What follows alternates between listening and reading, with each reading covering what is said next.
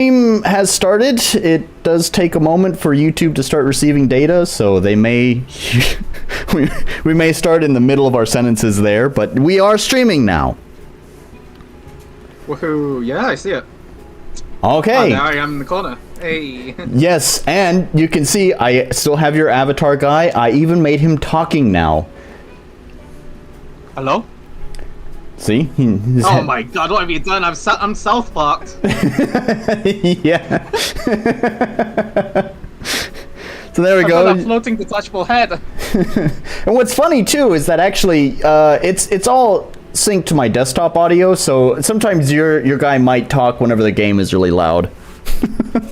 Okay. So I'll just be detaching my head in time to the music. Yeah, if the music is that loud. I love that. Okay. So, I guess we should say hello to everyone. Wrath of Wood, thank you for joining. It's been 2 weeks since I last streamed, and I had enjoyed a nice vacation. Some people played my game. Some people hated my game. Most people hated my game. I hate it. Even Ernest hates it. Even Ernest hates it, and he hasn't even started yet. So we're gonna play through he's gonna play through my game. Actually, he's playing the game. I'm capturing his gameplay, and we're gonna see how he feels about it. Now, here's the thing. This is actually a special version of the game that I've given to just him. Many people. I'm not getting the authentic experience. You're not getting the authentic experience. What the hell? Well, so because many people complained about the luck in my game, and it was very low, and that was part. I'll talk more about this later, actually. But it's so you did some patching. And you've given me the patch version of the game. I've given you the patch version. It's not thoroughly tested, so expect shit to break more so than normal. Oh, I don't think it'll be hugely broken, but the game was built on your skills having a 40% chance to apply an elemental state. But in your version, I just switched that to 100%. For the first one, and then every subsequent state that you stack on top will reduce the chance by 50%. So. Okay. So, yeah, yours is a little bit different, and we'll see if that changes the overall feeling of the game. Sure. Yeah. One thing I have to ask, though. Why is the demo 1.2 gigabytes big? Why is it not 1.2? No. So it mostly this is a huge demo. It's mostly because of there's a lot of pictures, and especially the audio. There's a lot of audio as well. Okay. I'm very particular about the audio, so I didn't want to heavily compress it, but it is compressed. But it's still on a high quality setting for the Ogg Vorbis audio format, so it does mean. It should be fine then. Yeah. It's still really big. Yeah, I couldn't upload it to itch, so that's why. Oh wow, itch doesn't let you upload. No, because don't they have like a command line facility for uploading to itch for larger games? I don't know. I don't really use the website that much. I know that whenever you're figure it out later.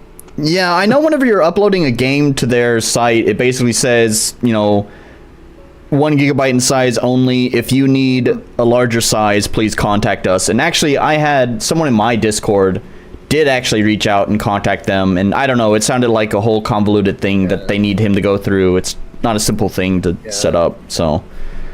Yeah, Steam has that too, where if your zip file is small enough, you can upload it directly, but you'll need to use their command line app to be able to upload bigger games. Basically. Oh, okay. But what? You'll need to, that'll be something to figure out at some point. all that Steam stuff I'm gonna have to figure out. I still don't even have a store page up for this game, but honestly, after how poorly the playtest went for this game, it's probably fine. I'm probably need another year or more on top of my already planned development cycle, so... I mean, if you've got some nice images to show, then it's always good to open up as soon as possible. As long as you've got some nice screenshots. I know. Maybe the demo might not be enough. You can open up the page without demo. I didn't have a demo in my page for a while. Yeah, and I know. I've read a lot about... you know, like you should have the store page open as soon as possible so you can start getting those wish lists, because the wish lists are very important for... Wish list art. For sure. Yeah. Most of the sites recommend it at the minimum.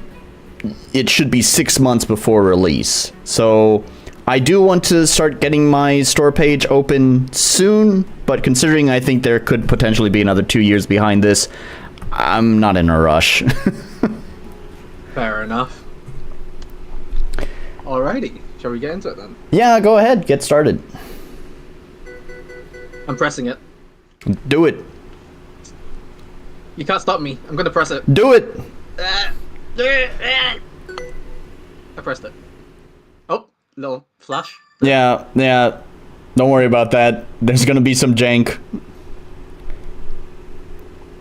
According to my preferences and playing style. Yeah. Rules. Yeah, so... That's all the game. So these, right here, that's not the key bindings. These first options, the game rule options, you cannot change these after you start playing the game. Now, a lot of these things are going to have confusing names. I honestly don't even recommend changing them for your first playthrough. Yeah, the problem is that, like, yeah, you're throwing this in front of a player, and the player has no idea what all this means. So I'm hoping this configuration's right. Yeah, if you change any of the configurations, the color of the bar will change to let you know that it's not the default setting. So, purple is default, and then if it's blue, that means it's been modified. Also, the description at the box, at the top, does tell you what the default value is as well. So hopefully, folks know what the default value is between these two redundancies here. Description and color. I want to change this option. It's an invisible one. Yeah. Okay, fair enough. Let's move on then. Yeah, I recommend leaving it just default. I also need transition. Thanks.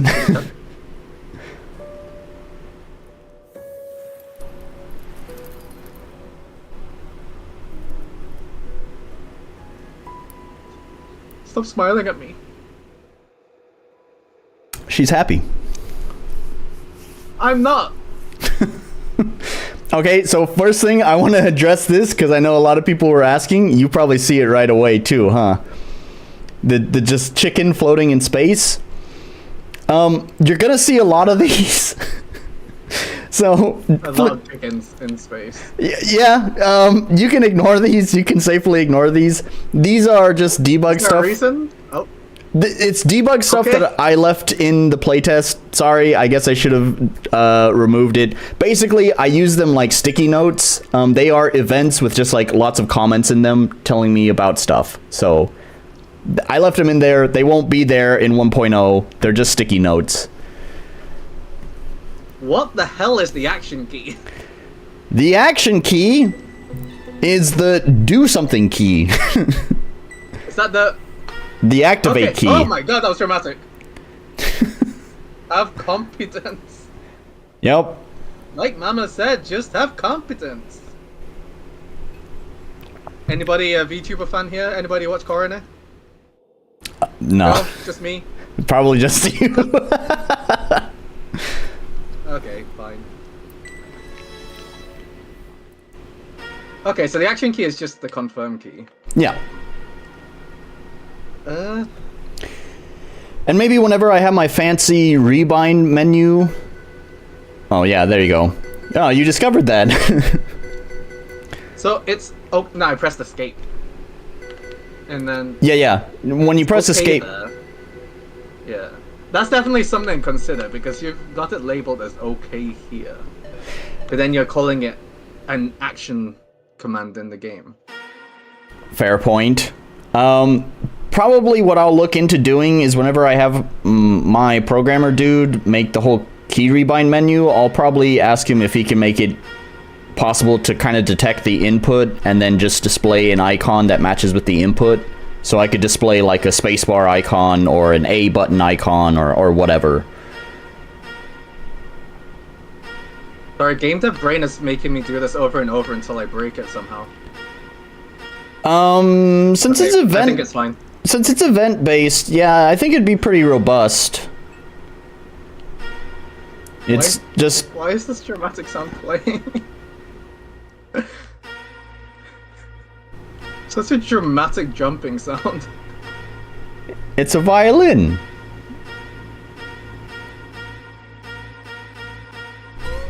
Ah! Ah! Come back! Now you can't go back, you're stuck.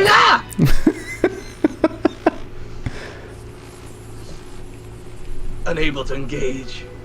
Yep. So now you have a chance to just kind of browse. Oh. Yep. Just a chance to browse the menu, look at the UI. Whatever. All I can do is panic. Oh no. That's all you can do. Please. I don't want to panic. Oh, run. It would have been funny if you hadn't caught that. There we go. Oh! I opened the GE Force. Okay, back. I can still only panic. Yep. For right now, that's all you can do.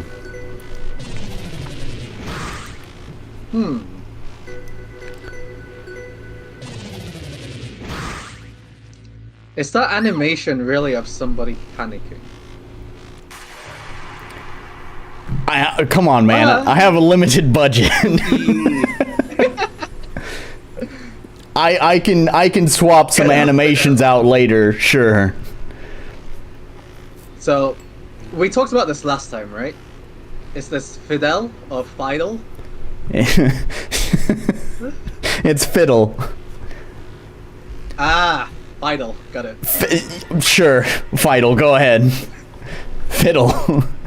Mr. Crystal is hurting me. Is that intentional that the IS is tinted red here? Yes. Okay. If you notice, she mispronounces things. Maybe this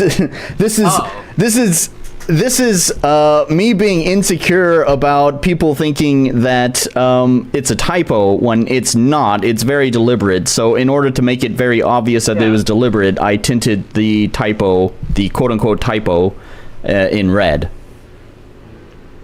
I think if you add like dash marks in or apostrophes, people tend to get that they're not speaking properly. Oh, don't worry, I do that later too. I do that later too. In this case, it's just mispronunciation. You'll learn she's a dimwit, okay. So. Okay. So I'm not really a streamer or a YouTuber, but should I be voice acting this?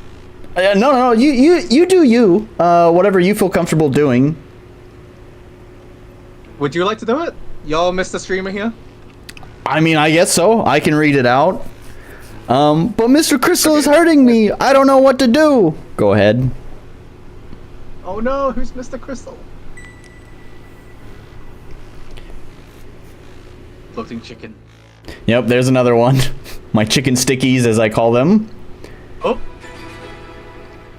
Espresso. Espresso. Oh yeah, we're getting this kid jacked up on caffeine. Yeah, oh, hell yeah. Go.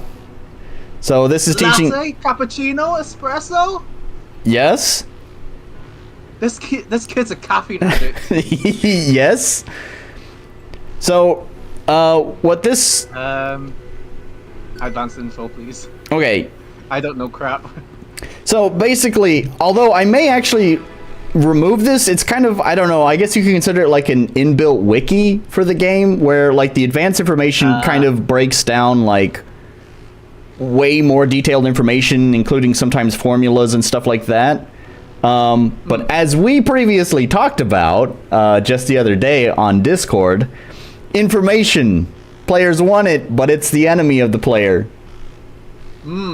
Exactly. Players will always choose to have more information. So, but it's up to you as the developer to decide whether they actually need that information. Yeah. So, and if you give them the option for it, they'll choose it.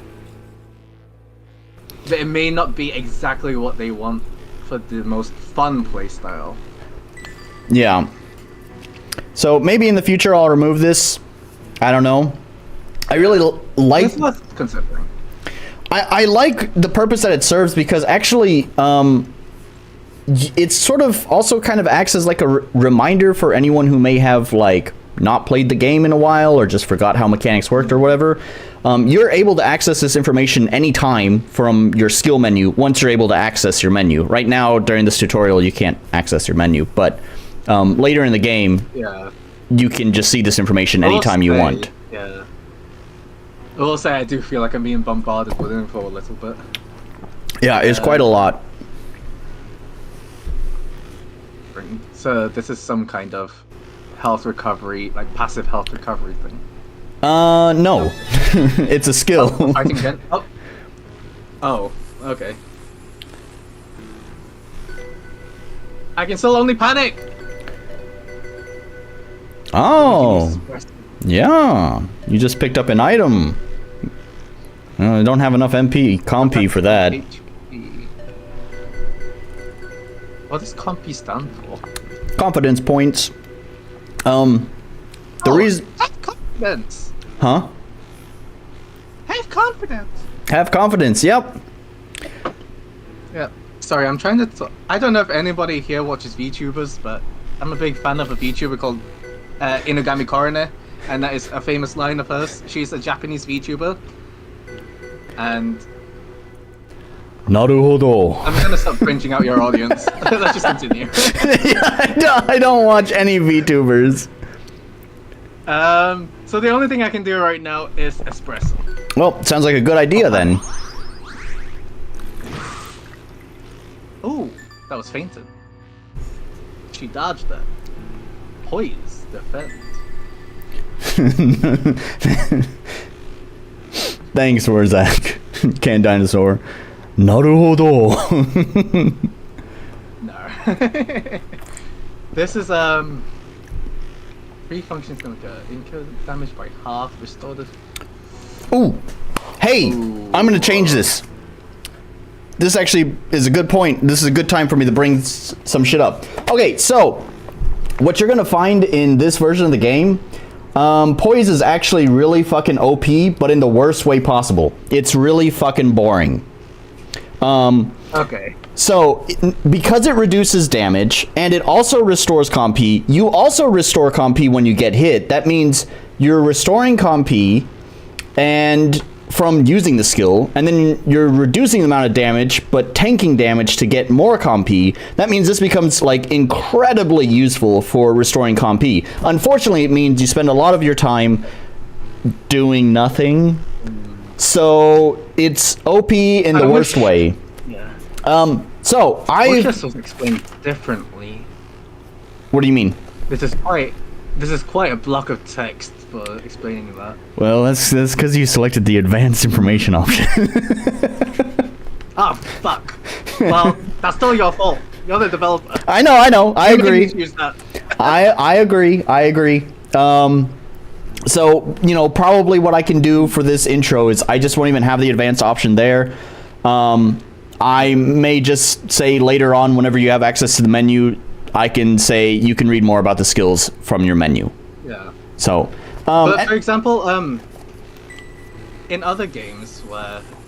Okay, let me get back to... For example, let's get to Poise here. Yeah. We don't have any skill, like, descriptions for actions here? Okay, we can if we go into this menu. Okay, so yeah, this is default RPG Maker behavior. The Poise is just guard, and guard is always put here, which means it doesn't get a description box.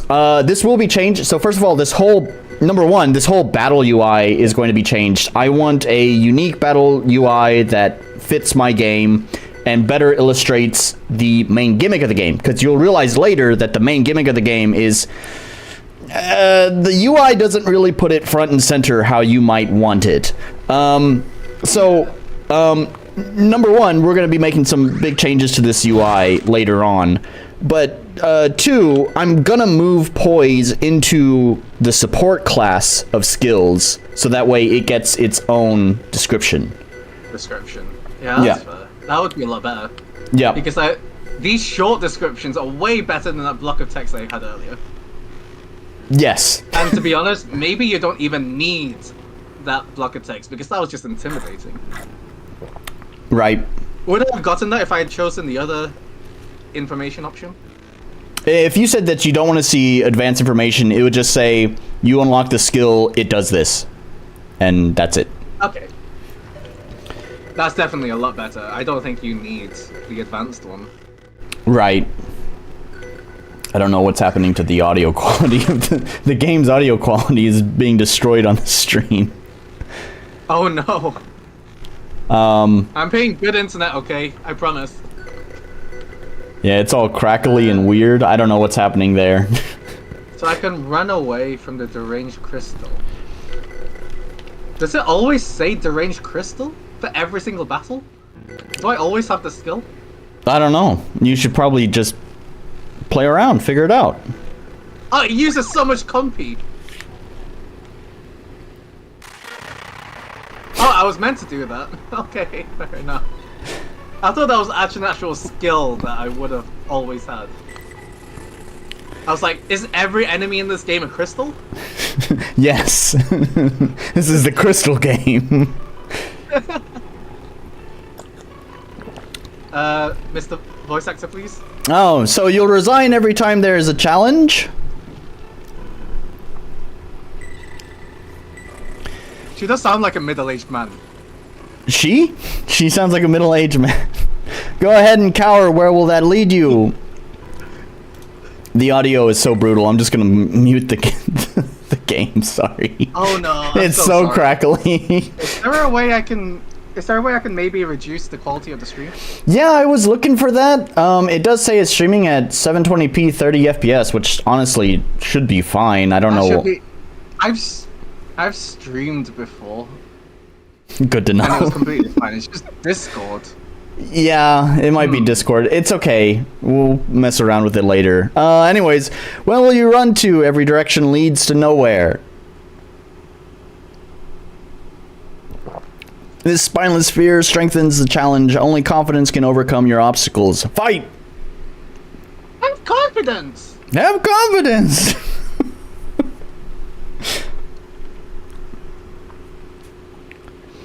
So if you fuck that. I'm not messing around with some crystal. So ignore the red blob and just go try to touch the crystal. Although I would warn you, touch it from the front. Otherwise you'll break the game. There you go. Okay. Don't. No. I can help you. Asking for it. I can help you. I have to restart now. No. I can help you. Press the tilde key on your keyboard. Okay, type in fiddle dot through space on. Fiddle dot, no, dot, fiddle dot through. Space on. Don't type out space. There you go. Whoa! Sorry, No, why did you fucking do that? Oh my god, I told you those are debug shit! Don't fucking touch the chickens! You probably have to restart now. I gave you the fucking shit to fix it and you break it more! Sorry. This is programmer brain. I've got to try everything. But I'm programmer in debug brain. mode right now. Yes, okay. I'm playing this as a player or as a game developer, because as a game developer, I just want to break it. Stop it. Okay, tilde again. Fiddle.through off. Stop it.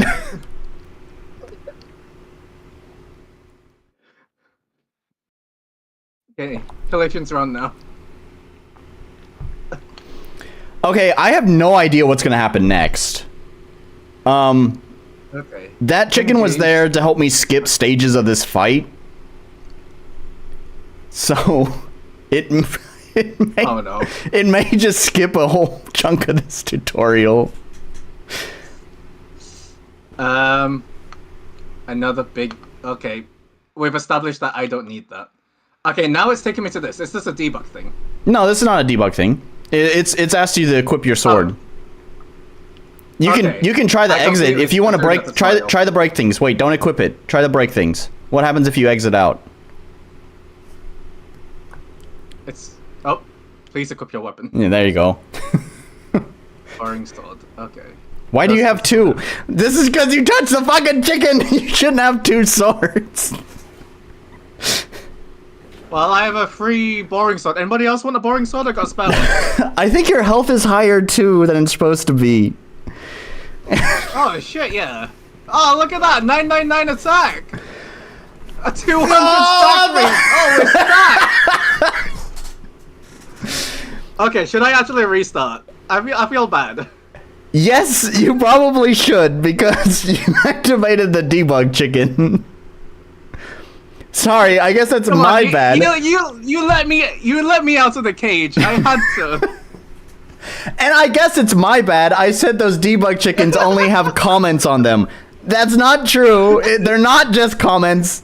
My bad. They also are like events for me to like skip sections or whatever. Don't touch the chickens. Okay. I guess I'm alt F4ing now then. No, F5. It's F5? F5. Oh, because it's a... It's a browser. It's a browser game, yeah. Yep. That just refreshes. Yes, sir. Would that reset everything? I don't need to restart the game or anything? No. Everything should be fine. The options get saved into their own file, so even if you don't save the game, all the options are still saved. Okay. You can hold down spacebar, and it will accelerate the cutscene. The art is so pretty, by the way. That's thanks to my artist, Somon. I didn't draw it. Wait. She's a very skilled artist. I'm glad to be working with her. Same thing goes for the pixel art as well. Obviously, I'm not that great of a pixel artist. I did do some pixel art in this game, like this whole tile set. This tile set was pretty easy to do, but I made it. Why is she always dancing? It's just her idle animation. Just wanted something that looked a little Genki, you know, a little happy. She's kind of a happy-go-lucky character. She's too Genki. That's her personality. Genki and dumb. I'm too depressed for this game. Just jump, yeah. Have competence! Competence. What? Have competence! Have competence. I feel like I should just sample that and just put that as like an Easter egg somewhere in the game. Just you saying, just you saying have competence. I think I'm starting to sound more like Toad than Coroner now. You're getting pretty close to Toad. Oh man, your whole mic cut out for that.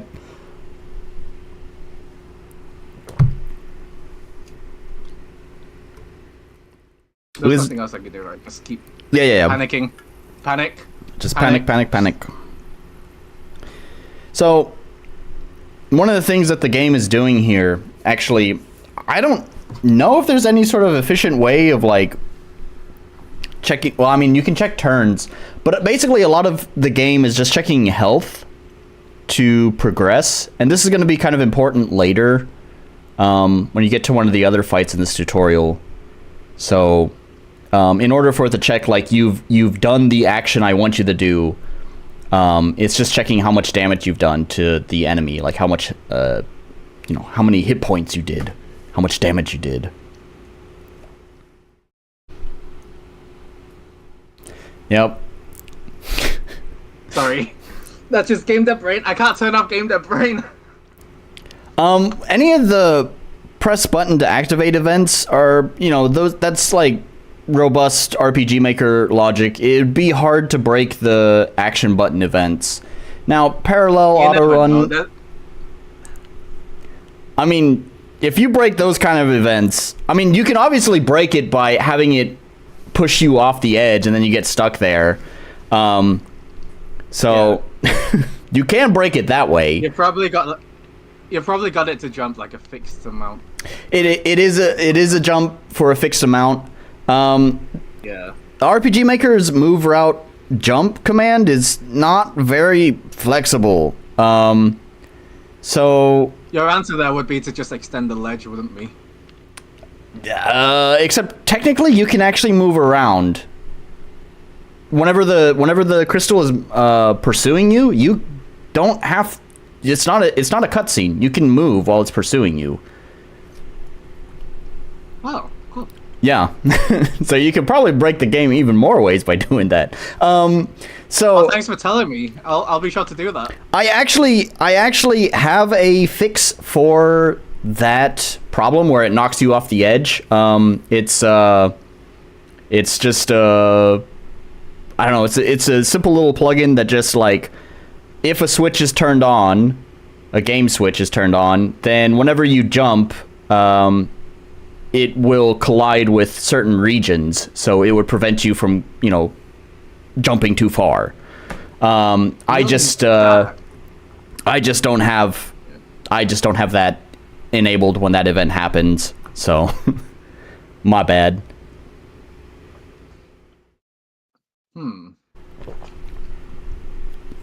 So that's just a healing skill. What exactly does stacking mean? Yeah, I guess this doesn't get explained very well in the tutorial either, so I can try to explain it.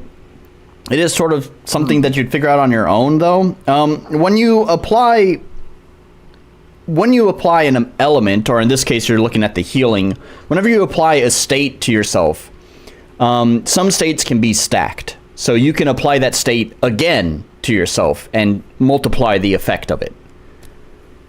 Okay. Yeah, so when you get a healthy stack, is what it's called whenever you use the healing skill, you can heal again and apply another healthy stack to yourself, and that will actually increase the amount of per turn regeneration, health regeneration.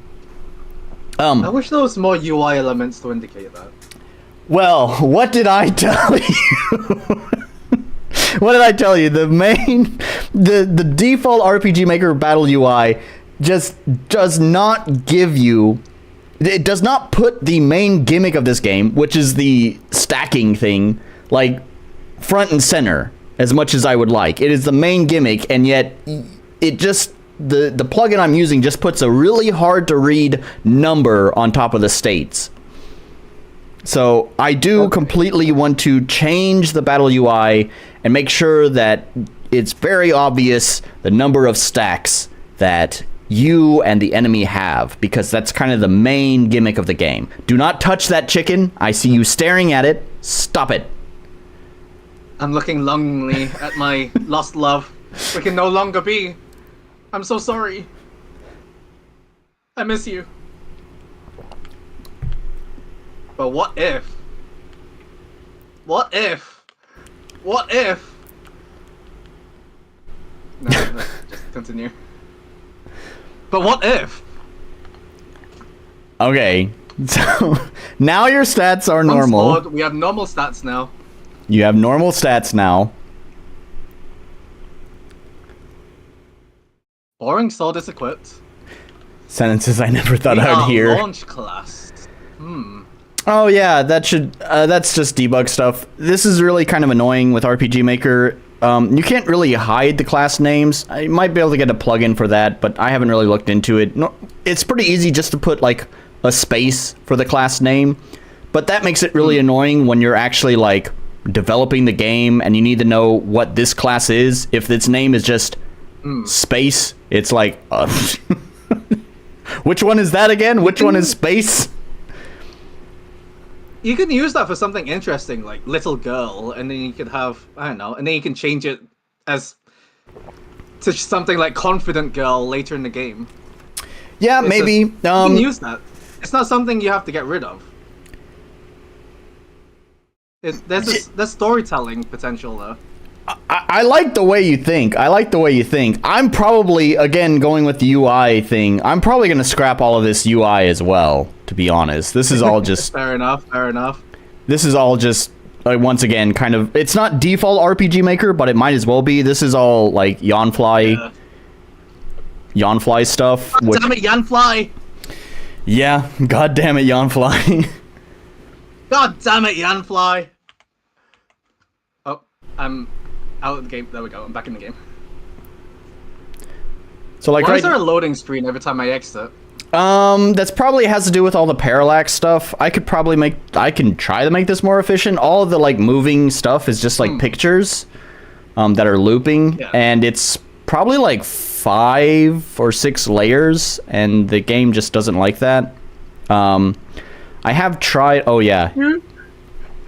Due to an unsolved and random crashing error during the next fight, please save your game. Yep. Wow. I think... like the honesty. Yeah, I think I know... I had a random epiphany shortly after I released the playtest that I think I know why this is happening. I don't think anyone who was playing the game actually reported that they had the crash. In fact, I had several people say, lol, I didn't experience the crash. So, it's pretty rare, but it does happen. It's just one of those, and so... Just one of those specific circumstance stuff. Yeah, so what it is that during this next fight, I was just telling you that, like, it's checking your HP and the enemy's HP to see how much damage you have done before it can progress to the next stage of the fight. When it progresses to the next stage of the fight, spoiler alert, the enemy heals itself through a command called Force Action. One of the stages, you're about to learn about the elements, and one of the elements, your shock element, it works kind of like Pokemon, where, like, it has a random chance of just preventing you from taking action. And so I think what happens, this is my best guess, this is my epiphany, is that what happens is you have the random chance of canceling the action. However, that happens when the force action happens, and so the engine is just like, I don't know what the fuck to do. You told me to do this, but now I'm being told not to do it. Fuck it all, I'm just crashing. I think that's what happens. Alright, well, sounds like you've figured that out somewhat. I think that's what it is. To be honest, I have not even opened up RPG. I haven't opened up the editor in a while. I mean, I opened it up to make your build, but, like, this was, like, 20 minutes in RPG Maker just adjusting numbers and then ship it, right? I didn't really playtest that much. I haven't been really doing much game development within RPG Maker itself. I've been, like, trying to map shit out and make plans on how to just completely redo this game, basically, because we're killing this game. Well, sounds like this playtest is giving you a lot of direction, at least. It sure has. Why don't you go ahead and progress? Oh, it's good. I learned a lot when I first put out demo for Pry Into The Void. I still haven't updated it. We're gonna be updating it soon. But yeah. Every time you put a game out, even just a snippet of it, you'll learn so much from people playing it. Yeah, to be honest, most of the people had really great feedback. There are a handful of people that I really feel like didn't want to approach the game at its level. I guess that's a problem with, like, having such a tight-knit community. Like, I don't remember who it was, but someone had phrased it pretty elegantly. Or sorry, I know who it is, but I don't remember exactly how they put it. But basically, saying something along the lines is how that a lot of people, especially in RPG Maker, seem to approach giving feedback as towards a game that they have expectations for. Like, they have this vision for what they think the game should be, and then and it's obviously like, but that vision doesn't align with my game. Like, Yeah. as I put it, they're not approaching the game at its level. They're approaching it at a completely different level with a completely different idea, and present the feedback pretty poorly too. Man, there's some of y'all that are just fucking terrible with the fucking feedback. Yeah. So I feel like we touched on this in a Discord conversation we had before, where players approach games based on what they're familiar with. Therefore, that's why the most popular games are the ones which most strongly derive from something that they're inspired by. right. For example, Stardew Valley, Harvest Moon. One that we see a lot in RPG Maker is Earthbound. Yeah. So Yeah, of course, yeah. Pulled from Earthbound. And the further you stray away from your inspiration, the more players tend to find things to nitpick about. Yep. So that's why it's really good as a game developer to find that one game to be inspired by and just go all in on being inspired by it, but giving your own twist in it as well, if you get what I mean. Yeah, yeah. And I guess that's one of the challenges here too. You know, it's funny because a lot of the folks here in my Discord chat, we often talk about, like, I don't know, it's such, personally, I don't like it when I go to a game store page and all they can do is equate themselves to these much better games. Like, when they start mentioning that, like, oh, it's like Earthbound, but blah blah blah. It's just like, okay, now I'm just thinking about Earthbound and I'm not thinking about your game. And I know a lot of the folks that are in my chat feel the same way. They really don't like seeing it when that becomes a game's selling point. But on the other hand, I agree with you there. I do dislike it when they specifically say this is inspired by in the Steam store description. Yeah. But then again, my game pulls directly from Shin Megami Tensei, specifically Strange Journey, if anyone's played that.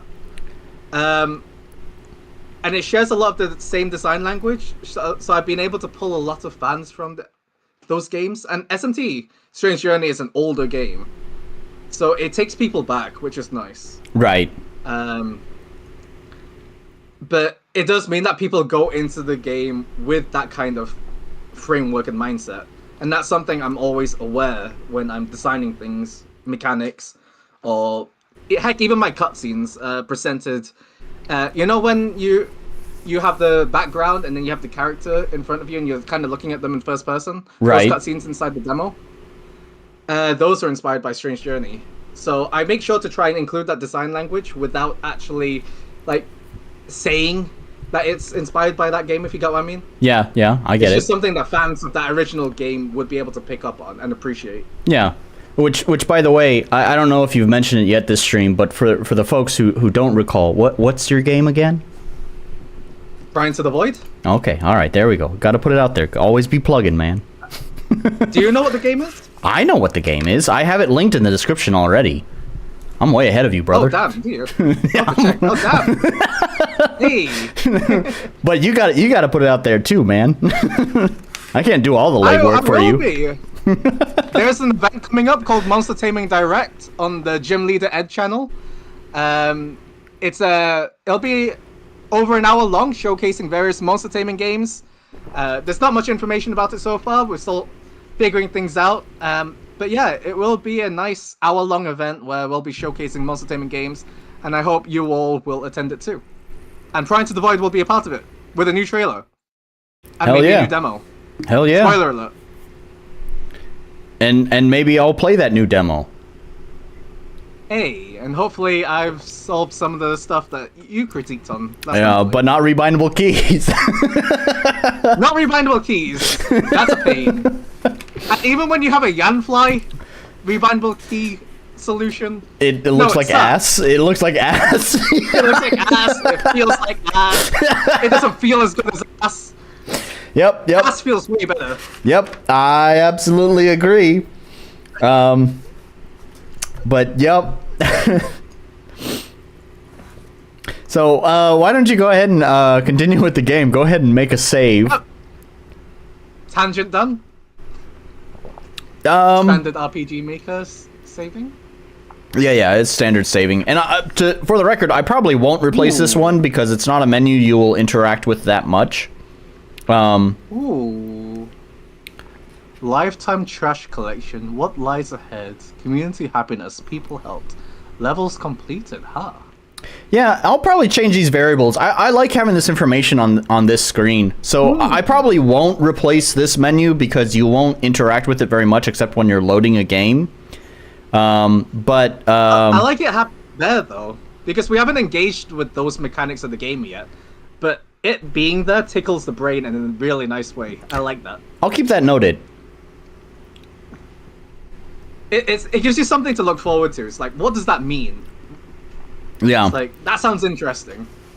This is a good way to tickle the brain and make you look forward to something. I'll keep that in mind. So, yeah, that's one of the things. That's one of the things I want to do moving. Like, I've been mapping out tons and tons of shit in my notebook on like how to basically completely rewrite this game.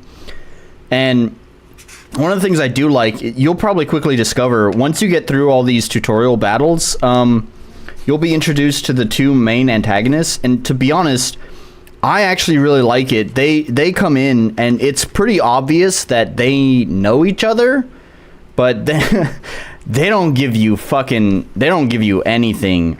It opens up a lot of questions, I feel. Obviously, I'm biased because I wrote the damn thing, but I think it opens up a lot of questions, and I think that's pretty interesting going forward. It's a good hook for the start of the game. It's like, ooh, what the fuck were they talking about?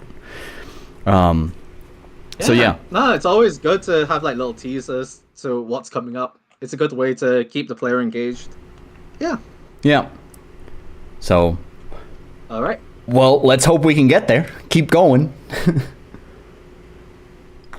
Oh, we're engaging with the crystal again. Yep, but this is going to be your last time. It's going to go through 3 stages.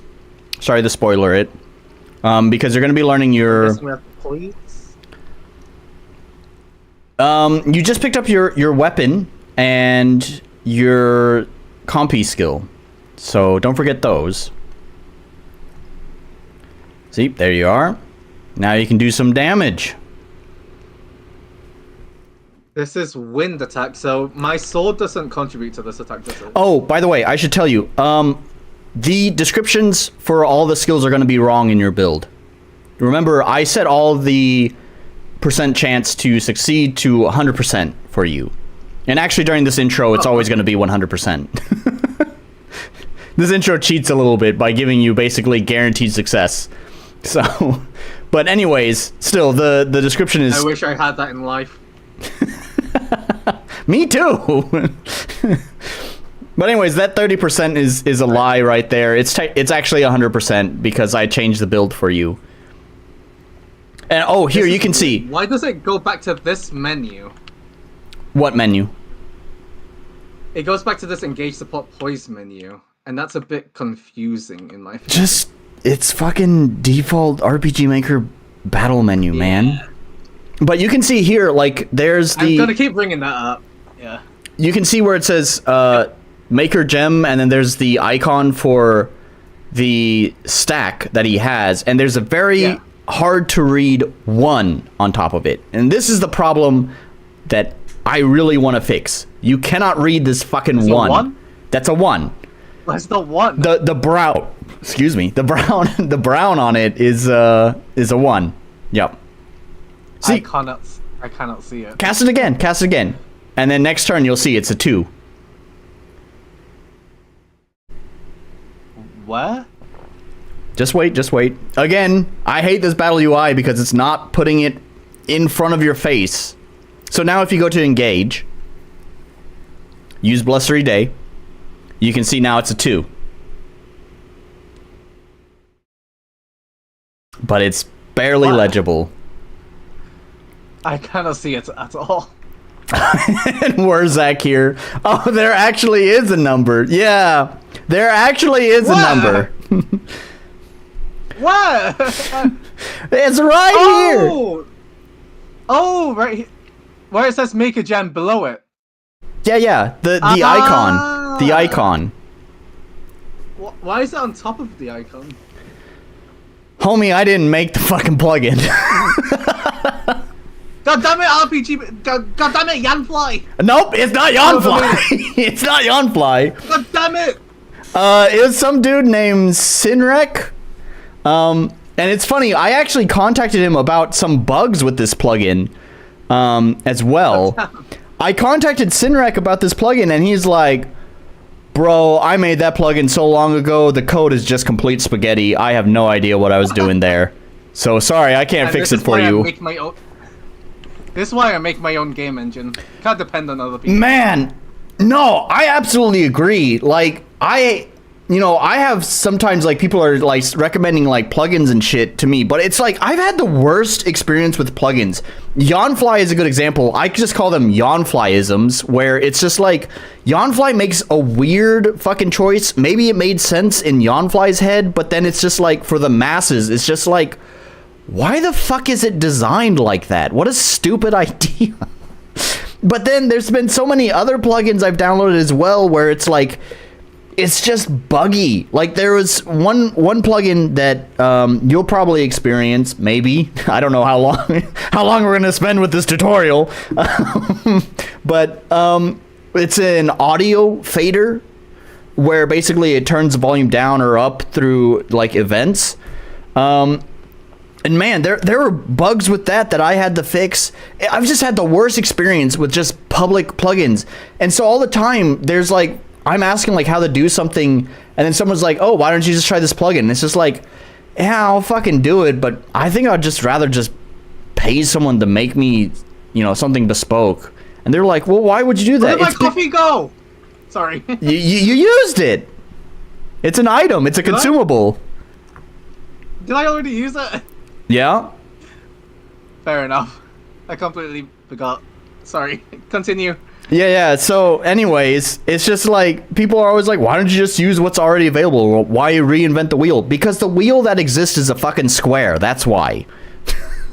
It doesn't fit into my fucking game. So I know it's weird to drop $50, $100 on, a custom plugin for my game for something that already exists. The thing is when it's custom made for my game, is it functions exactly the way that I want it to. And you don't have this weird shit like an illegible number on top of a fucking icon, right?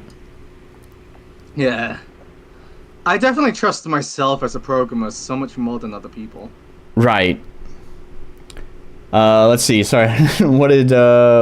So Orc said Yawnfly's Footsteps Sounds plugin has a line of code where when you're on Y8, it'll play the footstep sound from Y7 for no reason. I'm guessing that's the axis. So when you're on axis Y8, it'll play the footstep sound from Y7.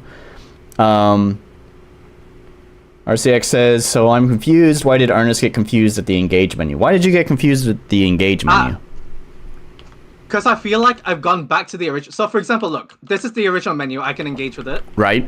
I press engage, and then now I'm back there. Yeah. And when you the icon is there, and I feel like I'm back at that menu.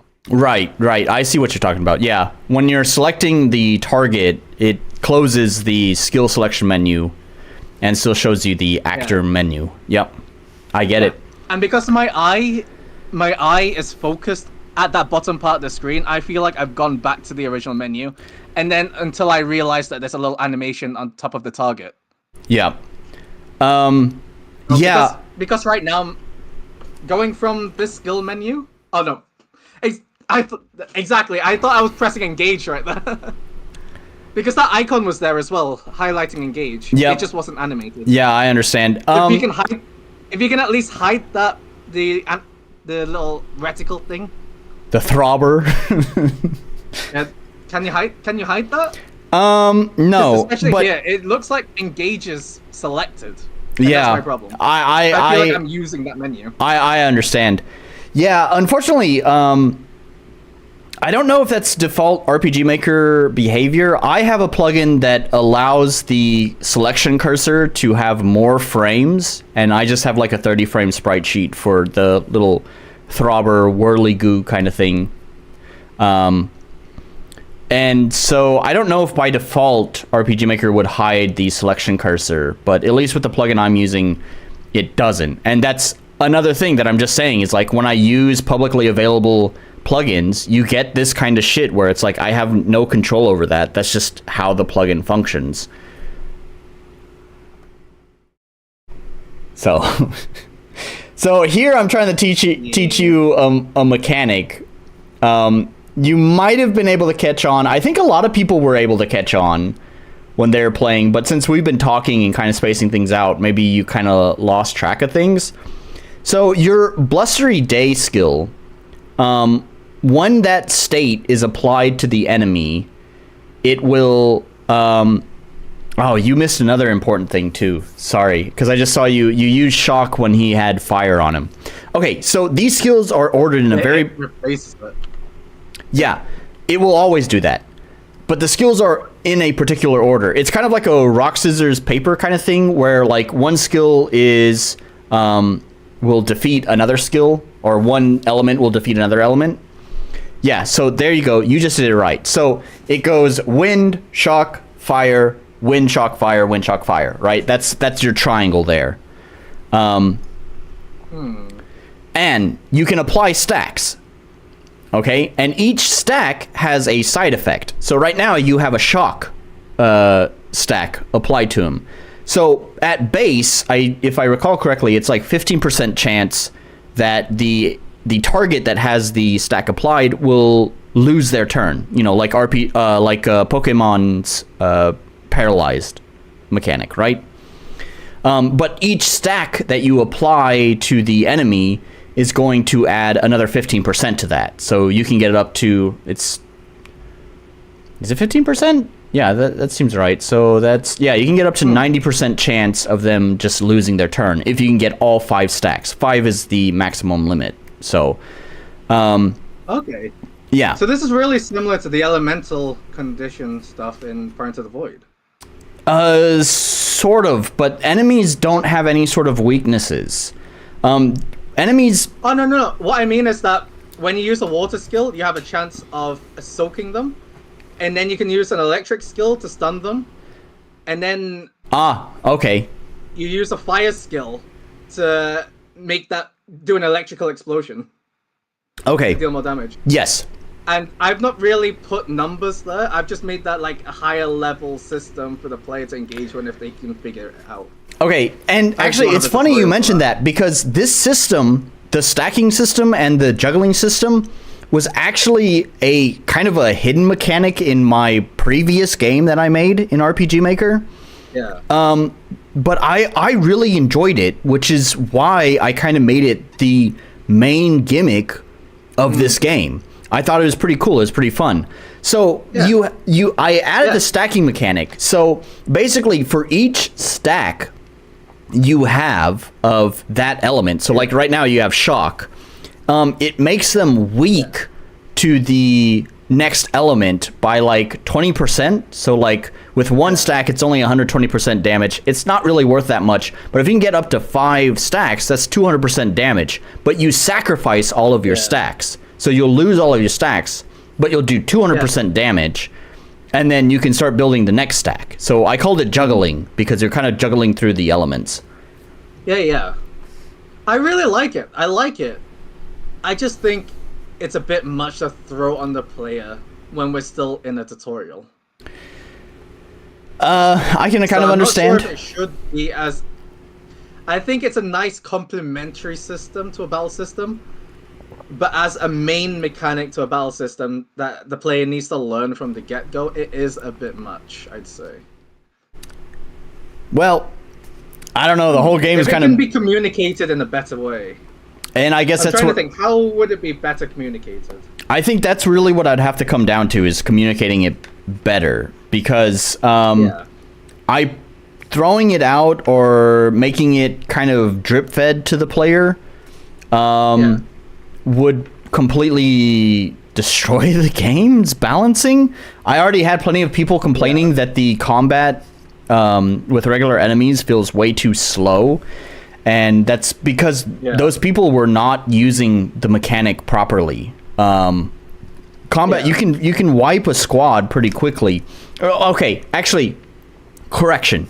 They were not using the mechanic properly, or they were having really bad luck applying the stacks. Because remember, you have 100% chance to apply the first stack. Meanwhile, everyone else had a 40% chance to apply the stack. So, it's like the main gimmick of the game. And like I said, the UI, the battle UI that I want made for the game, kind of puts that like front and center, make sure that the player knows how many stacks are applied to Fiddle, which, by the way, the same system applies to Fiddle. You can get stacks on yourself too. And how many stacks are applied to the enemy as well. Yeah. I like the system, but this is the kind of thing you would introduce to a player in like hour 10 of a long JRPG. If you get what I mean. It does feel like a high-level system for most JRPGs. I can agree with that. The problem is that there's just not enough content with the game. It's basically 3 dungeons, and so it's like hour 10 is I'm fighting the final boss kind of thing. So that's why I'm thinking if it was more of a complementary system that the player figures out over time, and they notice things like for example, I've got separate animations for when an electric skill hits a soaked enemy. And that's something that the player just figures out.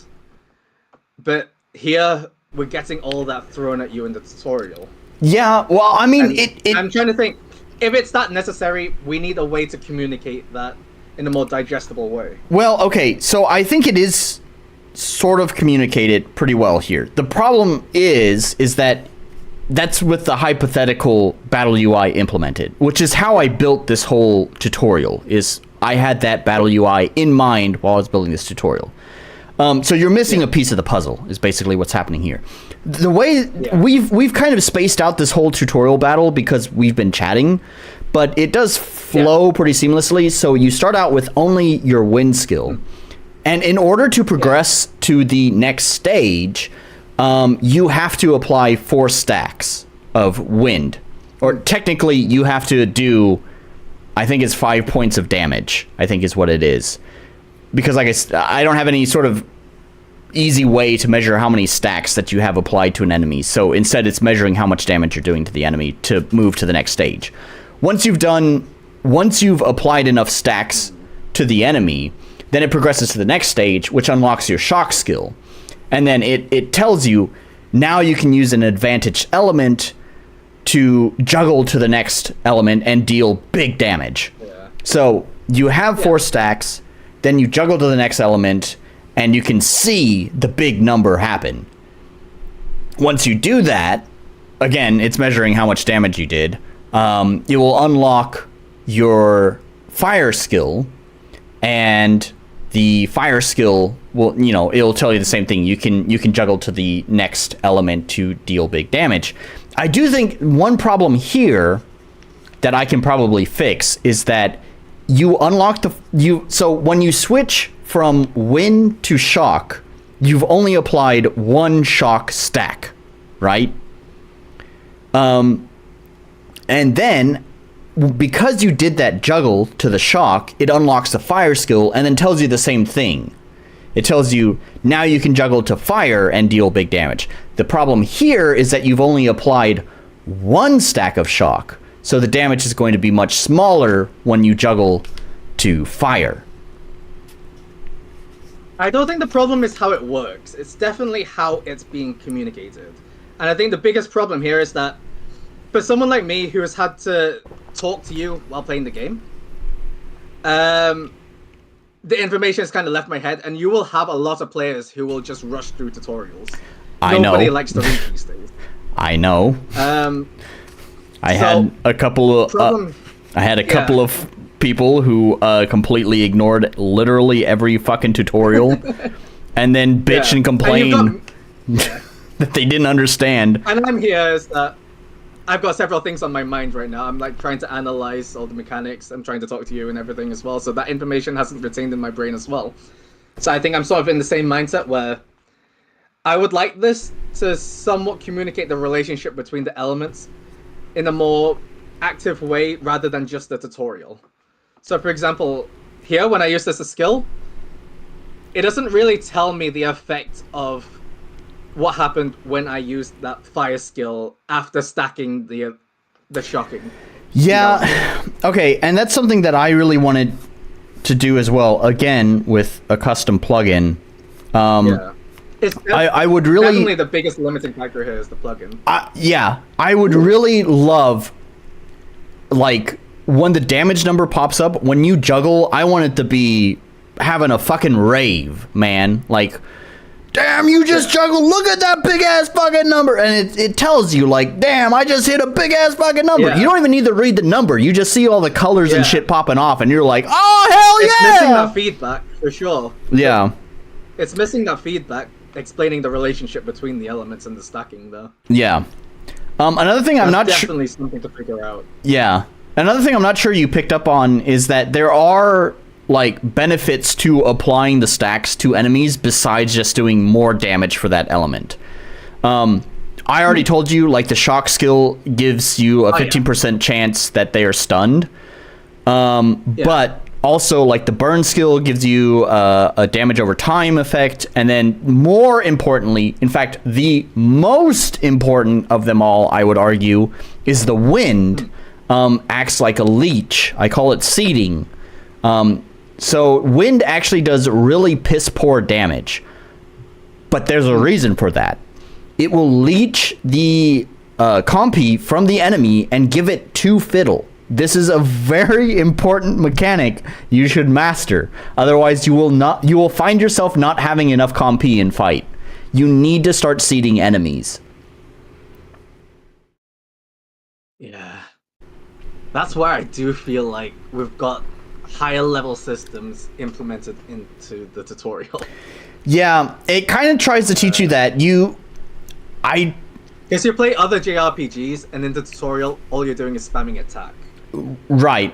And then they introduce like a healing skill for the next few fights. So I tried to teach this. I tried to teach this with the crystal fight. After you unlock your shock skill, a little crystal fragment will appear. And this crystal fragment will respawn infinitely. You can't really kill it. I mean, you can, but I mean, you'll just respawn. I noticed that. And the point is that's there so you can use it as your seed.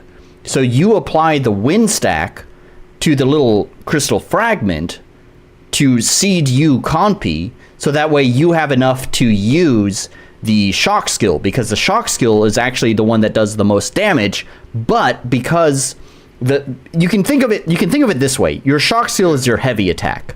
The shock skill does the most damage, but because it also stuns the enemy and getting hit by an enemy gives you compy, that means you're also getting less compy because they're being stunned. Yeah. So in order to use the shock skill more, you really need to be applying seeds to enemies on the battlefield. I understand. Yeah. So anyways, that's like advanced stuff, but I was trying to teach players that by having the little crystal fragment there, hopefully they would see that the wind skill leeches NP. Or compy, sorry. Leeches compy, and then they would realize, oh, I can't really kill the crystal, it will just respawn. So I'll just go ahead and apply the wind skill to it, and that way it will leech compy from them while I focus on the main target. While playing by myself, I feel like I might have been able to figure that out. Right. Since I've got so much going on in my brain right now. Right. I think a lot of people... I do feel like it's a bit... Yeah, for a tutorial, I don't think it's intuitive enough. Yeah, and I think this this comes from me having my wonderful Discord and live chat people, and also playing games. It's certainly a eating a slice of humble pie to have so many people tell you, hey, by the way, Nolan, I know you criticize games often, but by the way, did you know your game fucking sucks? It's always good. No, feedback is great. Though. No, I know. Love getting roasted by people. But that's here, why I commented on your stream in the first place. Well, thank you. I love it when people criticize my work. Because it just means I can learn from that. As a this is unrelated. As a streamer, I have certainly learned to eat my humble pie quite humbly. And I recall that happening last time I did a playtest for my game and changing my views on how I present myself when criticizing other games. So maybe going forward, Nolan will be slightly less edgy. But anyways, I think it's good to still provide that feedback though. Like developers need it. It depends on them whether their egos are hurt or not. But I think all developers should be accepting of all criticism. That's a different topic. Sorry, I don't want to go into that. But I agree. I agree. Damn it! Now I lost my train of thought. What was the thing that I actually wanted to talk about that made me bring that up? Damn it! I've lost it. Uh-oh. Anyways, yeah. I don't know. Maybe it'll come back to me. Maybe it won't. It doesn't matter. If there's one other thing I wanted to bring up was that, especially, so for example, the people who are going to be representing your game, right, won't be, your high-level players, right? Right. Who will be able to pick up all the mechanics of your game instantly. It will be more casual players and streamers who will be selling your game. And while you still want to cater to your high-level players, you also need to be able to cater to those more casual players, those streamers who will be playing your game while responding to chat, whilst, to donations, whatever. And their brains might not be able to absorb that kind of information as well. Right. So I think while it's all good to say, I'm talking to you, and I've not been able to pick up the systems, right? Right. There will be a lot of people in the same position, and they will be the people representing your game. Yeah. So I think it's worth rethinking the tutorial just for that. Because when you have a streamer... Oh god, don't tell me that. When you have a streamer who doesn't understand your systems, and they're going to be playing your game, and then they don't understand it, and then they struggle, and then they have a Cuphead moment where oh, no. they're just failing, right, over and over. Well, one, it looks bad for your game, right? Yep, it looks bad I for know. The streamer. And then you both just get roasted. It just becomes a bad thing for both of you. Yes, So, I know. at least- There's a particular. Yeah. I had someone. They didn't stream my game, but they did do a video on my game, and they sure made me look like an idiot, and they sure made themselves look like an idiot. So I know exactly what you're talking about. That's why the onboarding process should be as smooth as possible. And even while I'm so disengaged, I should be able to pick it up. That'll be a tough one. Hold your thought. I've been just down in booze over here, so I gotta pee. So why don't you keep playing through the game? You're no worries. I mean, I'll accept it. You guys in chat. Do you guys have any comments? I might as well hear what you guys are saying. Yeah. You keep playing. I'm gonna peace out for a second. But keep playing. Respond to the folks in chat. Whatever. Be right back. Yeah. It was probably simple enough. I think the problem was that I'm not fully engaged with the game right now. I'm trying to talk to Nolan, and I'm also analyzing a lot of other things about the game as well, coming from a game developer perspective. And you know what? It's fine. The systems are good. But a lot of players will not be as engaged as you were when you played the game.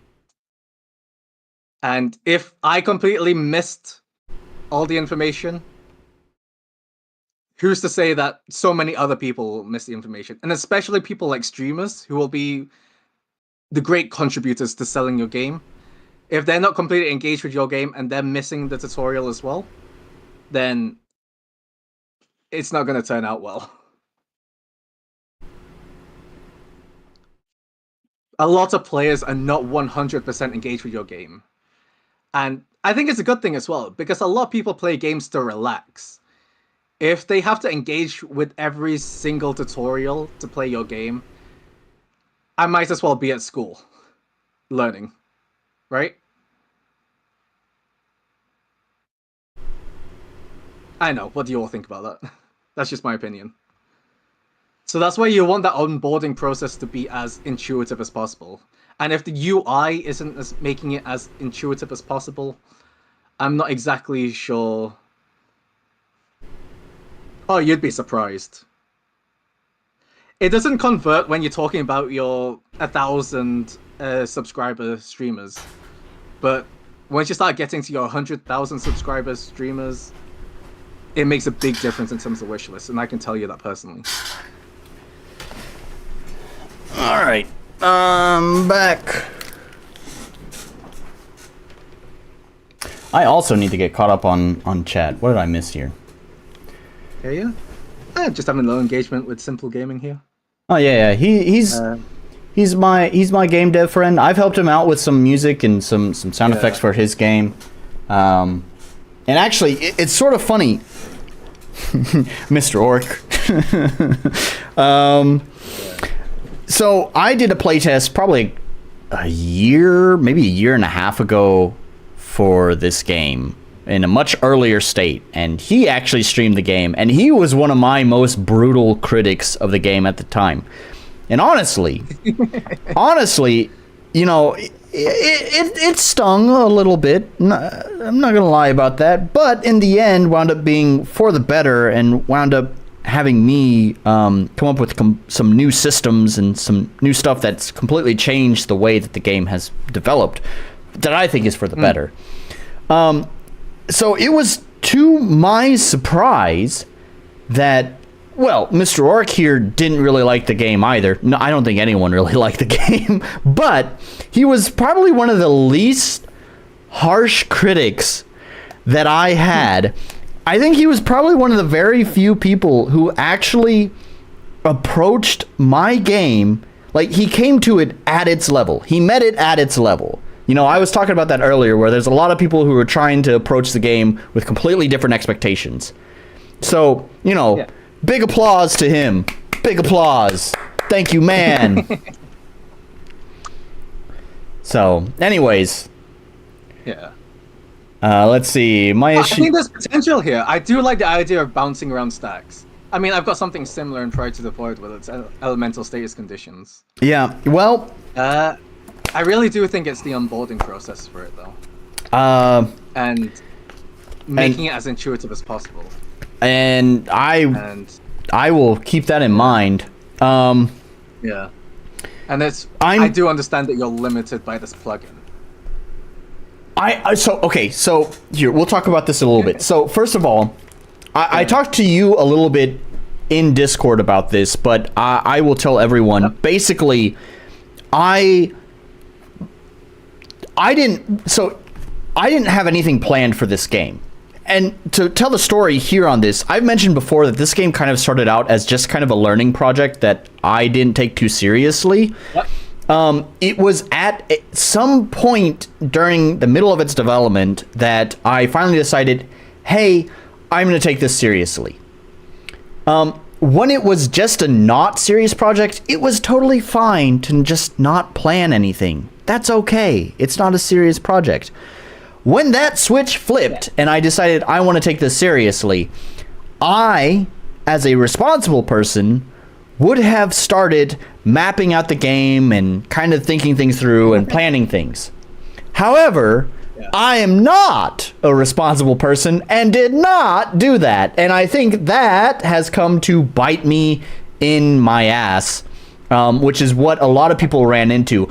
A lot of people did not bring this up they started seeing that this problem happened, but they didn't hone in on exactly what the problem was. And the problem is that an RPG, which RPGs are all about that power progression, baby. It's all about seeing that number go up and up.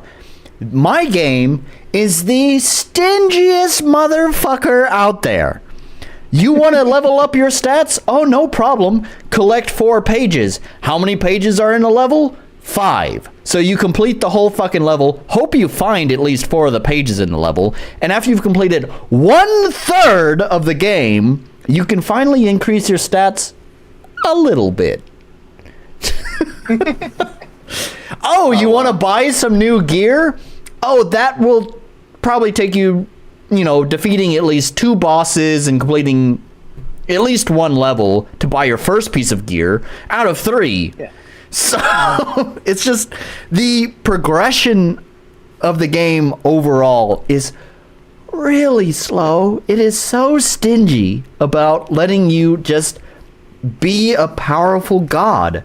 But what are RPGs about? It's about that rise of power into becoming an unstoppable immortal. And I'm not giving that to players. So I've been wanting to, mention this. I like I said, I've been planning shit out and seeing how things connect. And basically all of the RPG systems, we're going to take those RPG systems that are in the game and we're just going to go ahead and just throw it in the trash. Just put it in the dumpster. Set it on fire. Shoot it with a gun. Let's get rid of it. It's garbage. And I am just completely rewriting how the whole RPG progression works. I'm also going to rewrite how the whole story unfolds as well. The intro here, as far as story stuff is concerned, I think is pretty good. But it's also... it's embarrassing to admit, but not well thought out. It's kind of just written as I go. So. That's fine. I think you're being really harsh on yourself. I mean, this is your first game ever made, right? I mean, you've got a few projects, right? First big serious project, yeah. Yeah. Yeah, and a lot of these things come from experience. And if you don't have experience putting your game out there, receiving feedback and learning from that, then you're not going to go into this game knowing what you're doing. You need that feedback loop, right? That's why I do think perhaps maybe doing a big playtest like this was the wrong decision. Maybe just casually putting your demo out there, receiving feedback, then putting an update to it out there, and then doing it that way instead of having a big playtest. It's funny because that's early access your demo, if you get what I mean. I sort of feel the opposite way about that, actually. So I've talked about this a lot, and I see this a lot with RPG Maker devs, where they just kind of shove their game out there, and jackasses like myself will come and play it, hate the damn game, and then never think about it ever again. And I won't, I rarely actually leave them any sort of feedback. I tried it, hated the damn thing, so I'm not even going to waste my time writing a review for it. So I deliberately made this thing a closed beta where you had to sign up, because my intent was that anyone who does actually play the game is more likely to actually leave feedback and not just be some random person who doesn't give a shit. And so far, that's fair. And so far that has been true. Every single person I've given the game to has left feedback for me. There's not been a single person who just ghosted me on the feedback. That's really good. Yeah. So how often do you think you'd be updating this demo? I'm not. I mean, obviously, this is a side thing. You've got a day job, right? Yeah. No, the demo is a complete fork of the game. It's not associated with the actual build that I'm doing, so it won't be updated. This is just try this version. Oh, okay. Try this version. Give me your feedback. Okay, I received the feedback. I'm gonna do some dev stuff in my build, and then later on, I will probably do another closed beta like this in the future. Yeah. So, but it's not. I did the same thing with my community as well, where I made the demo, I gave it to some people in my Discord server, and then they gave me feedback. You don't have to put the game out there, but you do need... I do think this demo will be an iteration of at least 10 more times, if you get what I mean. Okay, yeah. You will probably have to give your fans the demo at least 10 more times before it reaches a state where you can stick the demo up on Steam or something.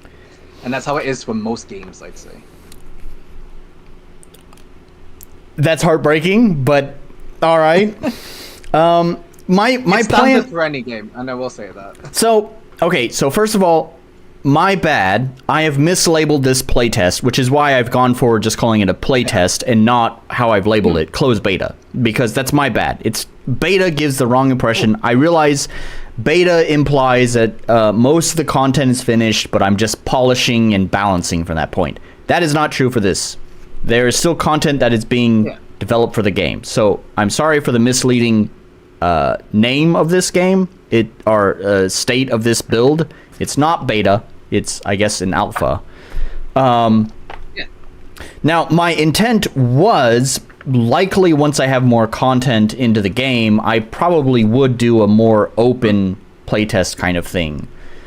So, but that would be in a true beta state where, you know, you could probably go through all of the content and I would be able to get feedback based on all of the content, not just the alpha state. By the way, go through this. It's really mean. Why is he hitting her? Oh, and the audio is not fucking up. Good. Oh man, this song kicks ass. I don't want to be angry. Oh. Oh! Shit. He swore! There's some cursing in this. Oh, she's Super Saiyan! It's the only swear in the game, by the way. I spent it here. Oh, let's go, Kami! Kami! And how we despise disruption to it. I think bursting your ego will be a good warm-up.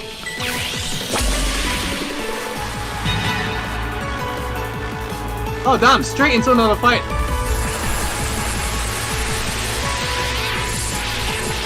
That was a cool transition. Thanks.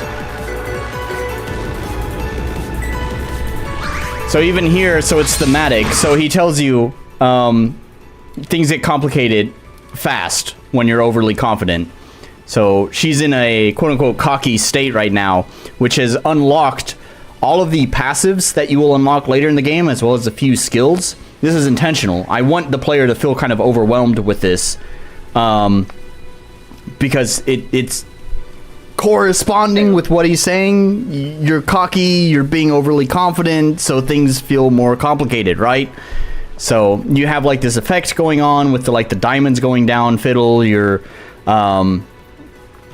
have a shiny aura around you and stuff like that. There's lots of different effects that are going on, lots of different stuff that's happening here that's supposed to be kind of overwhelming.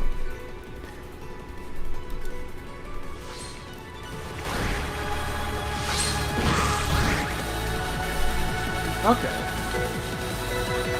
I think this is definitely a skill that doesn't benefit from telling you the exact number. 60% of your attack power. Yeah, I agree. I'll probably start removing percentages from all the descriptions based on what you and I talked about, as information is the enemy of the player. Oh! Another thing has appeared here. Yes? The shade. I'm getting rid of that. By the way, was I... if I lose this fight, do I have to start all over? Okay, so I'll explain this because a lot of people didn't understand it either. And I'll probably change this. So, no matter what, you're going to lose this fight. However, it's not just a scripted loss. It is serving a function for the game. So, it is measuring your performance on how well you understand the skills that you've just learned. And based on that, it's going to set your starting rank. And your rank is kind of like your level. So the better you perform, the higher the rank you will be when you come out of this fight. You can just lose it straight out, and you'll just start the game at rank 1. So the game basically disadvantages you for being a bad player. I wouldn't frame it that way. I mean, you start out at rank 1, and if you really understand it pretty well, then it gives you an advantage. However, do you want to give good players the advantage, or would you like to give them the difficulty? It's difficulty. It's technically what it is. It's difficulty. However, I will say that I'm going to revise this anyways. Because actually, the way the game is balanced, even if you start out at a higher rank, you don't have the RPG upgrades yet to match that rank. So it's kind of like, I don't know how to frame it. I don't know, like it's jumping to a high level zone without the appropriate equipment for it, right? It's kind of what happened. So unfortunately, it doesn't exactly work out the way that I want it to. I do really like the idea of this fight not just being a scripted lose fight, but actually serving a purpose. So that's something else that I'm going to revise in the game is, number one, figure out what purpose I wanted to serve. But it's not going to be just giving you a starting buff to your rank, because actually what happens is it makes the game punishingly difficult if you actually quote-unquote defeat the boss. If you get him all the way down to basically 0 health, then you'll start out at rank 3, which is not very high. There's 10 ranks, so you're 30% through the number of ranks that there are. But you won't be equipped for rank 3, and so it'll just be punishingly difficult.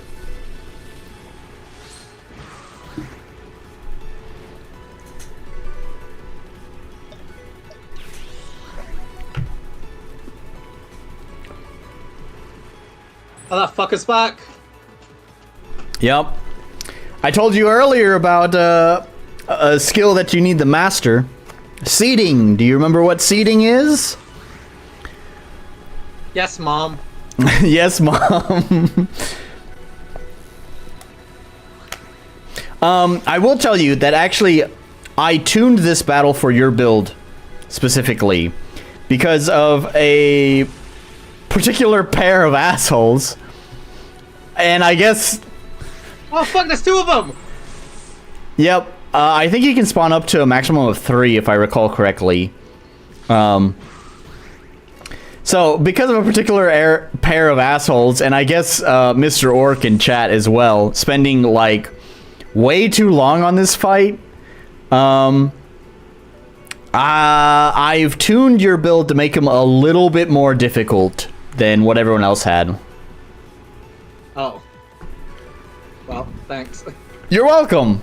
As I was just saying, though, if you actually are able to get him all the way down to basically 0 health, you're going to be putting yourself at such a difficult disadvantage that it's probably not worth it. It's just going to make the game very frustrating. So, honestly, I kind of just want you to die now. I just want you to die. Just want you to die, man. Just looking out for you, bro. I get to at least half health? Look, I don't want get to half health. Look, I don't want you to have a frustrating bad time with the game. I just want you to die. Just kill yourself. Just kill yourself. Just jump off a bridge, man. Just do it. Does the game communicate in any way when you reach those thresholds? No. And actually... Cool.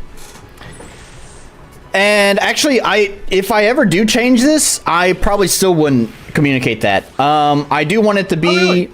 I want it to be sort of a background thing, sort of a hidden thing. I will probably tune this fight to be much more difficult. Even now, you are withstanding this fight longer than I would like, so I'd probably change this fight to be more difficult. And so hopefully, the goal is that people who have played the game once can kind of skip some of the intro easiness But for those who are just starting out, we'll have the difficulty matched appropriately. And that's basically what I want it to be, is more of a hidden mechanic. Information is the enemy of the player. Yeah. I think that's one where for example, like an experienced JRPG player who has managed to figure out the systems might be a little frustrated, because then the game is just infinitely harder for them, and they don't understand why. Yeah. That's something to think about, I suppose.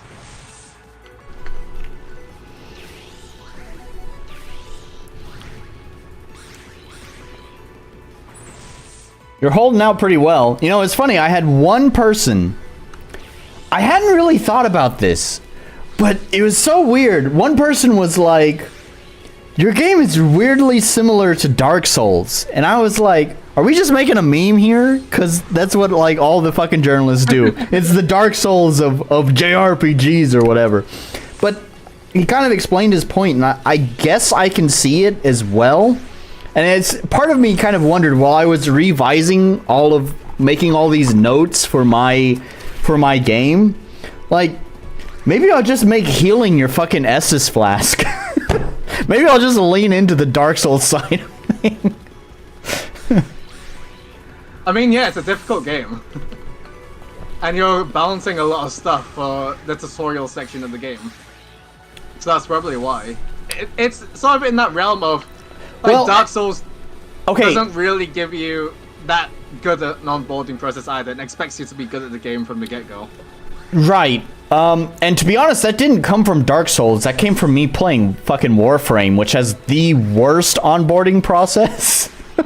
Because it gives you information that's absolutely useless. At least Dark Souls doesn't fucking tell you anything. Warframe just fucking completely misleads you.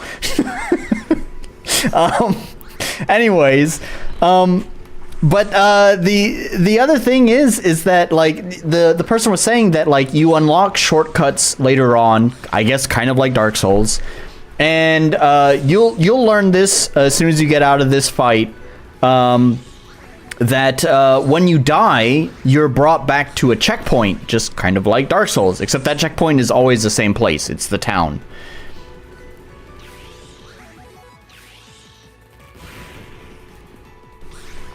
Also, for 4 fights in, this is a lot of skills to juggle. Remember, this is supposed to be complicated. As it said, things get complicated when you get cocky. When you're overly confident, things are complicated. This is supposed to be a lot to juggle. Do you have a target audience here? Because this might be a bit much for a standard JRPG player. We talked about this. No. Yeah. I don't know. Like, what kind of if you think JRPG player are you targeting here? Is something to think about.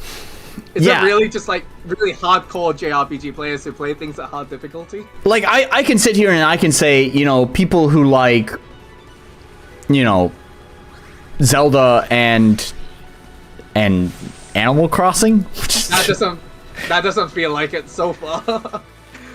Well, okay, so you're just going through the combat tutorial. Yeah. There's not really a tutorial for the town, but you will soon, as soon as you get out of this fight, you will soon experience the town, which is the kind of social mechanic to the whole game, which is the more Animal Crossing part. So yeah, I don't know. I guess it would be those folks. I don't know. I don't really know how to target them, and I guess that's the thing, is I'm not really seeing a lot of profit at the end of the road of this game's development, because I don't know who the fuck I'm targeting. I do try to keep it kid friendly. I told you the pissed off is the one and only curse word in the entire game. I spent it there. I get one, and it was there at the intro of the game. Fair. So I try to keep, as far as the language is concerned, focused, I guess you'd say, at a younger audience, a child audience, I guess you'd say. I can see myself defeating this fight. I think I'm at a stage where I can survive. So you've learned the heal and stacking cycle. So there you go.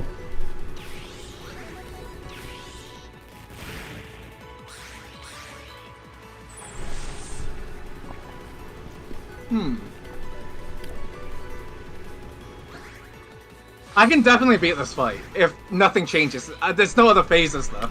There's no other phases. This is probably, unfortunately, the rest of the fight is just this. And like I said, it would be bad if you actually do defeat him, because you're just gonna have a more frustrating experience through the rest of the game. Yeah. So again, I think I want to get to halfway at least. I think this is definitely binary in that it's either you get defeated or you beat him. yeah, Right? There's no in between here, is there? no, It's pretty either much. you figured it out and you can beat it, or you lose. Yeah.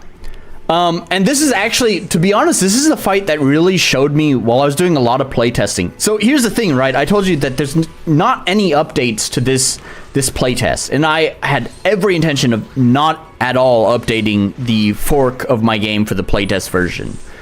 And so I playtested it extensively, and when I went through this fight multiple times, this is actually where I realized that poise is a very boring OP skill. I'm happy to see that you are using more than just poise in this fight, and that's probably thanks to the fact that I gave you 100% chance to at least proc the first stack. When I was playtesting this, I didn't have that. I had the 40%, and so I found myself very heavily relying on poise as as my makeup for compy. And so that made it very boring, but it was a very OP skill. So, and it was this fight that really showed me that, like, oh, hell yeah, fucking poise needs to be nerfed into the fucking ground. The new version that I have for poise, by the way, is, so you recover compy when you get hit. So it's kind of a masochistic game, right? You actually get compy when you receive damage, so it kind of makes you want to receive damage. I've debated whether I wanted to change that or not. I could probably make it where even if you dodge the attack, you recover compy, but I don't know. I don't like that. So what I wound up coming up for...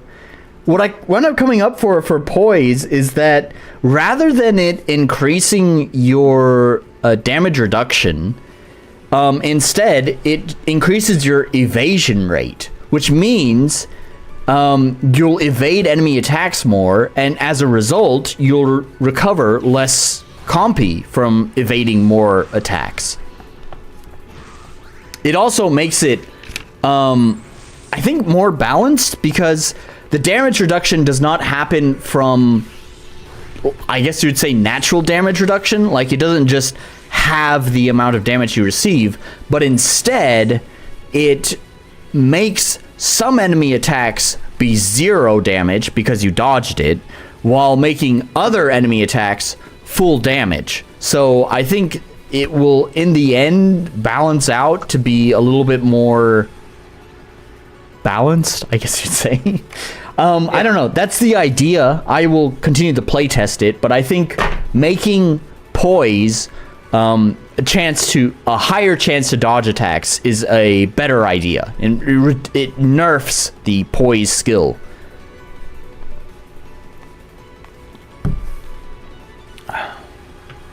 I think finding more interesting ways to build compy would be great. For example, the seeding is cool. It's not intuitive, but it's cool. Like, you can do it. Yeah. I thought about that. So this comes down to passives. Okay, so we can talk some more about some other plans I have. So right now,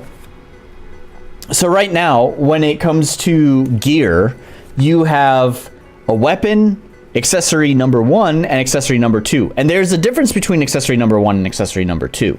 Accessory number 1 if I recall correct, one of the accessories gives you a positive flat benefit, like a flat +6 to attack or whatever, and then a flat negative effect as well, like -3 magic or something.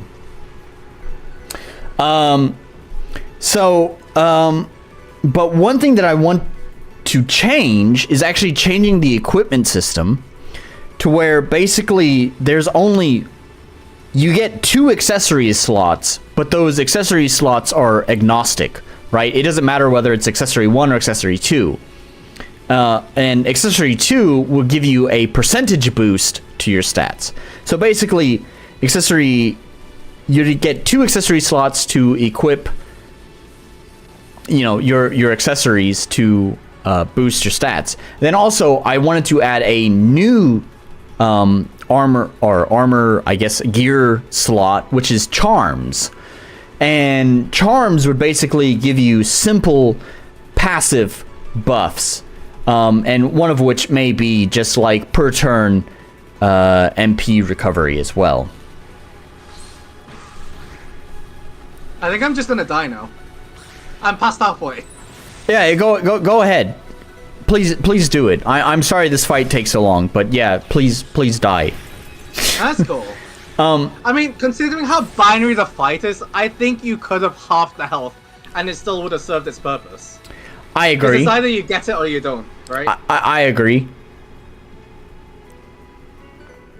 So yeah, I'll probably make that adjustment in the future. I did boost his attack, but I guess it wasn't enough. I also boost his aggression too. I'll talk some more about the enemy AI. I think it's perfect. It's the perfect amount.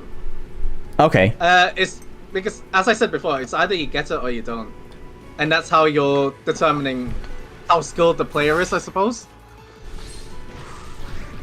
Because there's no in between here. It's not like you knock it down to 50% and you're like half as skilled as the person who got it down to 0. I think at that point, if, for example, if it was the other build where it was the percentage chances were in, it's all up to luck there. Right. So, rather yeah. than skill. Yeah. So no matter what, this ending here is the same. Sorry, Half-Plane. This is just business. And you're just in line in the expenses. For the record, I love this effect. Whoa. Yeah. I love this effect right here. This was cool. This was so hard to fucking time that effect to be just right. Who's that? Good question. That's what the intro is about. Set up the questions. It's the Son Goku back from the dead. Is this when Son Goku saves Gohan? That would be a good idea, but no. So here's what I'm talking about. Am I Vegeta? So obviously these two folks know each other, right? So they're going to be talking to each other like they know each other, and talking to each other about arguments that they've had. And that sets up the questions for the rest of the game's story.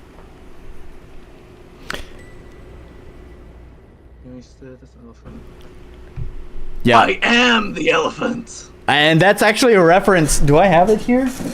It's a reference to a psychology book. I really like this book about it's a reference to basically our subconscious mind and our conscious mind, where the subconscious is equated to being the elephant and our conscious mind is being equated to the person who's driving the elephant. The elephant is this big, massive, hulking creature that even if you are the driver, it's going to do what it wants. No matter how hard you pull on the reins, it's going to go where it wants.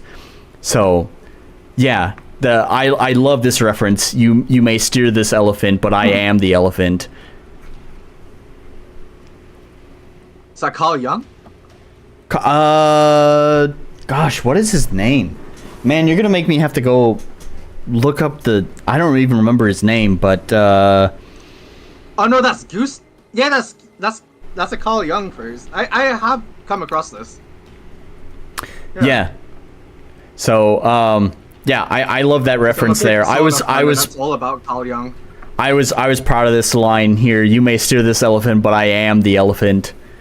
So it really, if you know about this.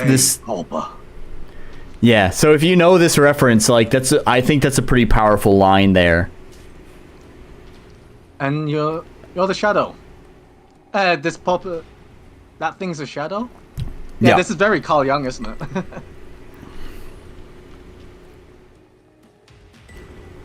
This is all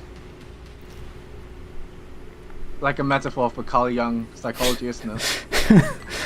I don't know if I've read that much Carl Jung, but I've certainly read a lot of people who've probably studied under or read a lot of Carl Jung.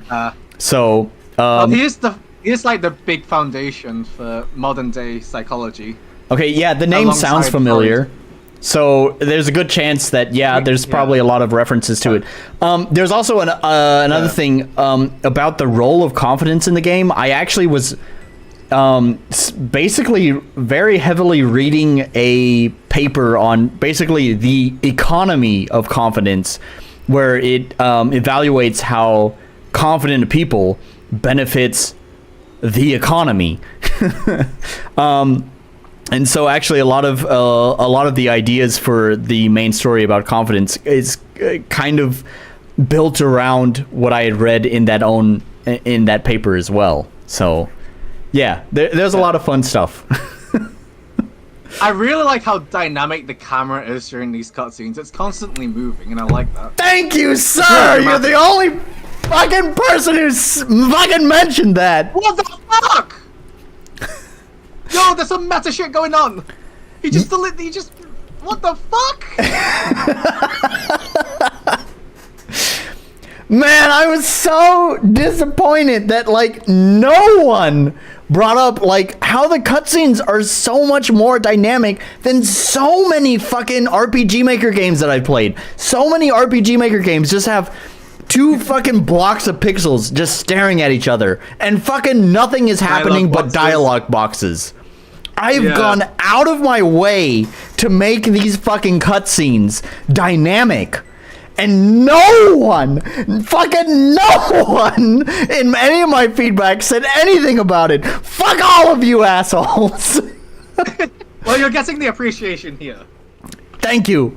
Maybe it is something where I realize as a dev, that's just something that takes forever to do, and I can imagine you iterating on that over and over just to get it to feel right. It takes forever. Yeah, no, as a dev, like, I can feel how much work you put into that, and maybe that might not be something that a normal player understands. That must be forever, because you do the cutscene, it's not right, you do it again. The timing, yes, the timing, absolutely. You are 100% correct. Go through the entire thing over again. I spend forever working on the timing of, like, the camera, the speed of it, all of this shit, the zoom, all of that stuff. Yeah, you are correct. It is a pain in the ass to make cutscenes like this. So I was so sad when no one mentioned it. In fact, one person even said that they didn't like that I used a zoom because the zoom, unfortunately, and kind of understandably, ruins the pixel art. I get it, but the dynamic camera is just so cool. Yeah, RPG Maker doesn't really have... It doesn't do vector graphics. It's rasterized graphics. So whatever resolution they are at, you have to use some jank-ass interpolation. Yeah. Yeah. So pixels go a little... breaking a bit when you zoom in and out. Yeah, so pixels go a little bit wonky. Yeah. Pixels go a little bit wonky when you zoom in and out, but honestly, I think it's a positive trade-off to have the camera zoom in, out, move up, move down, whatever. Like, the dynamic camera... Sorry, I'm just... Your player character really stands out. Okay, it's all placeholder, man. I know. I know it's placeholder, but damn. Why is she tiny? That grandma's tiny. Yeah, I know. So my pixel artist is working on it. So the main character, Fidel, we're actually not even finished with Fidel's character behaviors, I guess you'd say. We have the idle in place, we have the walk cycle in place, and we have a few behaviors in place like opening a chest, getting knocked down, getting injured. But there are more behaviors that are planned to be implemented.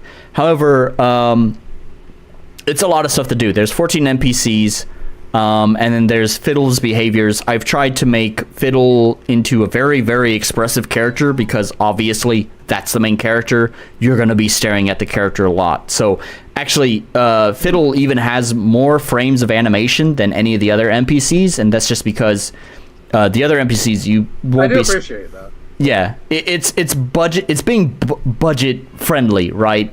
Because having a high frame rate animation like Fidel is expensive. I can't do that for all 14 NPCs as much as I would like to. Yeah. So it's just being. I mean, heck, if you play Pry Into The Void, that's why none of the NPCs are animated, and the player's like barely animated, just so that he fits in. Yeah. So the NPCs that have been finished, they still only use the 3-frame animation of default RPG Maker.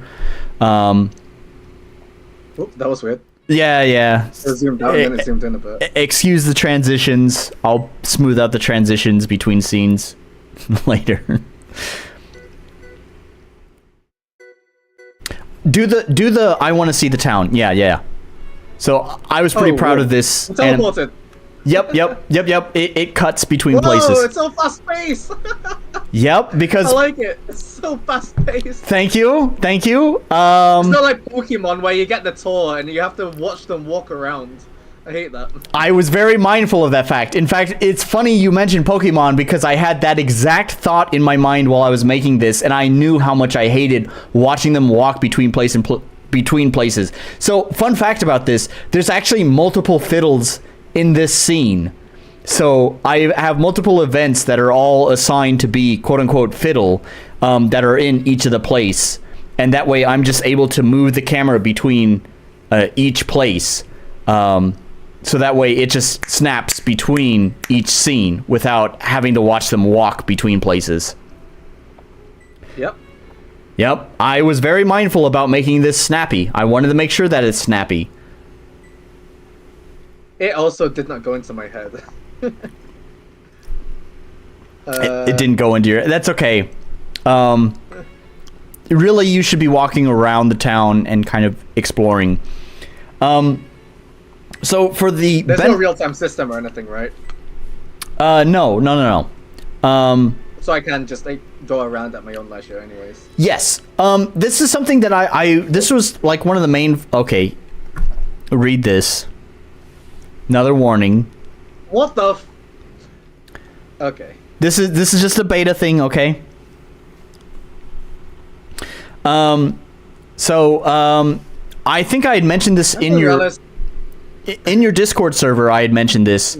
I'm trying to make my own save system where in effect it basically you don't have to think about saving at all. A lot of modern AAA games are this way.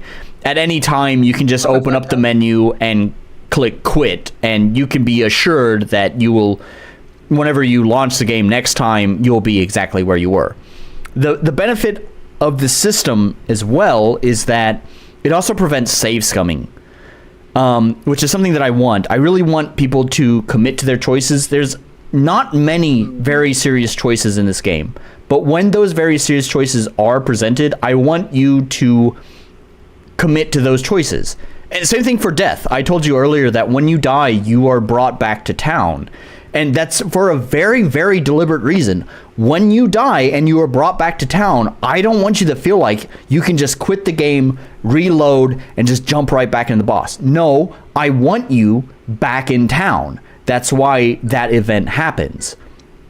So, the save system I have envisioned is basically it's going to, on every event action that you do, whether it's getting an item, talking to an NPC, whatever, it saves the game. And I technically had that in place. The problem is that, so it's through a script call, and RPG Maker does not handle that very well through script calls. Because you have parallel events that are running in the background constantly. When you write the save, it is still in the middle of also processing that event. And so when you load the game, that causes problems because it's in the middle of processing an event. I don't know the whole technical details, but either way, it causes just fucking weird crashes. The reality of the world collapses on itself, and you spawn into like null maps or just maps that are just blank white voids or whatever, just weird shit, weird behavior I've never seen RPG Maker do because I saved at a weird time. So unfortunately, this is all to say, the save system I have envisioned is not implemented, so you have to manually save right now in the game. Yeah. Yeah. This guy's as depressed as me. This guy's relatable. I want to be his friend. I cannot wait to change this dude's fucking dialogue. But anyways, yeah, Mallory. So Mallory is kind of your, I guess you could say, tutorial NPC into NPC interactions. I vibe with this guy. Yeah. He's just... So, the way that... No, keep him depressed. I like it. No, I probably will. I'll probably keep him depressed. Oh. So you're entering a level. So this is this is the whole town here, and then each of the exits on the cardinal directions, north, east, south, and west, lead to a dungeon.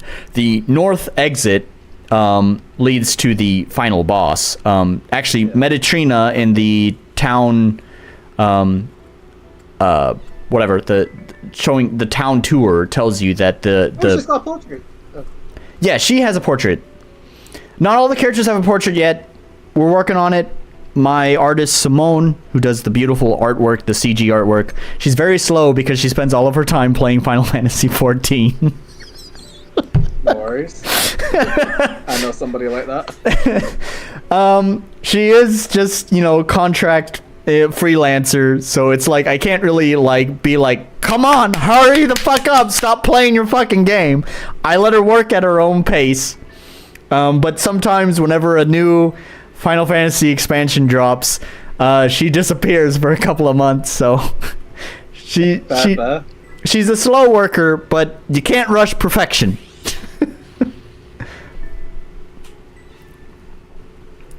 Because of my continence. You got the joke! Thank you! Because of my continence. Continence. There's a few wordplay jokes in there based on how she fucks up the pronunciation. There's a couple of nice wordplay that you'll find. Not all the time though. I feel like it would get run into the ground if every single line was wordplay. It's also hard to come up with those kind of jokes.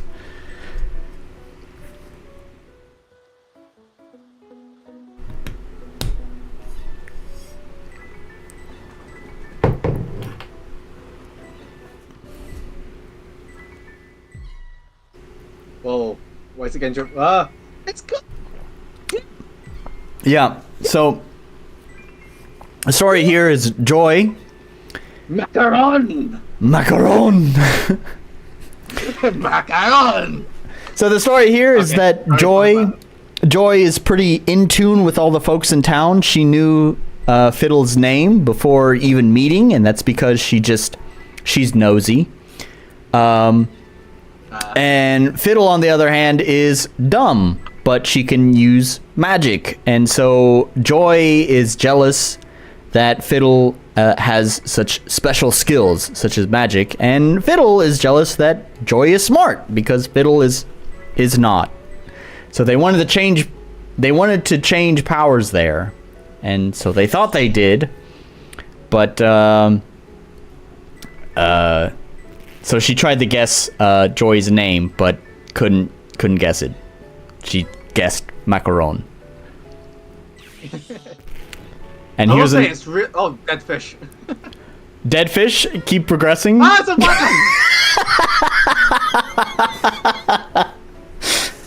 I can only think of food. Oh yeah, I forgot. Oh, but my name isn't as cool as your name. It's just Joy. Joy. Kind of a boring name, I think. It makes me feel happy. I do really like the dialogue so far. Thank you. It's got this innocence to it that's really enjoyable. Except for when she swore. Best moment in the game. Thanks, Mr. Orc. I love the fish on fire. You'll soon find out there's a lot of fish violence in this game. I don't know what it is about fish dying, but I think it's really funny. So the joke gets played out to death.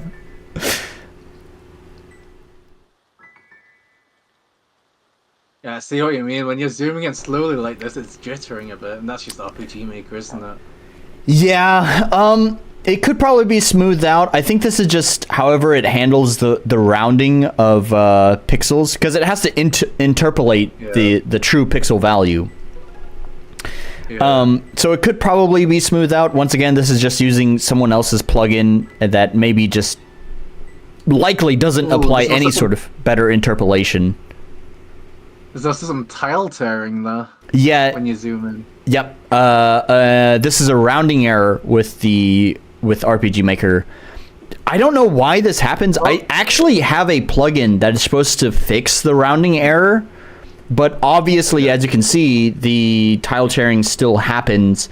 So I don't know why that is. I guess the plugin I'm using to fix the rounding error is not working. So. Is it possible to extrude tiles in RPG Maker? Not natively. There may potentially be a plugin, but honestly, the number of plugins that are that technical are very, very slim. So I doubt it. Which version of RPG Maker are you using again? MV? Yeah, MV.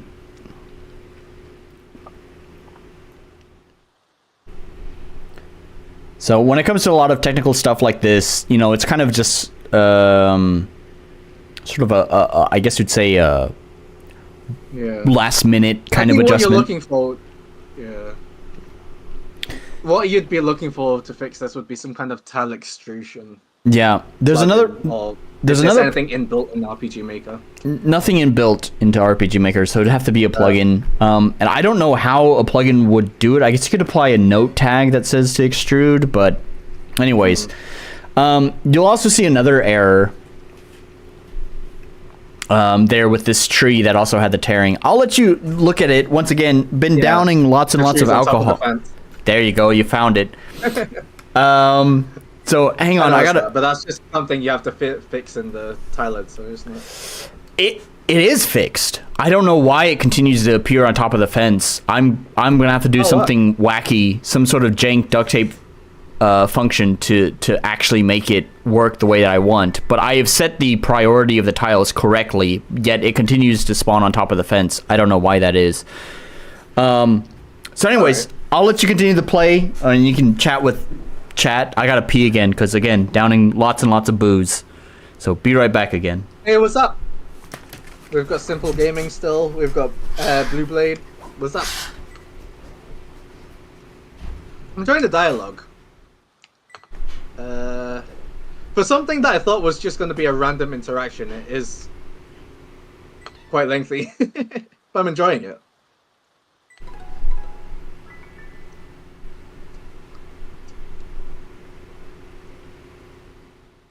Be special as you, Fidel. I want to do magic. Give me the magics. Oh yeah, with the tearing, earlier when it was zoomed in, you could see the gaps between the tiles, and that's what we call tile tearing. And it often happens when the tiles aren't being interpolated properly, and it happens a lot with these non-GPU based renderers, which I'm assuming that RPG Maker's using, where it rounds the scaling of of whatever it's zooming in on. And also if you have floating point scrolling as well, tends to happen a lot. Multiple ways to fix that. The common way is tile extrusion, which a lot of engines have. My engine just renders everything onto one texture, and that's how I avoid tile tearing.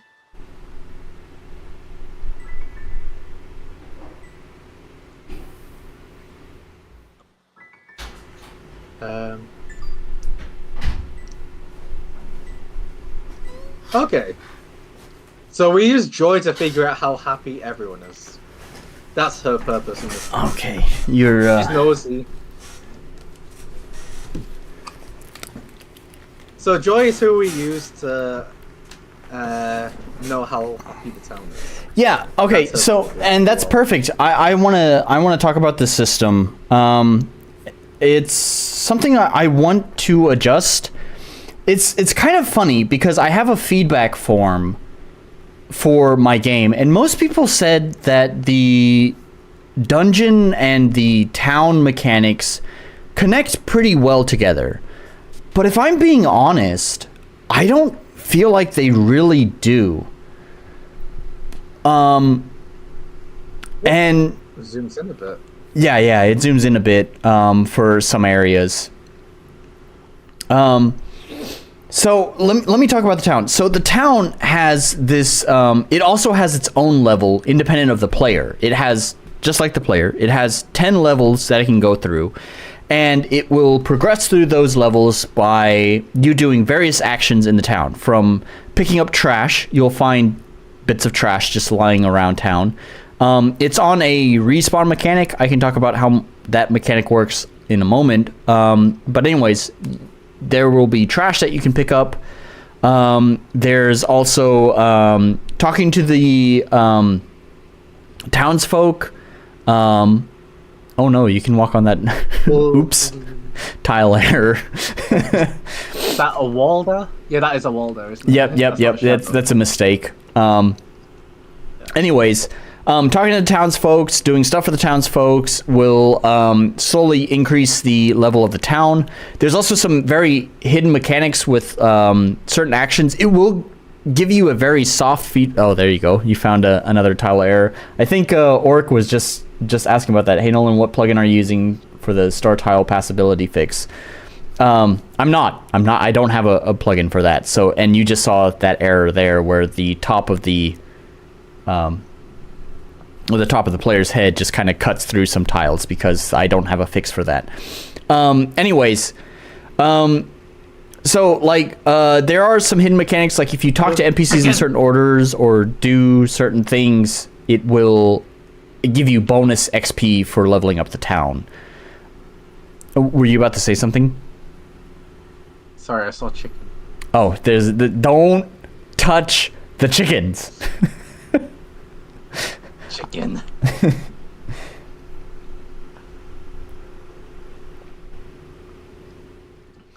See, the mapping is very good, yet that doesn't stop people from marking it as 2.5 out of 10 like they're one to talk. I do think you should prevent the player leaving the town until everything is understood about the town. Alright, thanks for asking that. So, here's what I want to do. I do feel like I'm really tempted to wander off, but at the same time, I don't understand the town yet. But there is this strong part of me that was like, okay, but I could go into the dungeon so right now. this is the core conceit, the core philosophy, one of the core pillars, if you will, of the game, and that's freedom. I want the player to play the game however they want. If they do not want to interact with the town, they do not have to. They can just interact with the dungeons, and that's it. You can. There's a lot of mechanics here. I took some pages out of Zelda Breath of the Wild, where, you know, in Breath of the Wild, you can approach Ganon at any point in the game. Literally, from the very beginning of the game, you can approach Ganon and fight him. You'll probably lose, but it's not stopped. And I took that page out of Breath of the Wild in my game as well. You cannot do it in this playtest, so sorry, but the idea is at literally any time, whenever you're ready, you can approach the final boss. Which just kind of feeds back. If I came into it knowing that, I understand it. I like that. Yeah. So literally at any time, this goes back to the core pillar of player freedom. However, let me just stop you right there for a moment. So I was a moment ago, before I went to go pee, talking about how you know, a lot of players were saying that the town would connect pretty well with the dungeon exploration mechanic, like they'd feed back into each other pretty well. Yep. I don't agree with this. I don't think... it feels like these are two completely separate games. There are some connection. You'll find later that you can find presents, and these presents you can give to NPCs, which give you gratitude coins, and those gratitude coins can be spent to upgrade your character for auxiliary stats. Capitalism.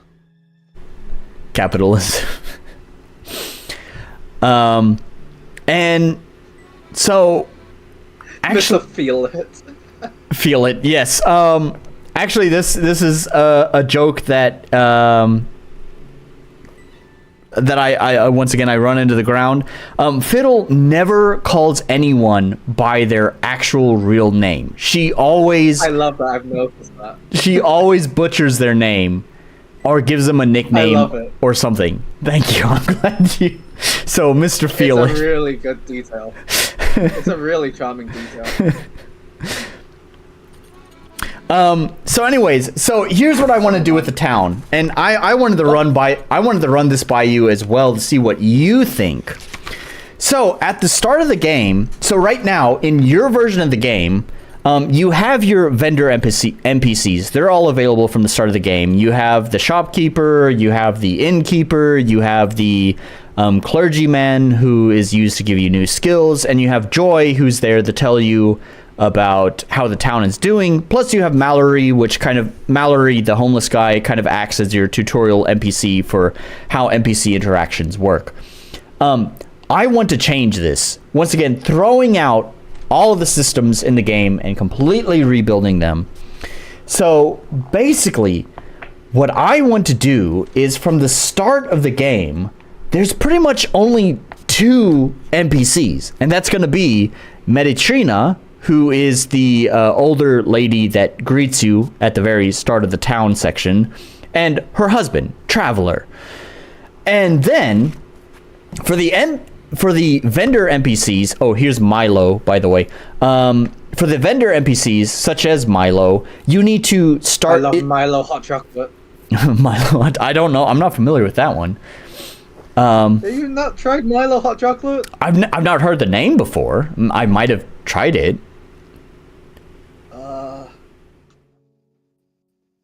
Just Milo beverage. Just search it up. I love this brand. Not every country is familiar with it though. I think a lot because I'm Filipino, so it's really popular with Filipinos. You're Filipino? I thought you're in the UK. Milo hot. I can still be Filipino. I mean, I guess so. You're right, but I mean, I thought you were born in the UK. Oh no, I immigrated here when I was like 2. Oh, okay. Wow. No wonder why we get along so well. We're both immigrants to completely foreign countries. Whoa! Whoa. Although I pretty much grew up here, so. I did not. Okay, we don't have that in common. I did not pretty much grow up here, so I had to do a lot of adjusting to the culture. Anyways. I know your story about getting weirdly employed in China. Yep. We talked very ambiguous employment conditions in China, and then stuff happens and you end up in Japan. It was a good story. Yep. It's a life story for sure. Yep. Anyways, no. Okay, so for the record, for all the names, I don't know if Mr. Shushi here ever actually shows his name. NPCs will refer to him as Milo, but as far as Fidel is concerned, she will only recognize him as Shushi. Shushi. Yeah. I like Shushi. So anyways, but his real name is Milo. All of the names of the characters are actually derived from their role, if that makes sense. So like Metatrina, the meaning of the name Metatrina is someone who heals, and Metatrina is a nurse. I think Milo means like someone who is knowledgeable, and so he is the librarian. So like all the names are very deliberate. They all, whatever the meaning of the name is. He's cello. Yeah. I'm a fiddle and he's a cello. That's the joke. You got it.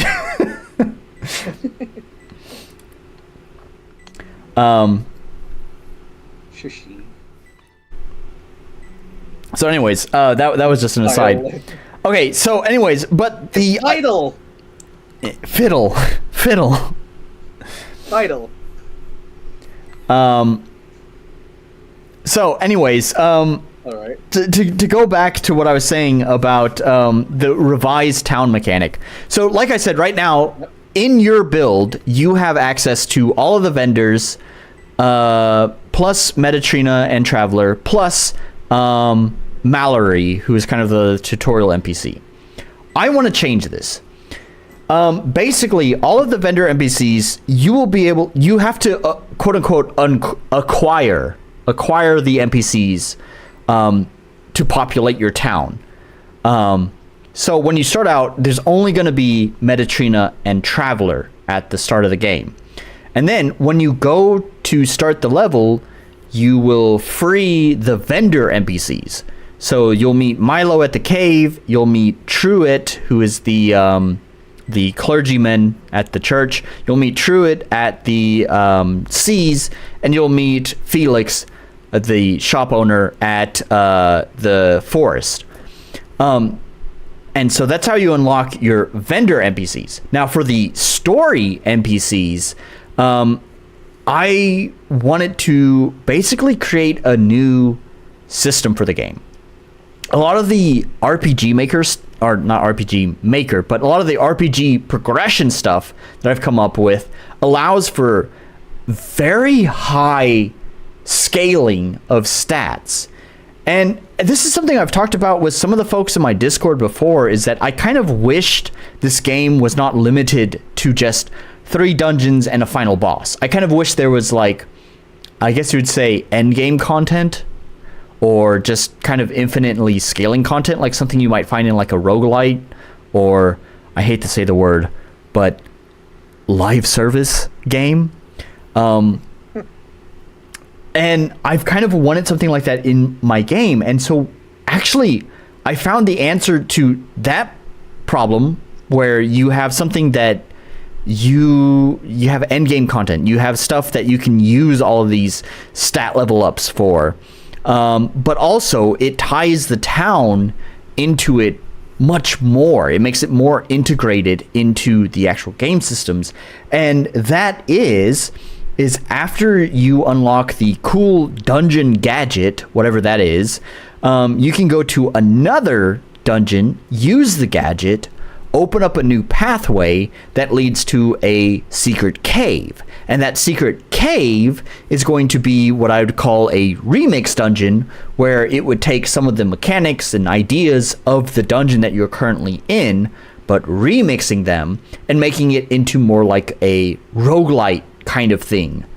And then as you progress through that roguelite dungeon, you would be able to find new armor accessories, random drop armor accessories, and also you would unlock the story NPCs through that method as well. Okay. I can appreciate that. Yeah. I'm glad to hear that. I wanted to hear your thoughts on that.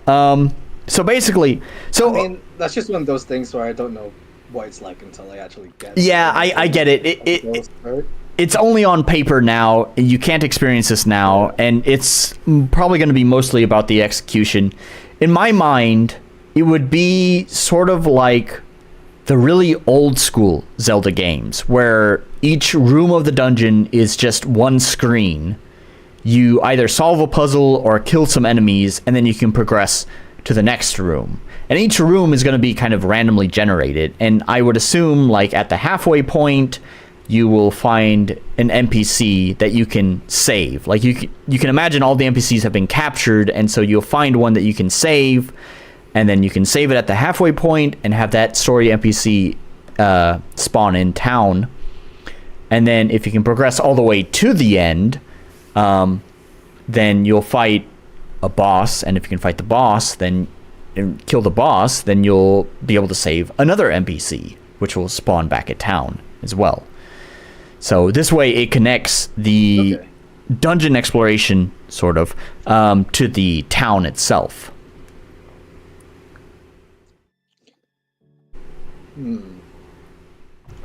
I'm just thinking about...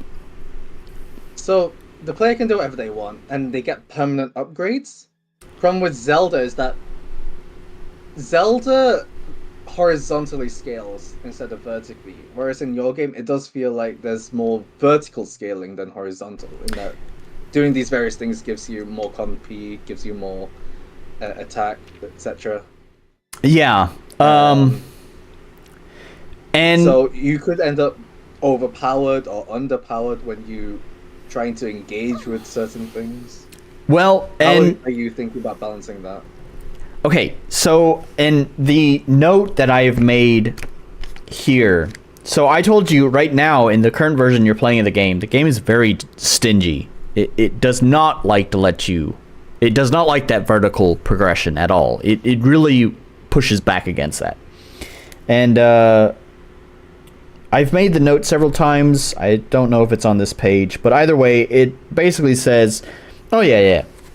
You probably can't read it, but whatever. Just trust me when it says right here, my note says, let the player be OP. And basically, I'm not going to be afraid of letting the player just become an unstoppable god. You will start out as, you know, a weak little mook who can't do much. That's sort of the RPG genre. It feels great to become a god, but you gotta earn godhood, you know? So, my new idea for the progression. So right now you're talking to Milo, and he's kind of your main progressor with your stats. So speaking of Zelda, the game uses the system where you find 4 pages of his manuscript, and when you return those 4 pages of his manuscript to him, he will give you a book that will permanently boost one of your stats, whether it's HP, Comp, attack, or magic. But as I was telling you earlier, it's so stingy with this. There's like 5 pages per dungeon, which basically means, assuming that you find at least 4 pages per dungeon, you'll get 1 upgrade per dungeon, which is pretty slow.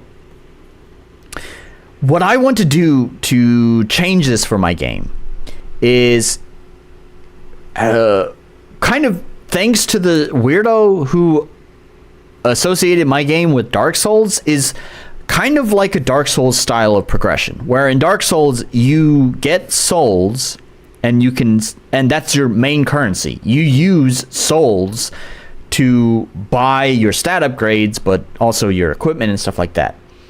Similarly, I think I'm going to completely remove XP as it's known in a typical RPG, and instead, when you kill enemies, you'll get tokens of gratitude. Tokens of gratitude are basically a currency, kind of like souls, which you can spend to upgrade stats. But as you upgrade more stats, it gets more and more expensive, right? So that's my idea, and it will effectively become a form of infinite leveling.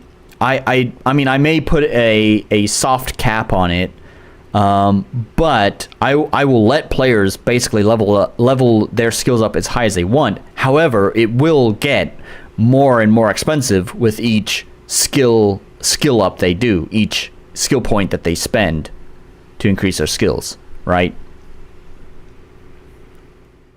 Okay.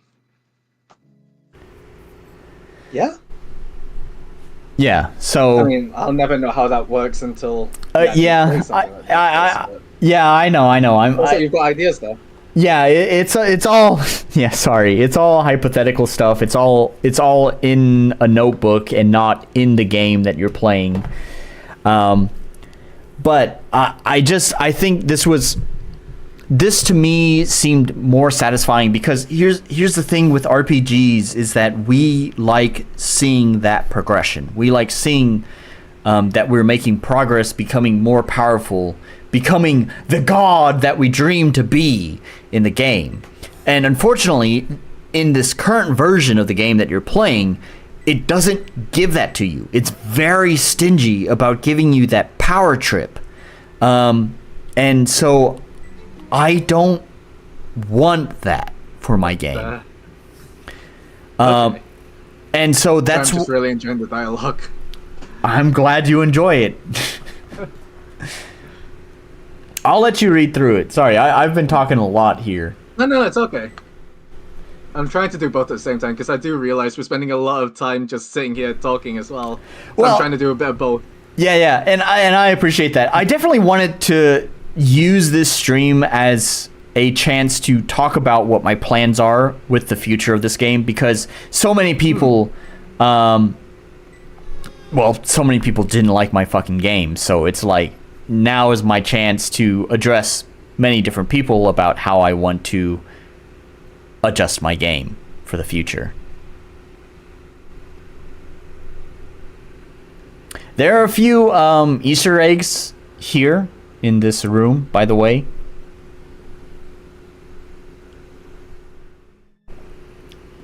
I like chocolate. Oh. You found one.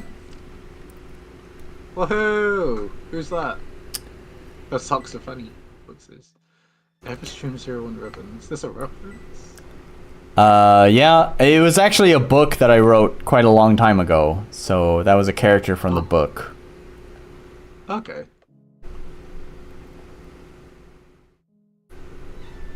And you found another one? Dutch.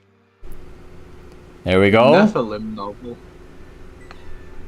You found, a hidden music track. There are, in the current build you have, I think there are 4 hidden music tracks that you can find that all have very obscure references. I interacted with this and it made a sound effect. It was not that. That was just poor timing. Oh. Okay. There's a sales mechanic, and I think it's every 15 minutes. There will be a new item that's randomly selected to be on sale at the store. And so that jingle is to tell you that a new item is on sale. Oh, and you found the last Easter egg there. It's just a shout out to a favorite soundtrack composer. That's cool. Yeah. Oh, oh, he's speed! Not appropriate for kids. That's what the hentai is.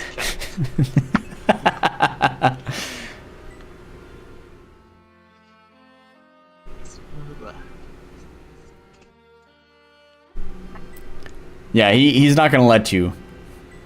He is speed. And then he walks back so slowly. Wait, can I interact with him while he's walking? I think you can. Oh, there we go. Guitar. That conversation is so dumb, but I love it. I'm glad you love it. There's actually only one other person who actually liked their dialogue. I do want to cut down his dialogue. The writing's really good. Yeah, that's just one thing I would say is that I do feel like these starting dialogues are a bit long, and I think they could have been broken up into maybe character events or something like that. Yeah, so this is something I want to adjust. A lot of the introduction events for NPCs was written pretty much at the start of when I started developing this game, and so I kind of let them be kind of long. I didn't really consider about their length. So it's definitely something that I want to do. So this is all trash. The pink dot is just placeholder. Oh. So, but the paper, there's a can and a log. That's all trash. Do you remember when you were at the save screen, you saw a lifetime trash pickup? So that's. Yeah, fair. Yep. That's what you're picking up. Each piece of trash gives you 1 point of experience towards the town leveling up. I think it's 85 points of experience to level up the town, and at each level up, a new NPC will appear, or if a new NPC doesn't appear, then another NPC will be able to progress their story further. So after you do the introduction, you can do more of their story. What was that I picked up? Is that just trash? Yeah, it's just trash. It doesn't go into your inventory. It's trash. This skill menu's broken. Is it broken? It shouldn't be broken. No, yeah, click it again 2 times. This is because RPG Maker expects you to have a party of more than one character, that you have to select the character. My game breaks everything because there's only one character. And then there's a loading screen. Yeah. So for example, the conversation with Joy was really fun. But I do think maybe, like, for example, learning about her wanting to learn how to do magic could have been like a character event, instead of dumping on us in our first conversation with her. Right. Yeah. She's had a minor revision since her original implementation. When I started implementing her character art, I did make... That was a sweet animation. Thank you. Yeah, that's one of the character behaviors that I had June, my pixel artist, make. Oh, stop. Stand next to the boat. Go back to the boat. And just listen. Oh yeah, I hear the water. That's yeah, nice. Yeah. There's positional audio. That's cool. Yeah. There's a lot of that in the game. Is this a dungeon? No, this is the Gratitude Grotto, where if you had 6 gratitude tokens, you'd be able to upgrade your auxiliary stats, but you don't have any. Okay. This is something that I was talking about. I was talking about having gratitude tokens become your new kind of like Oh, well. Well, thank you for finding that. Anyways, but gratitude tokens are kind of, right now, are only used to upgrade your auxiliary stats, which are going to be your luck, your starting comp, so when you start battle, how much you start with, and how much your healing skill does. However, in the revision I want to make to the game, instead, gratitude tokens will be used to upgrade your primary stats, and there will be something else, I haven't decided what yet, to upgrade your auxiliary stats. Okay. Yeah. Here's Everett.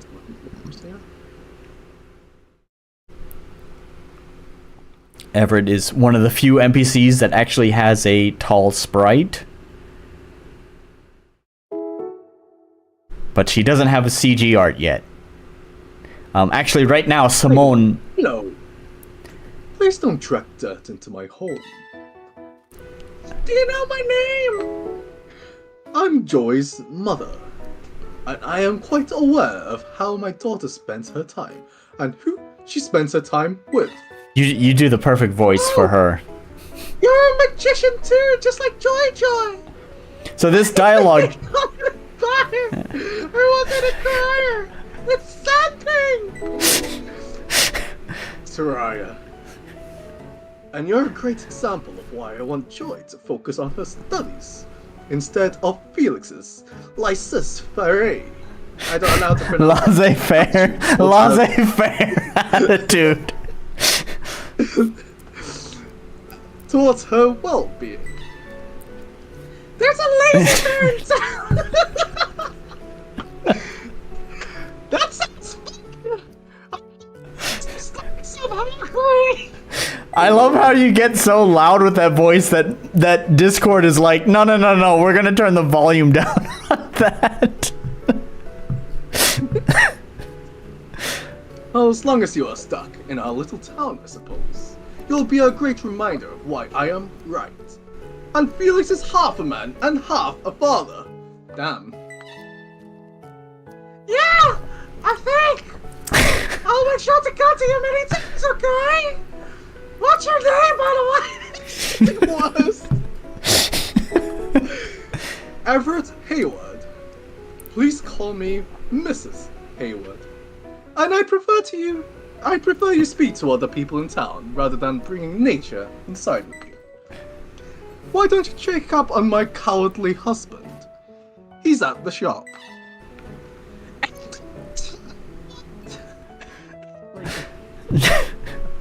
Are you mean it? Oh, so this assumes that we've already met Felix. Yes, a lot of the NPC. Yes, a lot of the NPC dialogue changes depending on who you've talked to before.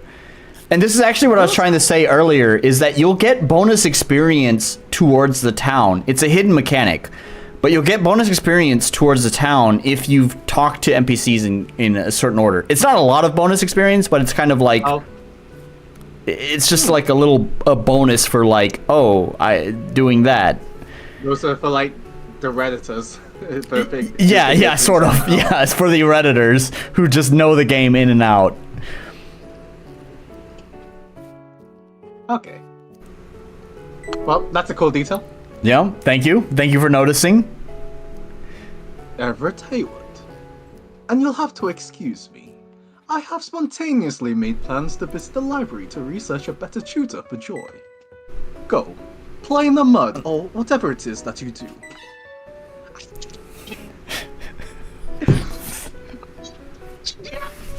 It kills me that Discord does not like you doing that voice. It just completely cuts out when you do that. Indeed. You can start by excusing yourself. Excuse me! See you later, Mrs. Reward! I don't know what it is about that, but actually... No! I know that one's definitely a debug one, and it doesn't give you... It's not just comments. It is actually a debug one that will skip some stuff. So, okay. So, I really want it to be an Easter egg in the final game. Like, you need to find, like, secret ways to get to those chickens. Okay, I will keep that in mind. I'll do it just for you, homie. Hey. But, okay, so Everett... So, out of all of the NPCs, Everett is actually the only one that you can... No, that's not true. You can complete Mallory and Everett's stories. Mallory is really easy to complete. Everett, on the other hand, is sort of an interesting NPC. All the NPCs have like their own story and will eventually in the game have like events and like scenarios that you go through, set pieces that you go through with them. But Everett, on the other hand, is sort of unique in that she doesn't have any of that stuff. Instead, she's not really one of what I would consider the core story NPCs. So as a result, her happiness with you is simply dictated by just interacting with her. By interacting with her, interacting with Joy, or interacting with Felix, as well as giving them gifts, Felix, Everett, or Joy will increase her happiness with you. And so that's how you progress her story, and you can eventually, her dialogue will change as she gets more and more happy with you. As you saw when she introduced herself. When she introduced herself, she really wants nothing to do with Fiddle at all. Realizing that Fiddle is just kind of dumb and worries about Fiddle's influence on Joy because she wants... The dynamic here is that she's the mother who cares a lot about her child's future to the detriment of her child's present. While Felix's dynamic, the father and the husband, is that he cares more about the child's present rather than the child's future. So, anyways, but as you progress Everett's story, her dialogue will slowly change and be more friendly towards Fiddle, up until eventually realizing that, having, happy memories now for her child will be meaningful for her child's future. But, yeah, well, thank you. One thing I would mention is that you could easily miss that character progression. Is it something that just happens, or would you need to have a character event with her or something in order to progress her? So because Everett is not a character that I would consider a story character, it's definitely possible that you can miss that. And I'm kind of okay with that. Yeah. All the other NPCs will probably... Well, Hannah, the mother that you just talked to, is also another NPC that's not a story NPC. But besides Hannah and Everett, all the other NPCs will have scenarios, and they will give you hints as to where to progress next. Not to mention Joy herself will tell you hey, have you talked to this character in a while? But with Everett and Hannah, they don't really have a story critical kind of stuff going on with them. So it's definitely something that you can miss. Yeah. That progression will sort of happen naturally because, again, it's all about interacting with the entire Hayward family. So the Hayward family is Everett, Felix, and Joy. So the more you interact with all of them, the more positively she will feel towards Fiddle. I would at least make her comment on it. Once you reach a certain threshold, the first time you talk with her after you reach that threshold, then she makes a comment on how she's really pleased with what you've been doing lately and stuff like that. Rather than her being friendly right off the bat, because that can be a bit jarring. Yeah, that makes sense. I will definitely do something like that. Just a little comment there. I'm Fidel! What's your name? Fidel. Oh god, oh. Hello! Wait, what kind of voice should this guy have? Hello, Fidel. Why, it's not often such a friendly young one comes into my sanctuary. I'm Father Truette, but you can just call me Truette. Okay. I want to point this out too because some people brought this up. If you look at the character art that's on the screen and the expression in the dialogue box, they are mismatched. Yep. This is just she's got this bit of a. This is just a alpha build problem. Yeah. So they'll probably get rid of that smaller portrait, right, in favor of these larger ones, though, right? Bingo, man! You're a smart guy.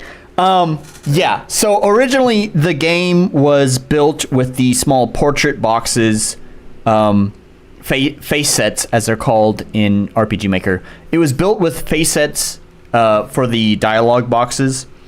But whenever Somon finished a new character piece, I would change the face set to match her art style, of course, right? But sometimes the face sets, when I changed them, did not match the original expressions. But that didn't bother me too much because I'm going to completely remove the face set expressions in the dialogue boxes anyways. And rather than go through every single dialogue box and remove it, since this is just an alpha build of the game, I just didn't worry about it. So, yeah, it's not going to be like that. It's nice to meet you, Mr. Machine Gun Turret.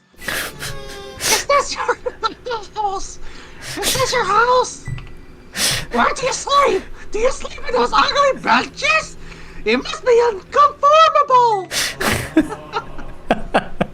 This is not my house, but the house of all. Child, mother, father, and son. Vagabond and pauper. Each and every are welcome here. Though, I suppose only of the all that have attended lately are just dust mites and spirits. Spirits as in ghosts? Yeah! Relax, child. The spirits of the all are simply watchers. I think she's turning into what's her name again? Everett? Everett? The spirits of the all are simply watchers, ensuring the members of the community they left behind are acting in good faith to maintain this town. But everybody's leaving trash everywhere.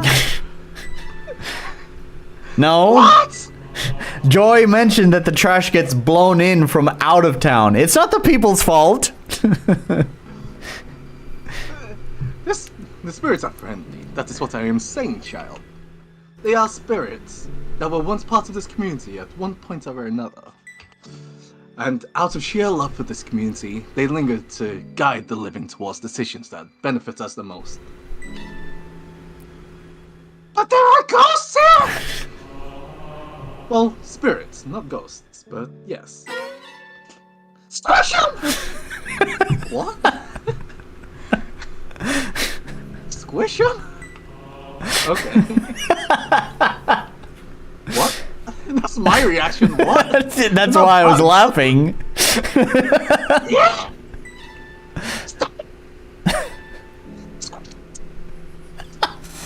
And Discord just fucking completely cuts out. That's it. At this point, I believe the spirits are more afraid of you than you are of them. Although, that is awfully strange. The spirits seem to find you enduring. Far be it for me to question the spirits. They have guided our community well through the centuries. What are you talking about, mister? The spirits wish to treat you as one of their own. Does that mean I'm dying? Died. No, oh wait, whoops. No, it means you're a member of our community now. One of us. When you say it like that, it sounds like a pop. Mean. I suppose the spirits will watch you and guide you, just like any other residents of our community. Though,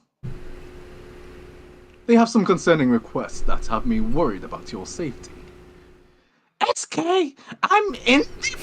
You can't try and fight scary things. Though that may be true, I could not possibly risk a child's life. Our community is important, but so is your safety. That's why you can go into dungeons and shit, child. He addresses that. Oh, okay, fair enough. If you go to the We'll do what we seas, can to keep you safe. Except when you go into dungeons, child. if you go to the seas, he'll address that. Okay.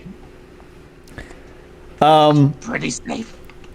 But once again, going back to a lot of the NPC introductions for the game were like developed really early on, and I think probably, especially Truett here, I would probably Truett and Mallory are the two that I really want to basically completely throw out and rewrite their whole dialogue. So probably this whole introduction here will probably be rewritten.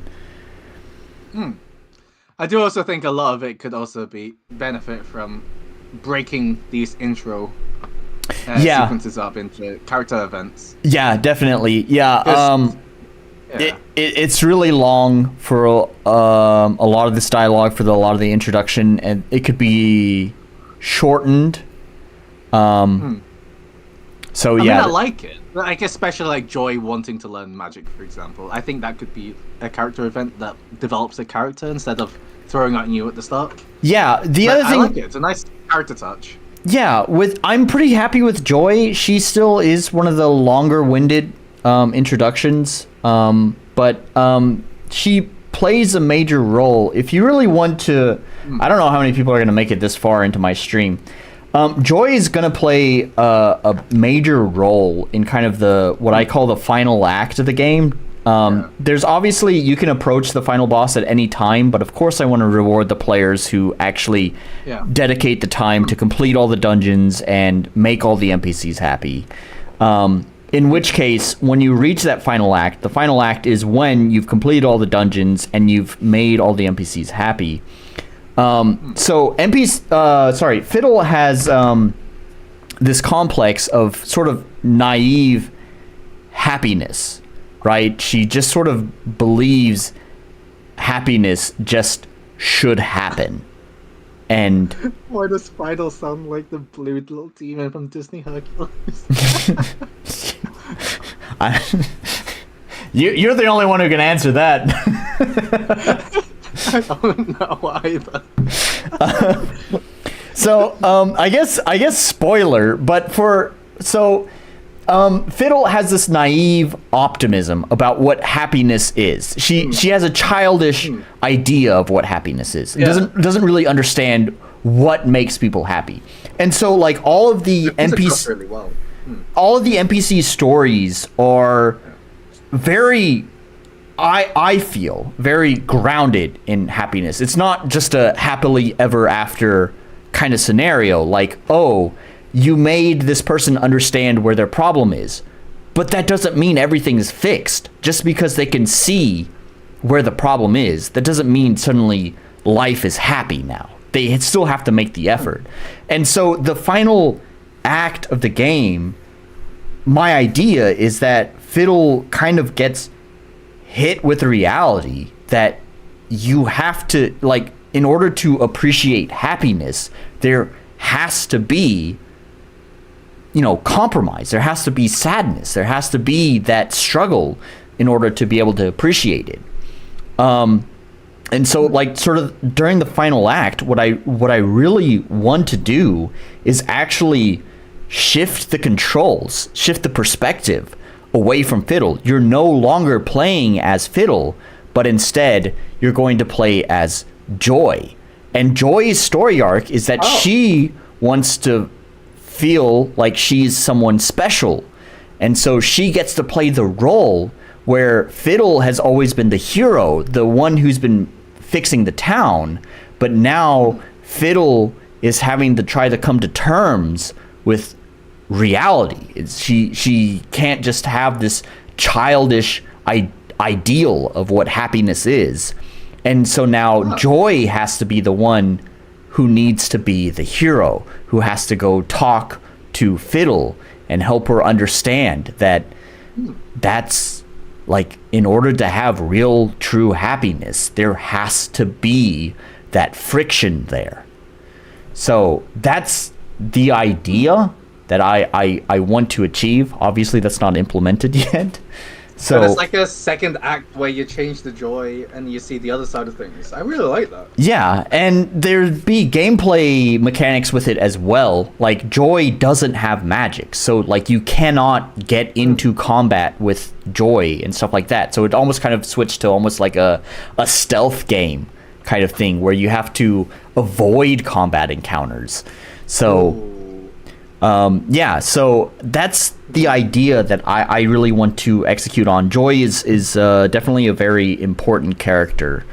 So what I would suggest is that you present that as a separate game mode, like a new game plus sort of thing.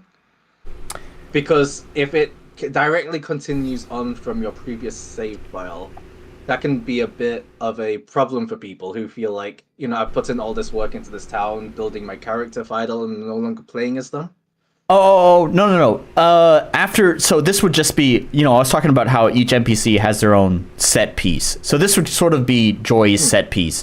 You'd play through this section. It would just be like a scenario. Yeah. So you'd play through this section as Joy, but at its conclusion, you would assume control of Fiddle again, at which point that should conclude every NPC's story arc. And the only way to conclude every NPC story arc would also be to complete every dungeon. So effectively, at that point in the game, you've completed all of the content, and so the only thing left to do is to face the final boss. I like the sound of that as well. That's pretty cool. I like that. It gives you more perspective. And this is where the Super Saiyan thing comes back into play, is that when you were Super Saiyan, at the very start, you had no idea what the fuck you were doing, right? It gives you a bunch of skills. It's supposed to be kind of complicated. But when you approach the final boss, you'll be able to enter the Super Saiyan state again, but now as someone who is more confident in yourself and your abilities in order to understand what true happiness really is, you'll be able to better control your Super Saiyan state. So once again, it kind of rolls back into the gameplay mechanics. Okay. So that's the idea. I just gotta execute on it now. I think your overall vision is really good for the game, for sure. Like, you've got ideas for sure, you've got real nice dialogue. It's really just the execution that you really need to think about now, huh? Yeah, and it's obviously the execution that's really fucked up the gameplay the most, since that's obviously what a lot of people complained about, which is why I definitely want to just throw out all of this progression stuff. You're talking to Truett now. Truett is going to be your vendor who gives you new skills and also allows you to adjust rank. This is the reason why I call it ranking and not leveling, is because it's more fluid than leveling, where leveling is pretty linear. You know, you go up a level and that's the level you're at. In this game, because it's kind of open-ended, you can approach any dungeon at any time. I would either have to scale enemies, which Diablo 4 and the discourse around Diablo 4's release kind of showed me scaling enemies is not a good idea for an RPG. I wound up coming up with the ranking system as a response to that, where basically the rank really kind of only dictates the enemy's difficulty, but it doesn't really control the player's stats. The player stats come from leveling up your stats by finding the pages or getting new gear and stuff like that. So all right. Because it also kind of acts as a difficulty selector, Truett here will allow you to rank down or up. So you can select whatever rank you want to play the game at. It's good it's got control though.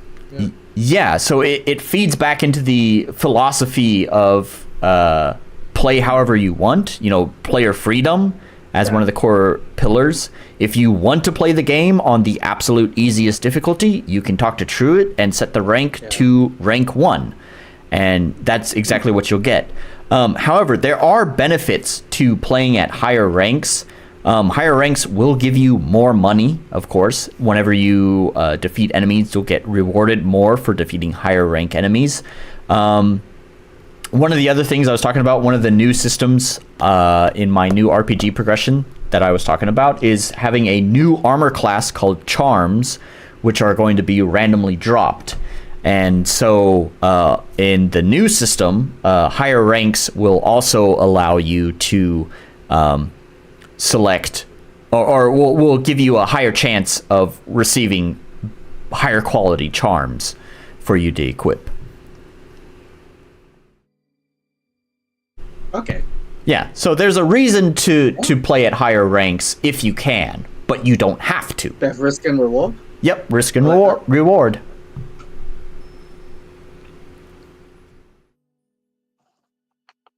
Wait, so is this game happening in real time? Because there was like the jingle there of them changing stuff in the shop. Yeah. Is there like a real time system to this game? The sale system is tied to real time. It is a real 15 minutes in real life. So, yeah, it's tied to a parallel event for my RPG devs out there, with just basically a wait. It waits a number of frames. The number of frames that it waits is equal to about 15 minutes. And after 15 minutes, it will then pick a random item that you have not yet purchased yet to be on sale.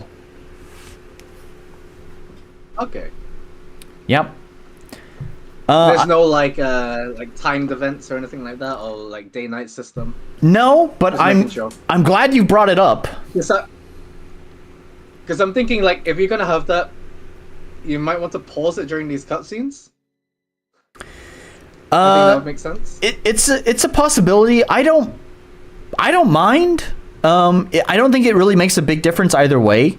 I guess it is a little bit weird to have the little jingle go off. While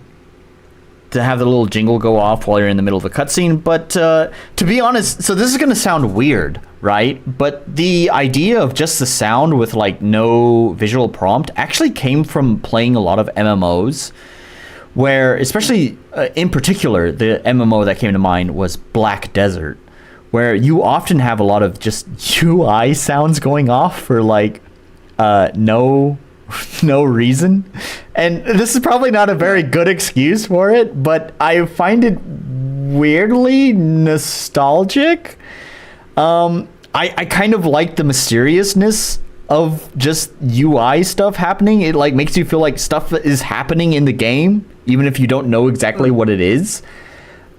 Which is why I decided specifically for the sales thing to just be a sound effect and no other prompt other than that.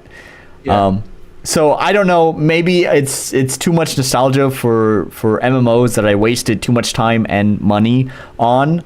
That maybe normally those MMOs, when something like happens like that, it gives you a message in the chat about what just happened, right? There's some feedback there as well, right? Sometimes, but not all the time. Black Desert was particularly bad about informing the player about what was happening. You just kind of need to listen to. Okay. Which again, that's kind of one of the things that I take. That particular situation took a lot of influence from, considering it is just the sales thing. Like it's not a super key. Mechanic of the game. I wasn't too worried about it being a little bit opaque with how it informed the players. I may revise it in the future, maybe not. I don't know, but at least give some context behind it or something. Like at least have Felix mention it, or have some kind of like bird that taps a bell every time stuff is changed or something. Add some context behind it. Okay. Like that. I know. I'll keep that in mind.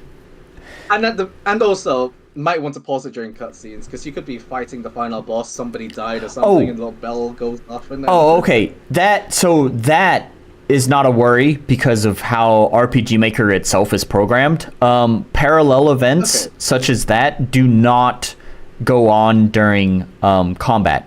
And that's actually sort of good to know, actually, because you won't experience in this build, but the forest dungeon in the game is tied to real time.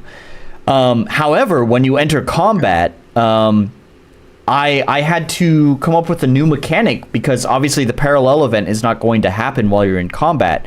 So instead, I had to come up with what does a turn equate to in time value. And so like in the forest, actually each turn you can spend as long as you want thinking about your turn, but each turn is valued at 2 seconds. So whether you spend 2 seconds or not on your turn doesn't matter. It will still just tick the clock down by 2 seconds. Just fun facts. Okay. Unfortunately, you don't get to experience that. I think the forest dungeon is probably the coolest idea that I've had. Again, biased. I'm the developer, but the forest dungeon is just so fucking cool because I tried to take 4X game concepts, like, you know, we're talking like Civilization, Heroes of Might and Magic and stuff like that, and try to interpret it in a JRPG kind of way. And I have a sandbox where I can test the mechanics and stuff like that. And it's just, God, I think it's so cool. It's so fun. It's such an interesting idea. I wish it was in this build, because I would just say, man, go experience the forest right now because it's so fucking cool. But unfortunately, it's not. It takes a lot of mechanical and system building and stuff like that I just didn't have time to implement for this playtest. Okay. I just don't want to be in like a serious conversation and the bell goes off. Yeah, I understand. But if it's possible to pause it during these cutscenes, I don't know. So I can probably I can definitely implement something like that. I understand your kind of thing. And actually, it's funny the way that these cutscenes are handled. So you have the borders that appear when you start a cutscene, and actually, this is another. I like that. Thank you. This is another common event that happens whenever you enter a cutscene. A common event is run, which handles a lot of different things. It turns off certain parallel events and stuff like that, and turns on other parallel events for the cutscene. One of which being like the borders that you see that appear. So it wouldn't be too difficult to just add into my cutscene common event, hey, pause the sales timer, right? So I definitely think I can implement something like that pretty easily because I have my cutscene common event. Okay. Every 3 levels per skills. You aren't trying to grant her powers that will encourage her to risk her life, right? We're going to the dungeons, baby. Sometimes it's difficult to trust the spirits. They are not afraid to mislead me if they feel my judgment is poor. Well, anyways, it was nice to meet you, Miss Fidel. Yeah! Remember to return every 3 levels, and the spirits will bestow a new power as a gift for your residency. Mr. Terry, I'll come home to you and discuss again. I think I'm turning into Marge from The Simpsons. The evolution of your voice. I think the more strained my voice becomes, the more smoker I become. So here you go. Yeah, I want to change my rank. I want to learn new skills. I guess you're already rank 3 because you can learn a new skill. I guess that's because you made it so far in the Maker's fight. So, don't trust the descriptions. Don't trust the descriptions. The actual text description is probably fine, but the compy cost for the skills is probably inaccurate because this is just a picture that I'm showing. And I have to re-render the picture in Photoshop every time I change these values. Yeah. I don't know what it is about that font, but it's so hard to read. It's not clean at all. It's the E and the C. It gets very, very narrow, like 1 pixel thick for some of the. And these as well. Yeah. Would you not be able to stick text on it in engine? Because I feel like in-engine text tends to read better than importing a PNG in. Actually, the PNG text tends to be more clear to me in my eyes. But really? Anyways, no. There's no easy way to just show text like that. You can show a transparent message box where it doesn't have like the window or anything, but you cannot assign its X and Y value, or Z value for that matter, nor can you animate it like that, which is why I had to render it as a PNG file, so I can animate it and also set its X and Y value. Again, talking to a programmer dude, I've talked to him about this, and so he said it's possible. In RPG Maker MZ, you know, the next version after MV, one of the default plugins that comes with the engine is what they call picture text, which basically you type out the text and it draws the text like a picture in the engine. So if MZ can do it, MV can do it. I just gotta program the damn thing, or ask someone to program it, I guess, really. Why did ugly fish go with the throw it? You can throw the fish? Yes. It's a projectile? Wrong RID. It's sorry, that's debug stuff. Wrong RID is region ID. Oh, So what's happening? it's a tutorial. This is a little bit too aggressive. So okay, so this once again comes back to me. I don't know. I guess being a streamer and being conscious of what my chat tells me, and even some of the stuff that I say on stream. But you know, tutorials is always a frustrating point for gamers, especially experienced gamers. And so I think I was being way too conscious of that fact, where some of the tutorials, in like this case, tutorials are triggered by a timer. So if you are in an area within a certain region for a certain amount of time and you don't do the puzzle, then eventually the tutorial will trigger. So that way it's basically assuming like, oh, the player doesn't know what to do, I'll go ahead and start the tutorial. But if the player does know what to do, then the tutorial will never trigger because they're able to complete it faster than the timer counts down. That's the idea behind it. I think that's a bad idea. I like the sentiment behind it, but it causes problems. I think it would just be better if, sorry, veteran gamers out there, you're gonna have to deal with the tutorial. I've tried to make all the tutorials. Oh my god, why did it slip my mind? What is the word? Diegetic. There it is. I try to make all the tutorials as diegetic as possible. It's through text from the NPCs, but the NPCs try to present it in a diegetic way. So it's less interruptive, I think. So it's definitely better that way.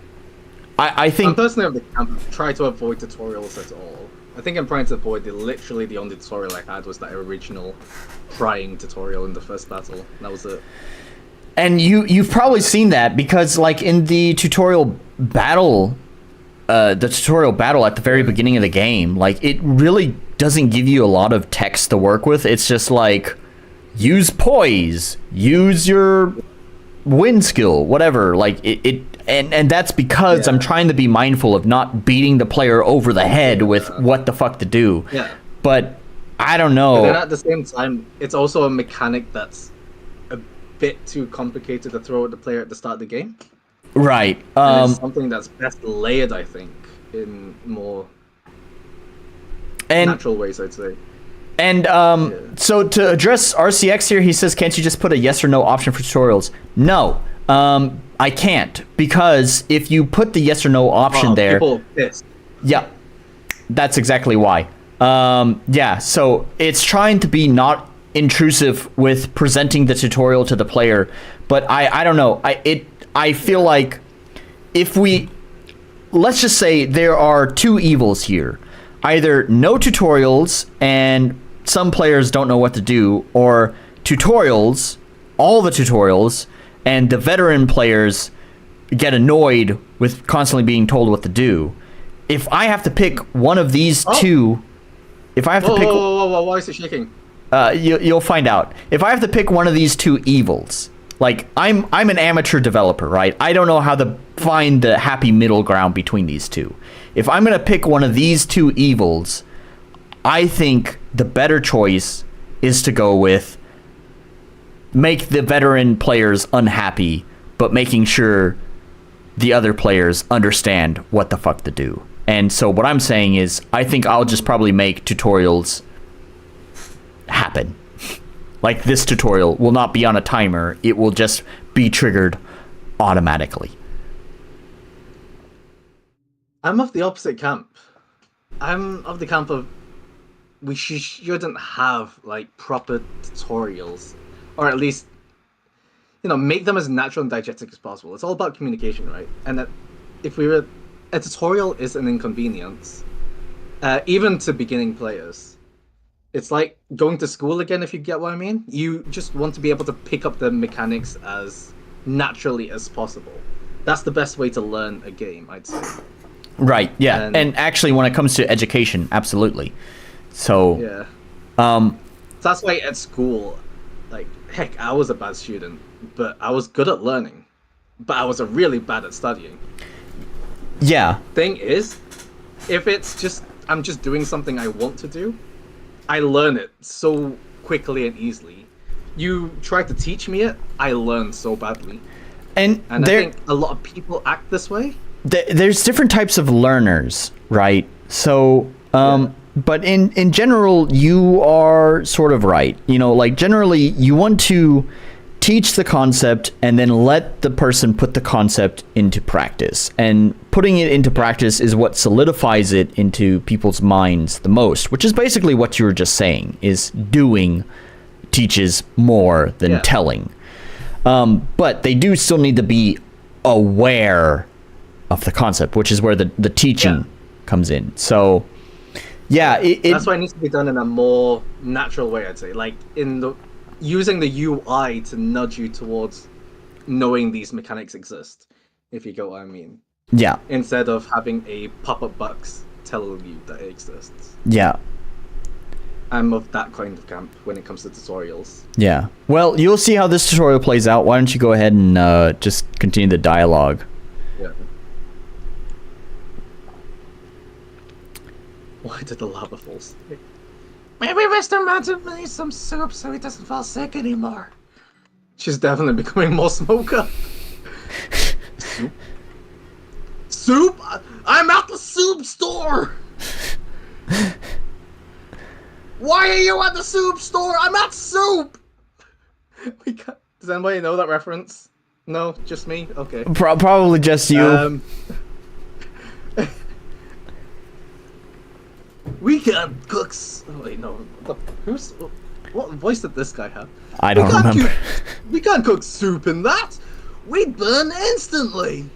Don't you realize, Violin, what we're dealing with here? We're talking about the melted aluminium, silica, potassium, sodium, and who knows what else. It's at least 650 degrees, are we talking Fahrenheit or Celsius? Okay, pause. Yep, you brought it up. You brought it up. All right. I had someone else say this. It's Celsius, number one, because we're talking scientifically. Number two, someone else was like, man, shouldn't it be at least 1,000 degrees? No, they mention this is educational, right? I told you my audience is like it's sort of aimed towards a younger audience too, right? It's educational. I had to look this shit up, by the way. The potassium, aluminum, silica. This is felsic. What about your American roots? Are you not American? I live in Japan. We use Celsius, meters, and kilometers. Where is the imperial unit in your blood? Anyways, so first of all, it's Celsius. Second of all, it's felsic lava. Felsic lava is the more viscous lava, and it is made up of aluminum, potassium, sodium, and various other minerals. This is educational, okay? It's an educational moment. Felsic lava. And the whole joke of this whole fucking dungeon, by the way, is that it's called Fell Sick, as in it fell sick. Ha ha ha ha. Stupid joke.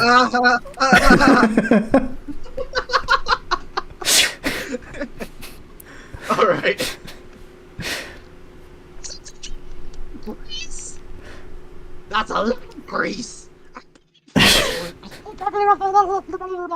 So get it on probably fall sick too? Fell sick? Haha! It's a stupid joke.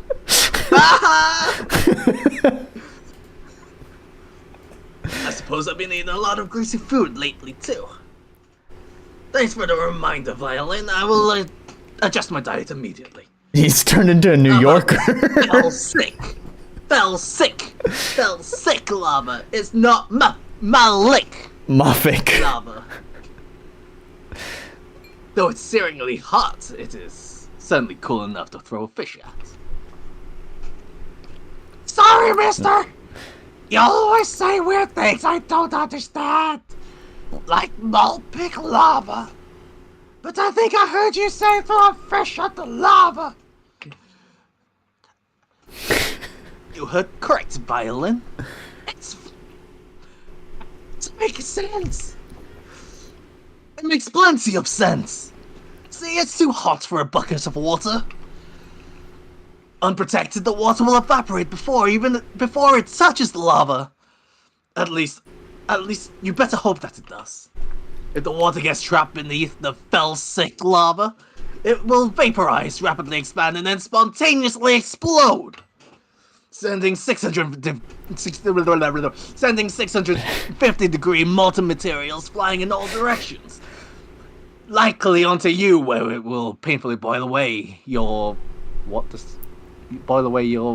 flare. Flare? I can't get too graphic. That means that it's not scary. Me neither. I don't understand. You're talking so much nonsense, mister. Indeed. Tragically horrific. All you need to know is that the water, all you need to know is that the fish act like balloons of water. As the fish, what the fuck are we doing? As the fish slowly cooks, it will protect the water and release it slowly, cooling the area and creating a platform to jump. So at the end, you get a deep fresh, but it's in lava, which is bar none the best method of deep frying. And how do you get that when it's done? It's unfortunate I just started dieting. It's a callback. Does that mean I need to go all the way to the sea to get some fishes? Heavens, no! What a tremendous waste of time and soiling of the environment. I'll have you know that our fish and seas and crossroads rivers are a protected species. It's a good thing I haven't caught any fish today, then. Wait, pause. Okay, so you We know... already had one. Exactly! That's what I was gonna tell you. So that line of dialogue only shows up if you have already talked to Joy and seen that event happen. Oh, so she's completely just forgotten. She's completely oblivious to the fact that she fucking murdered a fish already. Okay, that's pretty funny. But only that because I know that now. Yes. Problem is that it seems like an oversight to if I didn't know that. Oh well. But that's pretty cool. I guess the Redditors will chuckle at that. Another one for the Redditors. Into the game, you know. No soup for me! Where's my soup? I want soup! I want my fish soup! I think my voice is dying. You're probably killing your throat doing this voice. Oh god. The fish in these caves are an invasive species. I'm certain years ago some old cute passing through the caves must have released some of these voracious fish. And since then they've multiplied and driven away all the natural species living in these caves. Has an environmental message. You'd be doing the whole town a favor by frying up some foul sick fish. These blasted fish are everywhere and seem to come back just as quickly as you cook them. They're amazing. Do you see one over there now?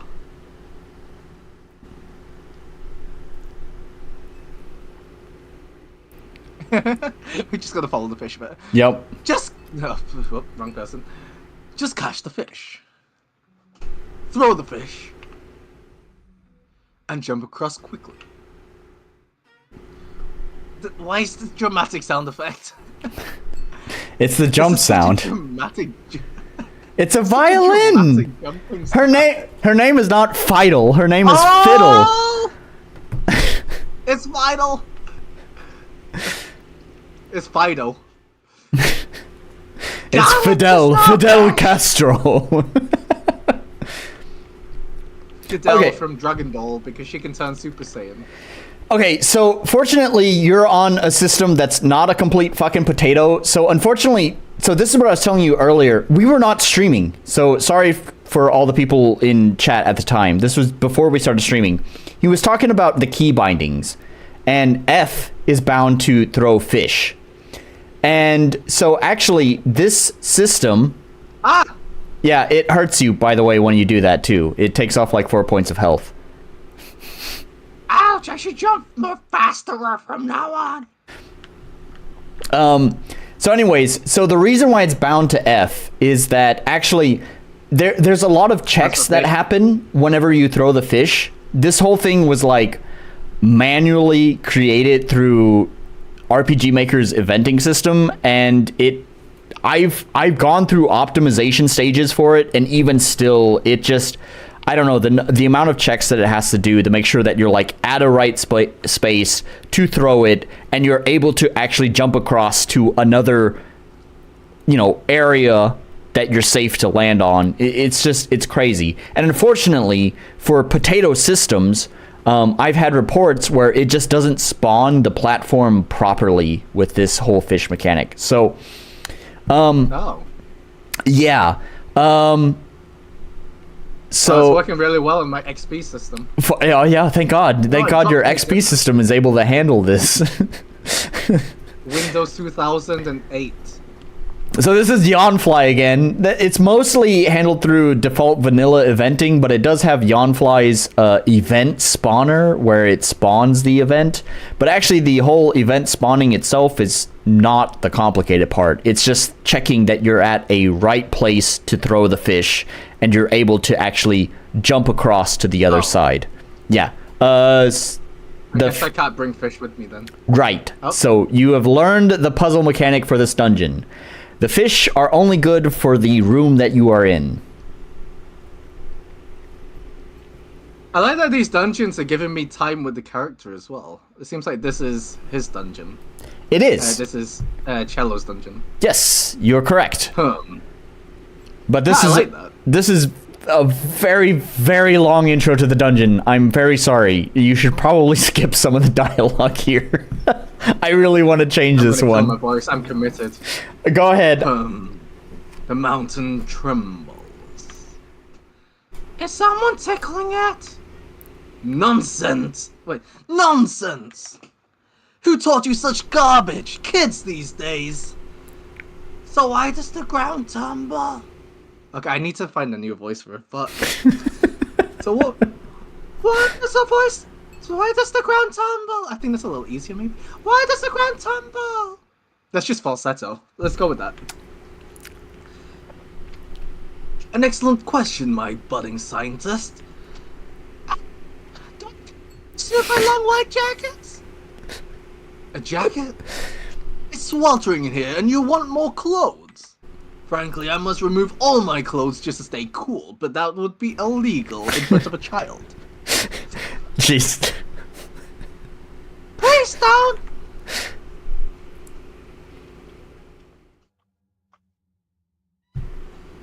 Why is there people around on the bridge in the spooky place? Did people walk here? Indeed, these caves were a shortcut through the mountains leading into West City. Was that something we can visit? No. Which is why it has such a lame name. It's not important. It's just west. Great shopping there. I bought my Gucci bag from there. This Gucci hat. You see my hat? You're kind of picking up on it. I don't think a lot of people picked up on this. Keep reading. It's on Dr. Quakeris's short list of networking hubs filled with suckers. Is it so?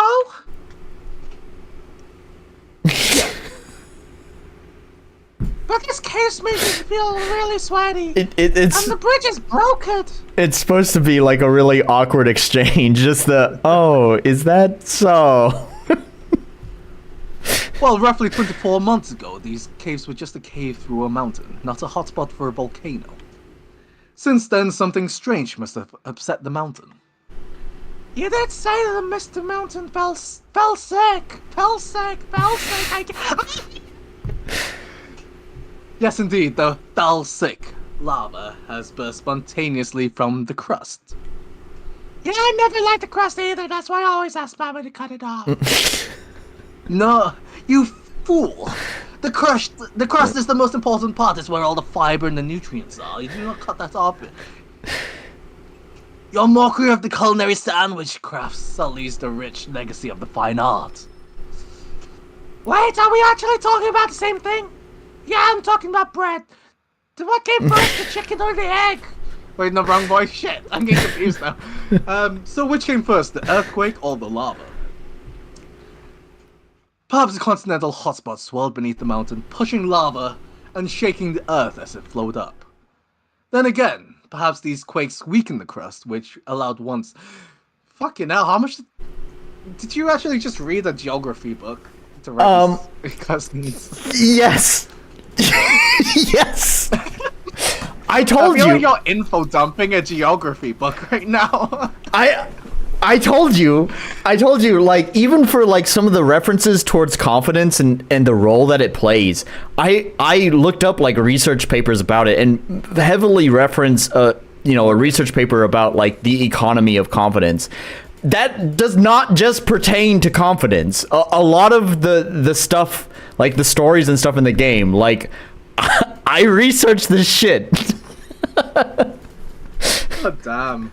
I appreciate the dedication. Oh, thank you. Someone appreciates it. Then again, perhaps these quakes weakened the crust, which allowed once dormant lava to flow. Yes! Yes! Quartz! Bless you? What the fuck is happening? Yeah. Gesundheit. This could probably be cut. Too soon, alright. That's right, what the fuck is happening? I'm so confused. What is this exchange? What are we talking about? Me? I don't know what's going on, but I'm so confused. Help me! You sneezed. I have... What? Cut this out. No, this is... Yep, I know. This is confusing. I'm so confused. Then this is no place for you. Get out! No, wait, I need to make people happy. We're all depressed. I have to give Mr. Mouth a soup so he won't fall sick anymore. Tell me where the soup store is. I need to go to soup. Or maybe he's sick because I fed him fish. Bye then. Perhaps you should learn to play music. Pick up a saxophone or an oboe, because geology is clearly not a career path for you. Saying such blasphemous things like feeding the mountain fish. I'd never. Saxophone or oboe?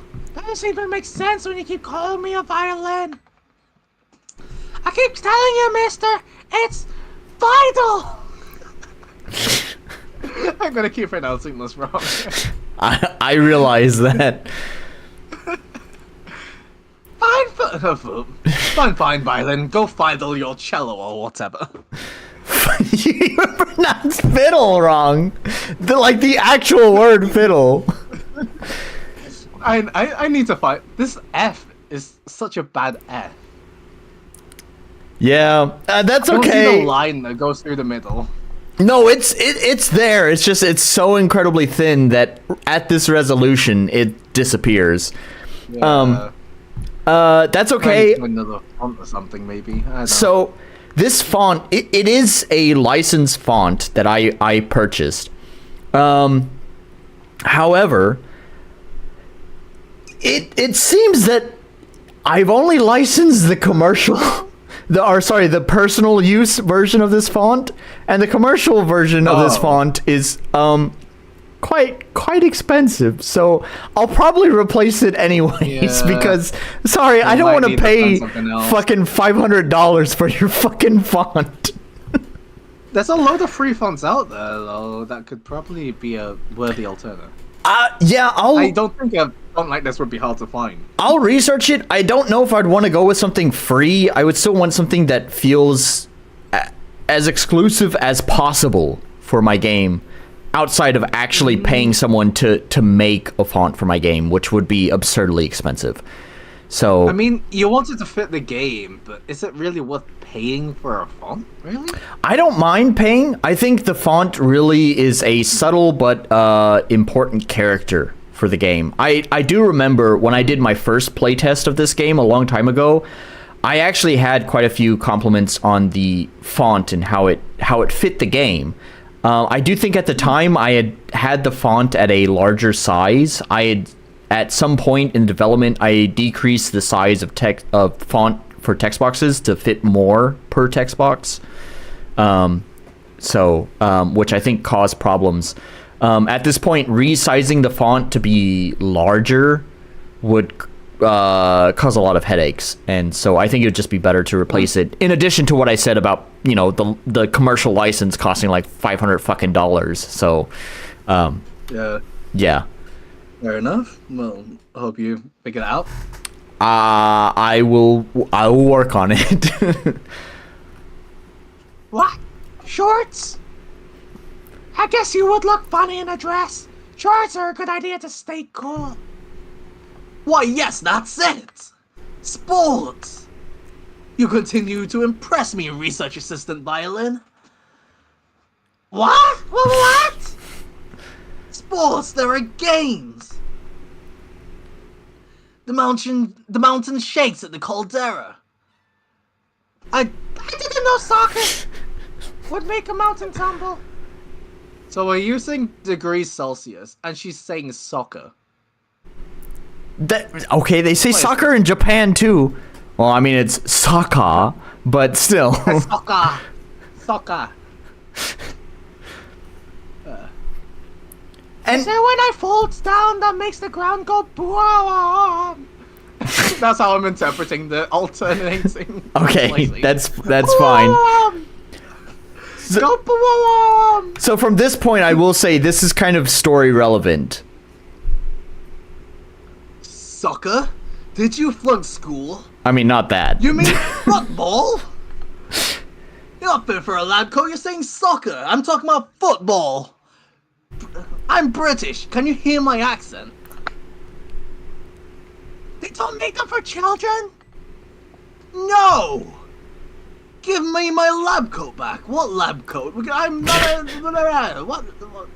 Keep going. I'm talking about Mark. I'm getting delirious because of this high-pitched voice. Yeah, probably. You didn't give me one! Rightfully so. Science is not for simple minds. But I'm still in memory school. I like memories. You... Memories! Juvenile too! Children these days. All they can think about is inappropriate filth, not a brain cell left for science. This is elementary geology. That Nolan had to read the geology book for. And yet all you can think about is mammalian reproduction. That's what I said! Elementary school! Why do we always wind up talking in circles, just like not applicable streams? If I had a note for every time you talk about circles and sea life. Mr. Sushi, please, I like sushi. You mentioned the sea, I want sushi. I just want to help people feel... I think this voice is making me delirious. I'm actually losing oxygen in my brain doing this. Well, maybe cut it out. So like I said, this whole intro is really long. Definitely 100% for sure something that's I'm gonna change. But once they move from this area and walk to a different section, like a lot of the stuff becomes kind of relevant to this dungeon and the story of it. So I think you could probably skip a lot of this. Although I think they're about to move, actually. I see your commitment. So yeah, I think he's about to talk about the rest of it. I see your commitment, Violin, Fidel. My mind is aged with the granites of the caves yet. I envy your simpleton fascination with porpoises and circles. Farewell. The problem likely lies at the caldera. Come along, Violin. Let's go! Hurry up, I'm walking here! Okay, so now it's going to teach you about the dungeon. You see, as the magma rises and drains over and over, the mountain sinks into the void of the magma chamber below. This has created a depression, just like me, at the peak of the mountain. And the sports, well, they are making it erupt. Sports? Like football, not soccer? Depressed mountains? I'm not depressed. Magnet chambers. Do you see those stairs? Yes. Yes, yeah. Before the mountain began... Oh, the music is going to... Yep, the music We're kicks stuck in in. the dungeon now, aren't we? Yep. Yeah. Before the mountain began to quake, these stairs led to the peak. They were crafted from hard granite quartz endemic to this mountain, but it seems the most purest of quakes have ruined the stairs. You'll need incredibly tough chisel in order to reshape the stairs. Oh, I'll just ask Mr. Felix. I bet he has for chisel to make these steps. Are you listening to me? I need it to be tough, dense, sturdy. What are we talking about again? As long as Dr. Quackrus's morals, Felix's shop just stocks up rubbish, washed up rubbish. Oh, why did I know you got this stuff from the sea? And off you go talking about seas once again. The engineering crew helped stabilize the cabins years ago to prevent these cave-ins. I'm certain that old crew left a chisel behind somewhere in these caves. Search the cabin for their tools. There's bound to be a sturdy chisel somewhere. Chisel, the chisel. And the key. Before the stairs were ruined, the gate to the peak, now Caldera, was locked for safety. So I need the key and the... She's actually saying it right, the chisel. You mean a chisel? I want to make sure that the Indeed. players understand what the fuck they're looking for. Fair enough. I will return to my library. Fuck you. I'll leave this child to herself in this dangerous mountain. Perhaps a book may contain more information on these sports, like American football. Whatever the fuck that is. Sports! So Okay. yeah, he's just gonna ditch a child in the middle of a dangerous mountain. That's, Yeah. That's where we're at. So. Okay, so Yeah. you're in the cavern dungeon. So, in the caves, So, you... yep. Oh, yeah. It's gonna give I you... feel like we should have broken up the tutorial and given us one of these during the tutorial. You're gonna... Oh, wow. Well, okay, there it is. Yeah, there it is. Oh, okay, fair enough. Okay, so... I know. I think in that tutorial area we could have done with one of them. Okay, so... Broken up those 3 fights a bit. yeah, maybe. So, in the cavern dungeon, sorry to spoil things. So, you have what I call the left ribbon and the right ribbon. I call them ribbons because they kind of loop around on themselves. Once again, kind of coming back to the whole player freedom pillar of the game's design, is that you can approach the ribbons in either order. You do have to do both of them, but you can start with the right ribbon or the left ribbon. It doesn't matter.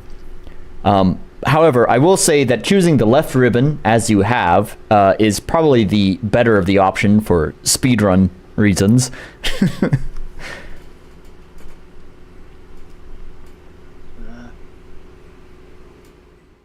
The lever stuck. All right, so now you get to use the fish. What is that an enemy? That is an enemy. Whoa! Okay, so, and I can explain another mechanic here with the game. So, the enemies are actually... The enemy troops that you fight are actually picked at random. However, when you first enter the dungeon, the first battle that you fight will always be a troop of only 2 enemies, like this, that you're facing right now. This is because these are the enemies that I consider to be quote-unquote special enemies for the dungeon. They are the ones that have special skills that I want you to learn. So this is almost kind of like what I would consider a tutorial fight for what these enemies can do. Okay. And then after you fight the first tutorial fight, after you do that, all other enemy encounters in the game will now just pick from a random pool of different troops. And it's like that for all of the dungeons. Oh, so we can be randomly screwed over. No. Do they scale? In any way, or is it dependent on how deep in the dungeon you go, or what? Yeah, okay, so this goes back to what I was talking about with the rank. So your player rank is will scale the enemies. The enemies will get harder the higher your rank is.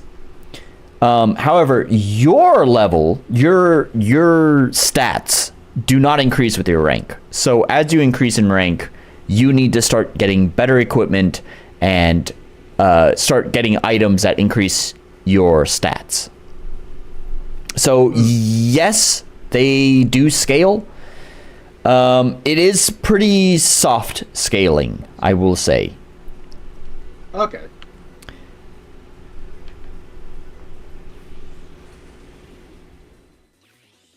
Yeah, and we have RCX who's salty that I throw in 3 to 4 enemies. You will encounter groups of 3 to 4 enemies, and at even higher ranks, you'll encounter groups of even up to 5 enemies, which can feel brutal if you are not able to trigger your states, your stacks. So it's definitely about making sure that you're able to apply the stacks. In order to wipe out the groups quickly. Okay. There was something I noticed at the beginning of the fight. Would you ever consider a starting compy stat? Yes, it exists. Oh, it exists. Yeah. Because we started at 0. Yes, and you will and it always. It would have been nice to start with a little bit. So I can at least do one skill before I have to start poisoning. Yeah, you will always start at 0, but one of the auxiliary stats, as I call them, is starting compy. So you can spend your gratitude tokens, which you'll find gratitude tokens later. You can spend the gratitude tokens to either upgrade your healing skill. Yeah. Your healing skill can heal you by more, or you can upgrade your stack rate, which is your chance to apply a stack. Of course, in your build of the game, because I changed how easy it is to apply stacks, stack rate is not very important.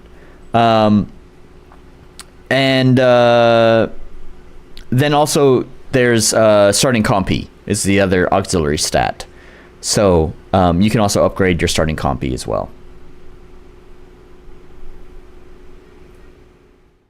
I get what people mean by the poise really does slow down the battles, because you will inevitably have to spend turns to recharge. Yeah, and that's fine. I honestly don't mind that if you're doing it. It's just that it became so overpowered that I think people were using it too often, you know? I think it's fine in like boss fights, but for these smaller fights, okay, we get to see a whole scene. Yeah, it's a puzzle.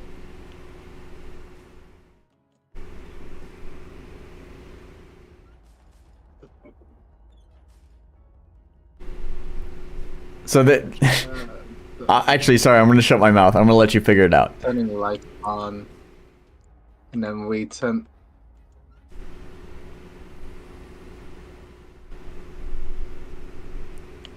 Okay. All right. Cool.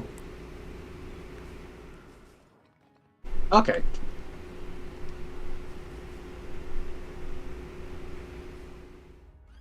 Turns that on. Wait, what is even my objective here? What am I trying to do? Let's look around. There used to be a mechanic in this room that was actually called "Take a Look Around." I actually removed it. Probably to the detriment. And basically, the take a look around zoomed out your camera as well as lets you kind of like scan over the room to see what your goal is and stuff like that. There is another room where it exists, but unfortunately, if you use it, it'll actually soft lock you. Oh. That's my bad. Many people reported that bug to me. So I can just tell you. So you. Oh, that gives me a fish. Yeah. You are spawning these pools of water in order to create a fish. And your ultimate goal really is that the door to the next room is to the bottom left of this room. So your ultimate goal is to get there. There is also a bonus chest if you want to get it now. which it seems like you might be trying to do. Maybe. I didn't know there was a bonus chest. Really? You missed fucked? it? Uh-oh. Am I self-locked? No, you're not fucked. Just wait. Wait for what? There it is. Oh! Fair enough. Good thing you thought of that. Yep. Oh! Ouch. I took damage for that, though. Yes, you did. I think it's only like 1 or 2 points of damage, though. It's not super duper punishing, but I still wanted to punish you for fucking up. Don't fuck up.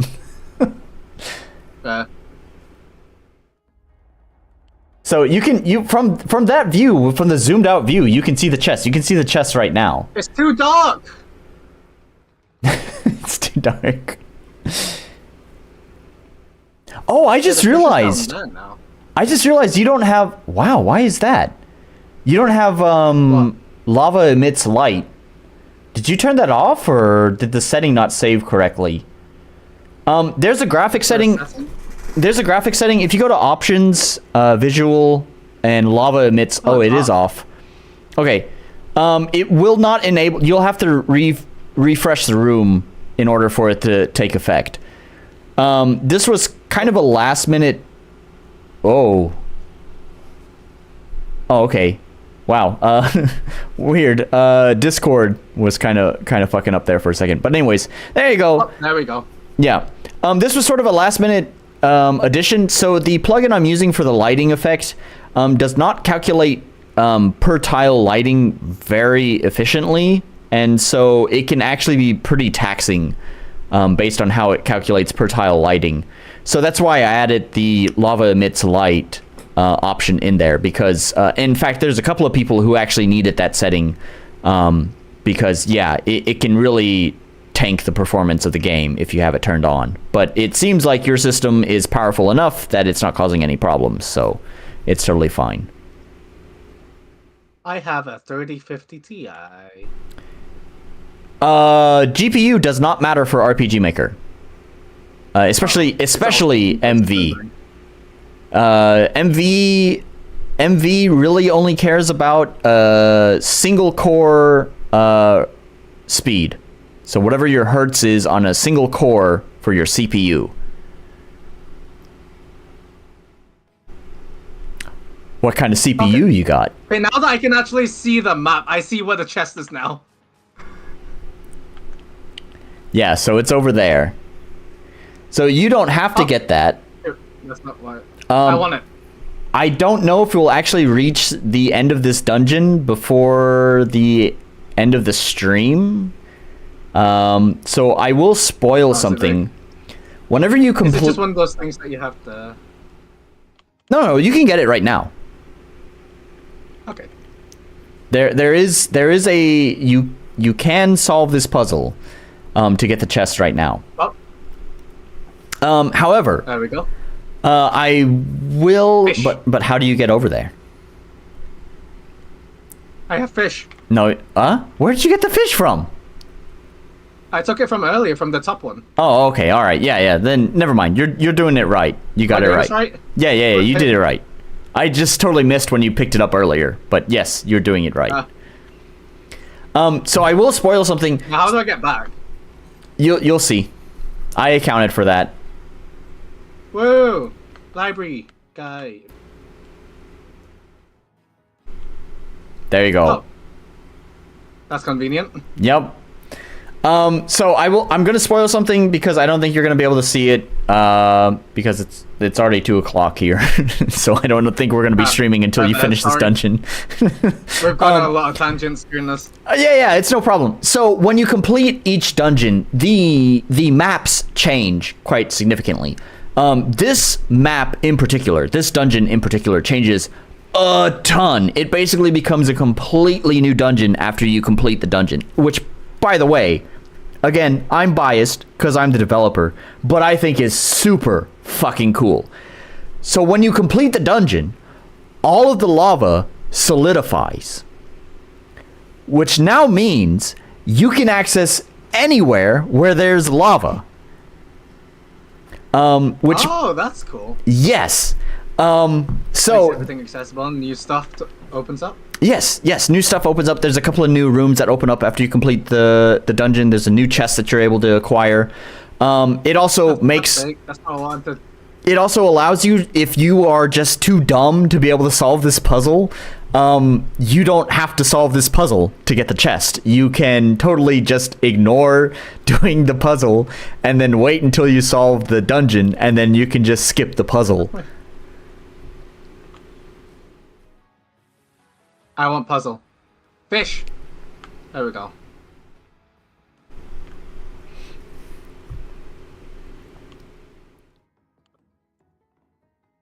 I'm here. So how do you like my fishing mechanic? It's just No, I really like these puzzle mechanics. This is... Oh, yeah, you have to drain the water first. These well, thank you. Spent a lot of time thinking this one through. And also executing it, because obviously there's no easy way to make This lighting's a pain. huh? This lighting's a pain, I will say. It's hard to see stuff. Yeah. There is a small quality of life thing on each of the pools of water that I could probably increase. There's a very subtle spotlight that's cast on each pool of water, so you can kind of see it a little bit clearer, but it's very, very subtle, because I didn't want it to be obvious that I'm casting a spotlight on it. I just wanted to kind of gently illuminate the area to make it less dim. But I could probably go with not being quite so extreme with how subtle that effect is. Anyways, what was I saying about I was saying something else about the dungeon, but I totally forgot now. Doesn't matter. Fish mechanic, puzzles, stuff like that. Yeah, I spent a long time thinking, the water levels. So obviously in RPG Maker, there's no way to like drain and fill water like that. So that was a fun problem to have to solve.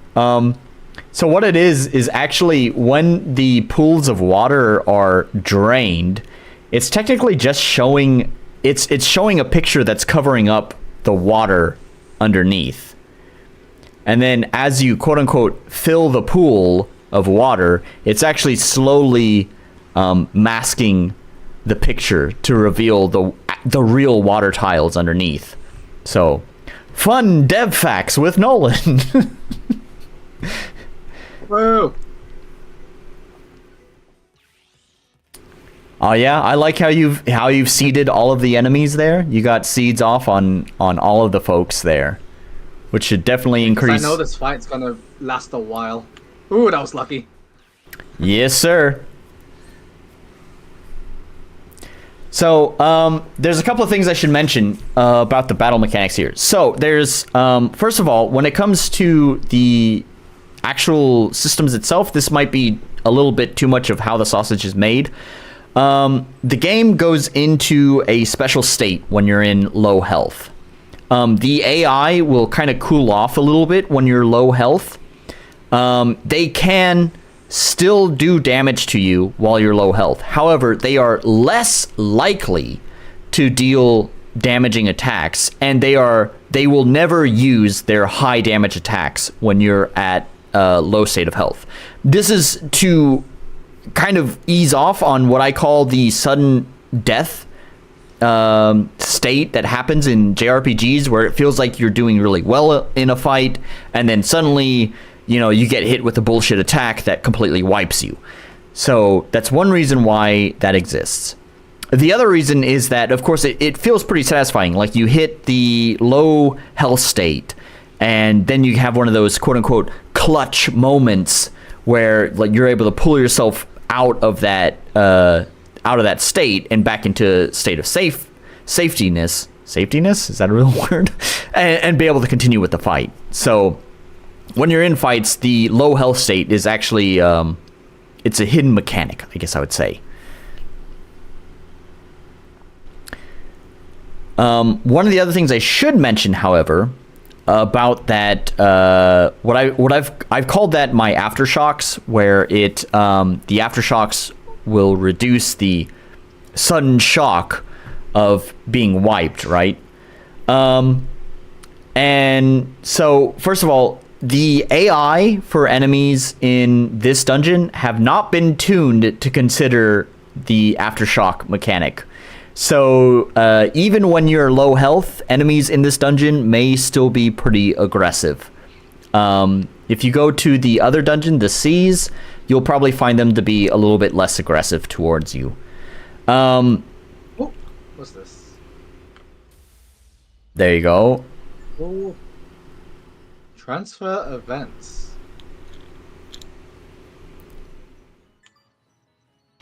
Oh, it allows me to...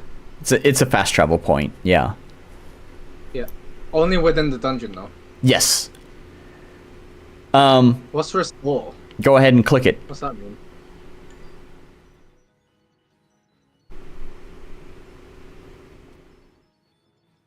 Ah, so this becomes a continue point. Yes. Restore it now? Or what do you mean? Does this set my restore point? No. It's just asking if you want to go back to her last continue point. Oh, where is my last continue point? It's gonna be this room. In this in this particular dungeon, your checkpoint is saved every room that you transfer. So every time you transfer a room, it creates a new checkpoint. And then what does restoring that do?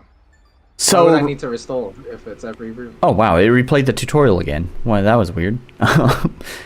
So right now, it's not going to do anything. It's just going to bring you back to this room. But, so I was telling you, when you die in battle... Oh, it's restored you at the wrong point. Sorry, that's the... I clearly set the wrong Y coordinate. Anyways, like I told you, when you die during battle, it will bring you back to the community, to the town. There is a fast travel point near the entrance of the cave. So if you're at this point so far in the dungeon and you want to quickly get back there, you can just go to the fast travel point, restore Fiddle's position, and it will jump you right back to where you had last died. So it gets you back to where you were quickly. Oh, mini boss time? Off boss time? Mini puzzle time? Oh, it's a puzzle. It's a tutorial for a future event in this dungeon. Oh god, what's happening? Up. I'm feeling it. Oh god, the stress. Oh god, the stress. What? I have fish! No, you don't. Where did my fish go? No, you don't have any fish. Where did my fish go? No. I picked up a fish in the previous room! No, they drop when you transfer. No! My fish! I don't have a chisel! Box! It's funny watching you play. Candy! Candy! My Go. My apologies that the watermark partially covers up the timer, but you have 1 minute.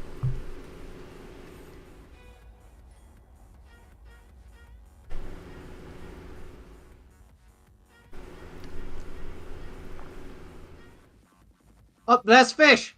Fuck! You block fucking come here! What are you doing? Come here, fuck!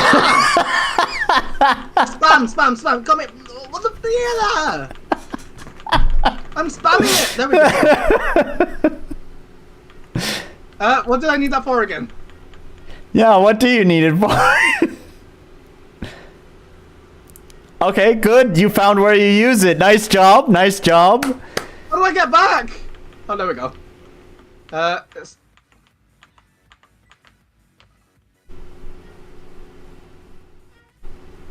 I get all 4? Did you get all 4? Nope. God damn it, I didn't. I need another fish. Oh, no.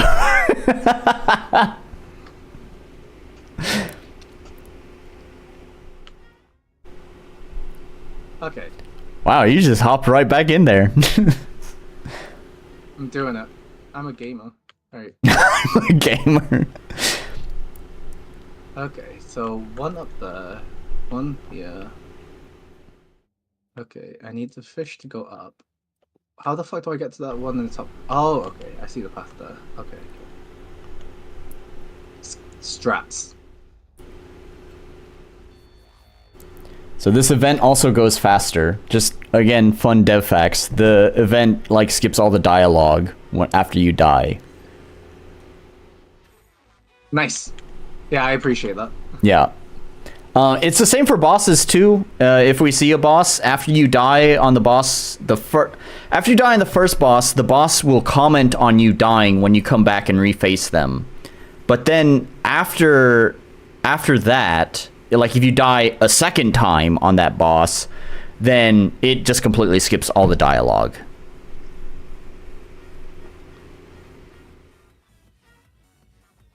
Hey, Spam, come on, fish.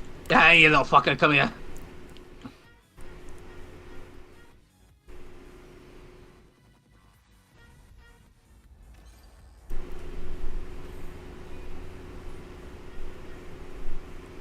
Oh, I just need this one. There you go. Nice job. Now you just gotta place the stones. You got 37 seconds.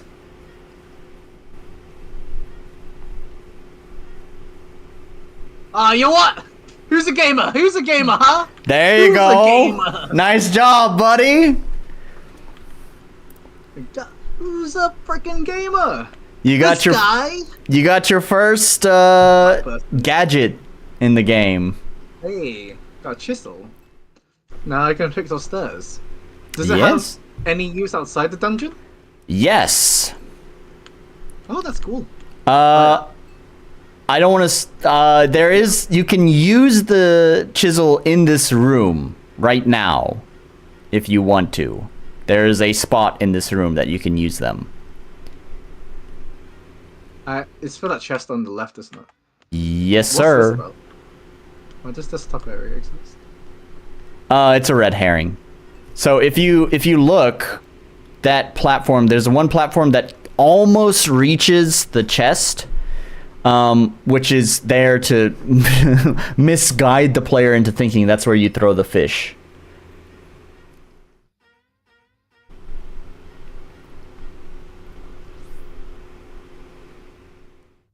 Woo. There you go. Yay. Let's go. Let's go. I has chisel. I chisel. I for shizzle. I'm a shizzle mate. I'm a shizzle girl. Shizzle girl. I'm gonna shizzle everything. I'm gonna shizzle all over everything.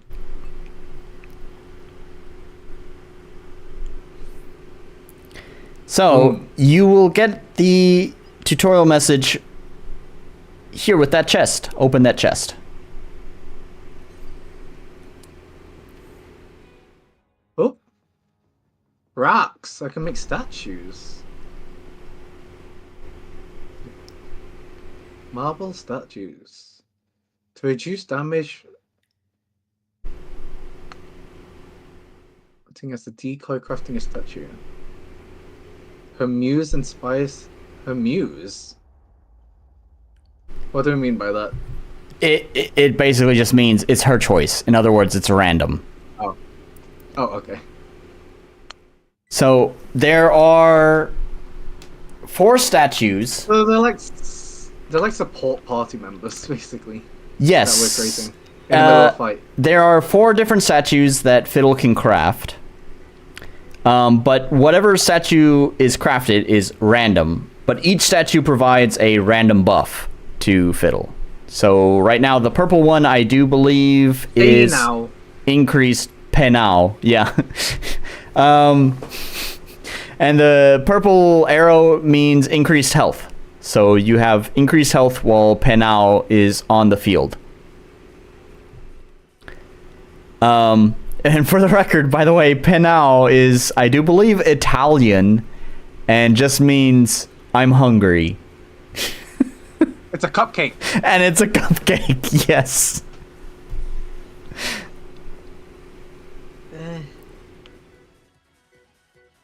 Engage. Alright. So I'm gonna do my seeding.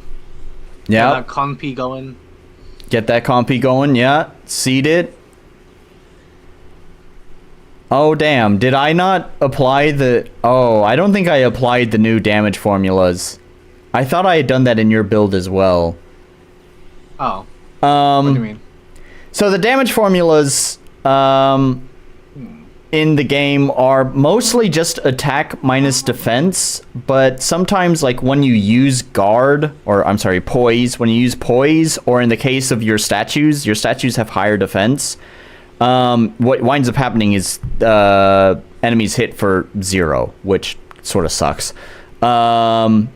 I have actually already fixed this, but I think this is in the main build of the game, where now it does a math.max formula, where it either will do damage, or if it's 0, then it'll hit for at least 1. Alright.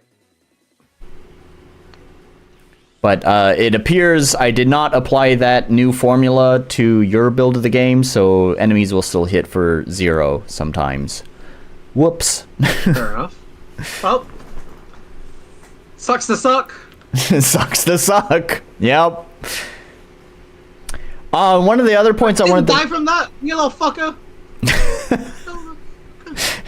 Yep, here's what I was talking about with health bars, right? Hey, I didn't bring that up, and this is probably something Mr. RCX in chat needs to hear, right? So, I talked to you about this in our Discord chat, but the question of health bars, man. So, in my original playtest I did like a year and a half ago, I had a lot of complaints about not showing health bars for enemies, and that was deliberate. I really didn't want to show health bars for enemies because health bars make players change their strategy when you can see what the health bar is.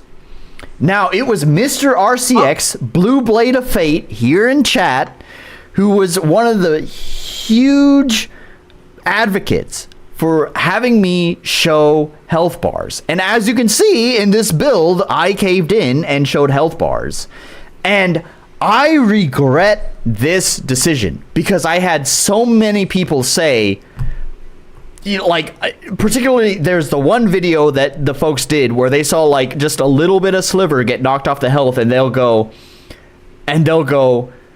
oh God, like, oh, I did so little damage, and they feel so miserable about it because they can see that. Because again, what I've repeated throughout the stream is information. It's what players want, but it is the enemy of the player. And so, what you and I talked about, what are you, can you tell folks, what are you doing in Pry Into the Void? Are you showing health bars? Nope. I'm showing their name, and it gets gradually more orange the lower the health is, just as an indicator of progress, because I think that's what people really want. But having an exact number really annoys me. I do like playing the guessing game. Problem is, when you give them information, but not enough information, it gives them something to complain about. So you just want something that sort of fulfills the goal of showing how much progress you're making, but not quite. Obviously, I don't think it's a perfect solution, obviously, but it works for my game, and I'm happy with it, so. Yeah, actually, I like your idea. There's gonna be somebody that doesn't like it. I don't care. We have them right now because Mr. RCX is already protesting it, saying you'll never get me to get rid of my health bars. Nolan, all that does is expose the game design. No, I don't think it really effectively exposes the game design because as I talked about, is it changes your strategy when you know that you're about to defeat a boss. Then you start taking more risky maneuvers. You're not playing it safe anymore. I don't really want that in my game. I want you to continue to keep your guard up while you're fighting enemies. In addition, I don't want people complaining that, like, oh, my attack did so little damage.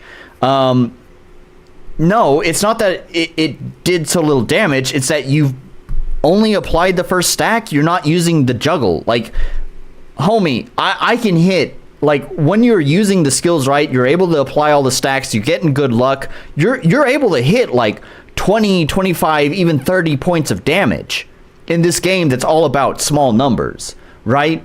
Your first stack, your first strike, that's gonna be weak because that is the fucking mechanic. And I don't like it that people are like, oh God, I'm hitting for so little. As you said, people are gonna complain. And yeah, exactly. I don't want that complaint there because they're kind of missing the point when that happens. My biggest thing is that I like the surprise of defeating an enemy. Yeah. I really like it. I'm like, oh, I did it. Whereas if you know that you're going to beat an enemy, you don't quite have the same level of success when you defeat a boss or whatever. Yeah, no. You don't feel that accomplishment. Yeah, I agree. There's like, you don't know when it's going to happen, and then when it finally does happen, that surprise and then sense of relief, yeah, I think can be can feel pretty good. So I honestly think that what I want to do is, I'm not happy with health bars in my game. I'm not happy with the result that came from it. It seemed like no one specifically complained about health bars, but there were complaints that came about because there were health bars. And so it kind of makes me feel like my original concept for the game, which was to not show health bars, was probably better. However, I like your idea, Mr. Ernest, of giving some information to the player that they are making progress in the fight, but not giving them exact information. So it's kind of a nice compromise between not showing anything and showing them everything. Yeah. I mean, there'll always be that person that wants to know every single aspect. You know, they want to know exact numbers, so they know exactly how much damage they need to deal to win the game. Those people who like playing chess, for example. But it depends on the game, but my game isn't that. Yeah. I like more meta strategies towards battles rather than having to play, you know, the small game. So, and obscuring information allows the player to play more in a meta aspect, in a meta way. So, and like towards, yeah. I'm getting pushback from my folks here in chat, RCX and Mr. Oric, about, you know, luck equals get good, and just basically the states being tied to luck. No, I hear you guys. No, I was aware. I was aware, actually, before I released the build for people to play. I told you, I played through this game probably like 5 or 6 times from beginning to end through all of the content.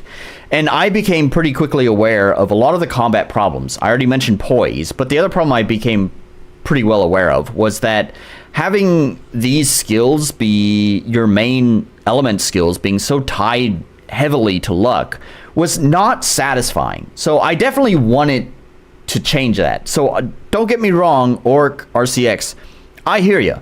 That sucks. It was way too luck-based. You are correct. However, the game is an RPG, to be fair. It is an RPG, and RPGs are about building stats and getting to that point, right?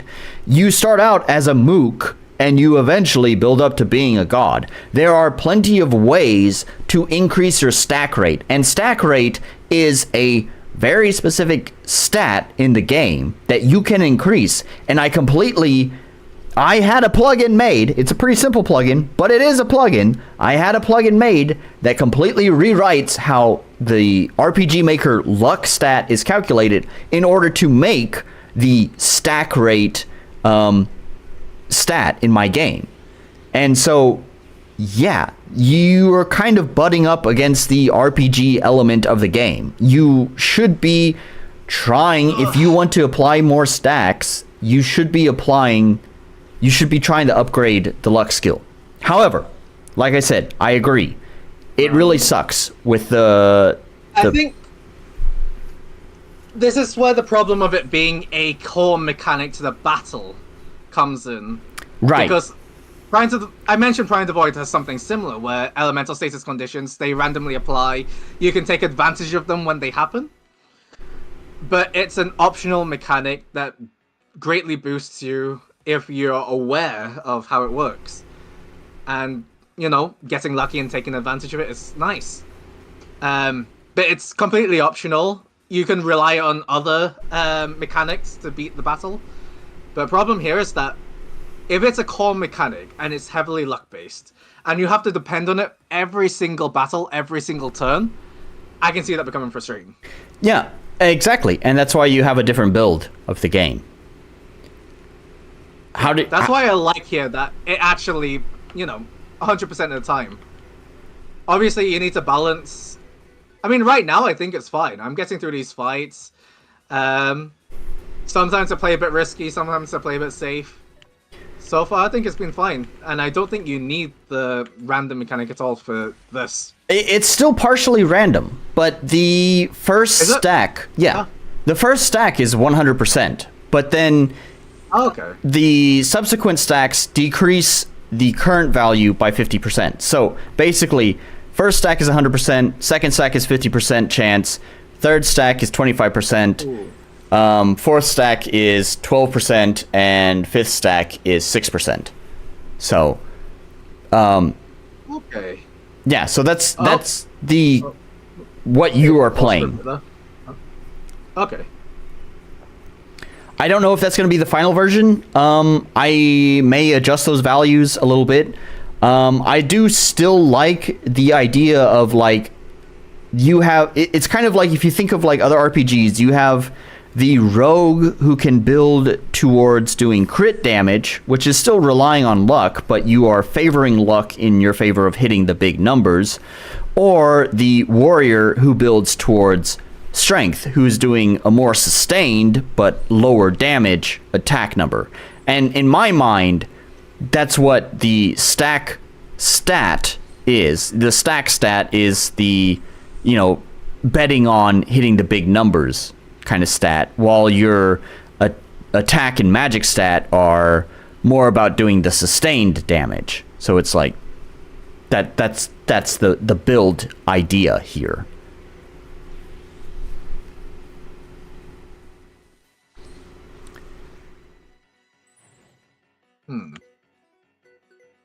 I think you can just attack you there. There we go.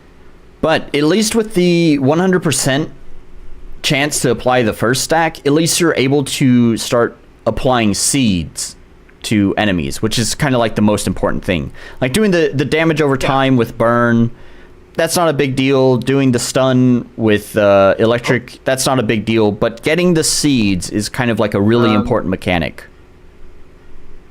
I think I'm coming across a memory leak. It's starting to lag a bit. I'll play a bit more and see. Yeah, I noticed that. What's a good spot to stop, by the way? Like, I know we've been going at this for a while. Yeah, we've been going at it for almost 4.5 hours. Bubbles. I don't know. I mean, it's up to you. I would love for you to. How do I save again? So you. I've got to do a command thing. Yeah, press the tilde key and then type game.save. I'm hoping the next build lets me. Oh, what's this? Oh, it's really slow. There you go. Yeah, I think it's a memory leak for some reason. Interesting. I'm gonna think it's something to do with the lighting engine. That's what it feels like. Yeah, probably. I'm gonna have. Well, right now, actually, there's no lighting in this room. Oh. Also, this earthquake thing, maybe. Maybe there's like something that's being left behind every time it does this earthquake. There's definitely a memory leak going on. Yeah, I'll have to look into that. I don't think this is becoming playable. I'll need to quit soon. Go ahead and save. I actually want to see if we can get you to the second half of this dungeon. I'm gonna give you a cheat. Okay. I'm gonna give you a cheat to speed through it. But I at least want you. Restart the game for now, at least. Yeah. Press. There's a memory leak going on. Yeah. Go ahead and do that. You can. Yeah, that's fine. Stream has ended. Oh my gosh.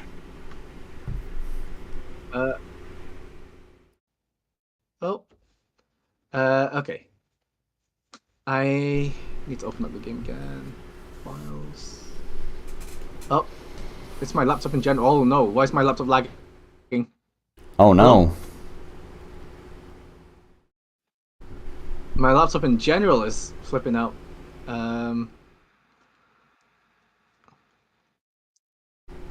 You okay, buddy? You okay? Oh, you're lagging. Oh, it's lagging. Shall I close down Discord maybe as well? I know. I don't know what's going on. Let me... Okay, I think it's saved itself now. We'll try. I think it was just waiting for it to clear out the memory. Okay. Plus, this is a huge game. It might just be throwing a lot of things into RAM. I mean... 1.2 gigabyte of memory. Maybe. I mean, the way that RPG Maker handles assets is kind of rudimentary. It basically, when you load a map, it loads the assets necessary for that map. And when you transfer, it'll hold on to those things in memory. It'll hold on to those things in memory for a while, but then you have a garbage collector where if anything is not currently being referenced on your current map, then it'll just clear those things out. I have played around with the garbage collector a little bit, so maybe my settings on the garbage collector are not aggressive enough. Never mind. I think it's my GPU being overworked. This isn't. It might not be a memory leak. It might be my GPU being like, "Give me a rest." Why? But why? The other thing is that RPG Maker, especially MV games. MV games really just don't utilize the GPU much at all. I don't know what it is. It might be the iGPU. No, it's got to be a rendering. Wait, how does RPG Maker actually render? Might look into that. Because right now I'm just getting lag in general, and then it also flashed my monitors, and that's usually an indicator that the GPU is being overworked, because that happens when I'm rendering videos and stuff. Yeah.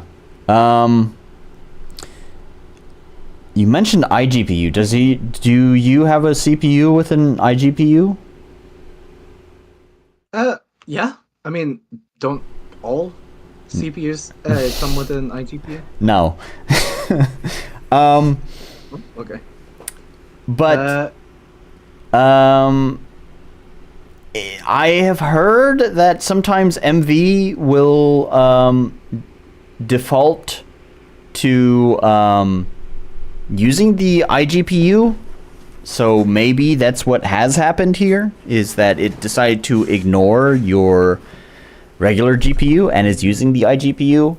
Again, though, that's still kind of weird because MV just doesn't really utilize the GPU much at all. So even if it was using your iGPU, MV runs on WebGL. It should be using the GPU. Hardly. Oh, can you set it between canvas mode and WebGL when in the settings of a game? Yes. Reddit seems to imply you can. Yes, you can. What are you using? WebGL, because most plugins, most graphical plugins will not even work with canvas mode. Okay. I think that's the it's running on GPU, and I think my GPU is getting tired, and it might be that something in the game, that lighting engine or something, is really heavy and is also leaving stuff in memory and causing a memory leak. Yeah, so if you launch the game, why don't you go ahead and just turn off the lava emits light setting again. Sorry, I made you turn it on, but now we should maybe turn it back off. I might need to restart my laptop and give this GPU a rest.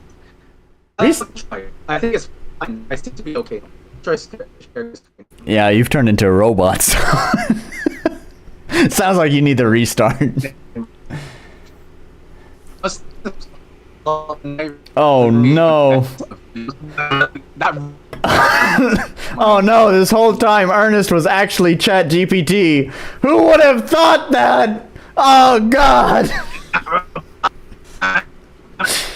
The robots have come.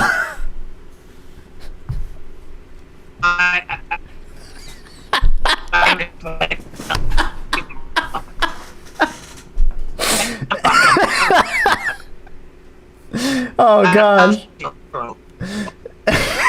He's recovery. It's true. You really are ChatGPT.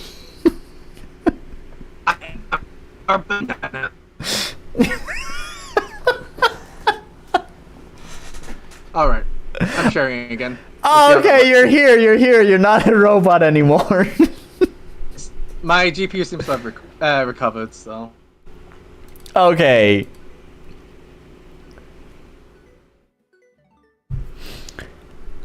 Alright, go to options real quick. And there's no lighting on this map, so it's not going to cause a problem either. Go to options, visual... Oh gosh, it's lagging. I assume you know what to do, though. You see it? Nope! I'm going to trust you, though. The only thing that we see... you're turned into a robot again, and the only thing we see is the options menu. No. Game has that since trying to remember.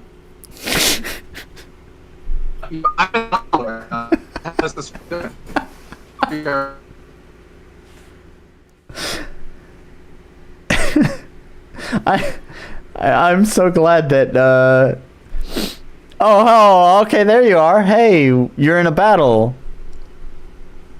I think my GPU might be fucked right now. Discord was telling me something about my GPU being fucked. Okay, you're slowly recovering. I heard that. You said GPU being fucked.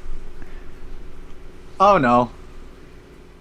Okay, you're coming back to us. You're coming back to being a human again. Oh, man. There for a second, I thought Elon Musk had gotten to you. Master Elon did not create me. I think Ernest is being consumed by our robot overlords. You're being assimilated by the Borg. Elon Musk was a slave of OpenAI. I don't know why I'm going back into Marge now. March. Right. Okay. Let's try and beat this battle. Can you see it? Yep, I can see It's it. running well now? Yep. Okay, we'll see how long this lasts. If not, then we might need to end stream. Well, I'm hoping... I am planning on upgrading my system soon, though. Oh, me too, actually. I do need... This laptop's dying. I've had it since, what, beginning of 2021, so it's been a good while. I think it's time to upgrade. That's not so bad. That's only 3 fucking years. But I've hammered it. I've really hammered it. I want a PC that I can actually just replace the parts myself. Okay, fair enough. Because the stuff I'm doing is really damaging to hardware. Yeah, I understand. I want to upgrade too. I'm still running on a 1080 Ti and like first gen Ryzen AMD CPU. And you know, Sony has announced that sexy babe Stellar Blade game is coming to PC. We've got to make sure that we can simulate all physics accurately. So got to make sure need all the physics. We need all the physics, all the jiggle physics accurately simulated. All the jigs. So, yep, me too. I'm planning on doing some upgrades to my system soon as well. So, anyways, you're almost gonna get back to the central room of the cave, and then I'm gonna give you a cheat in order to speed things up, so that way we can get to the second half of this dungeon. Because I want to show that off. I think you'll like it. I don't know about the other folks in chat. They know what's coming and they complain about it.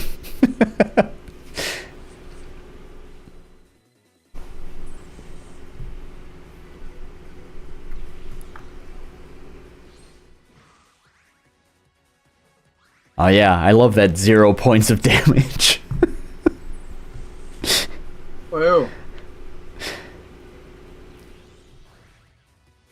I have, like I said, I have actually fixed that in the main build. I think that was one of the few things I did I've actually done development on is fixing the formulas for all of the enemy attacks.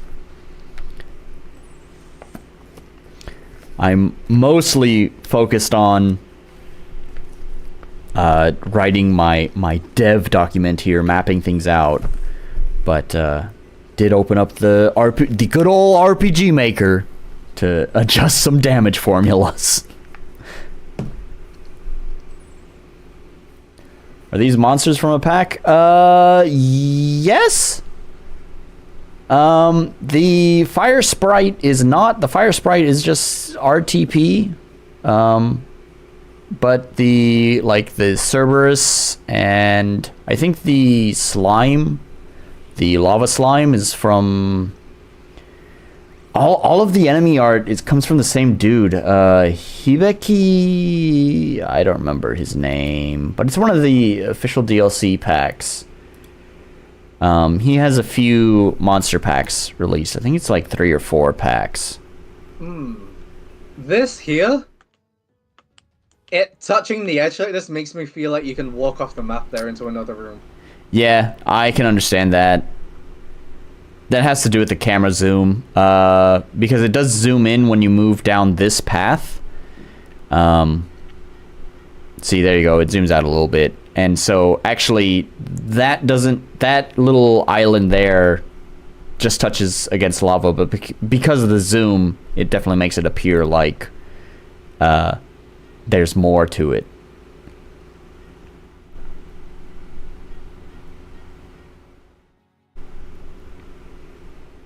Yep, there's a chest down there. Get that chest. Musket. Musket. Go back. Reverse. I'm glad you're noticing that. I've tried to be really particular with the placement of chests, so that way, in the camera view, you might just catch them at a glimpse, to kind of be like, oh, I like that. There's a chest there. How do I get that?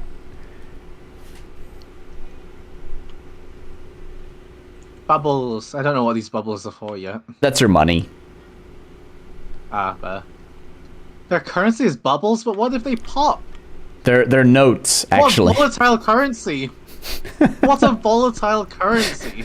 That's what makes them Even so worse valuable. than the Japanese yen. Heck. Don't bring up the yen. Maybe they're actually worth... Maybe they're better than the yen. Don't you dare bring up the yen. My fucking pixel artist is in America. I have watched... I condolence this. Thank you. I have watched how my fucking pixel artist charges the same thing every time, yet it feels like every time I pay for art, I'm paying more and more because the fucking yen is worthless. No, okay, go ahead. You'll figure it out. Where are we going? You'll figure it out. Oh, we're back here. Yep. Where am I? So now you just need to get back to the central room. So now your goal is to figure out how to get back across. Oh, there we go. We have fish. Yep. Using fish to create a platform is such an absurd mechanic. So let me explain the story behind that. Okay, so originally my idea behind this dungeon, have you played Wind Waker? I have, yeah. Yeah, okay, so the very first dungeon, Dragon Roost Isle, right? It's a lava dungeon, right? And there are these pots of water that you can pick up and throw on the lava to create a temporary platform to jump across. And that was my original inspiration for this dungeon. However, at the time, I didn't have any art for those pots to create the temporary platforms. So just as placeholder art, I used a fish. And I thought it was so funny and so silly that I decided to just keep it. Fair enough. Can I go in here? You can go in there. This is another puzzle. Have I been in here? Oh, I haven't done this yet. Oh, what's that? Oh, what is that? It's a present. Have I been here? I don't think so. But there is a chest across, but you need a fish there. How do you get the fish there? Where fish? What's the lever? Yeah, where is that lever? Do I need to do that from somewhere else? I can't be bothered. Let's just continue. Can't be. I feel like I have to backtrack quite a bit to get it right. You don't actually have to backtrack that much to get it, but sure, if you want to move on, we can move on. Show me the thing that you wanted to show me.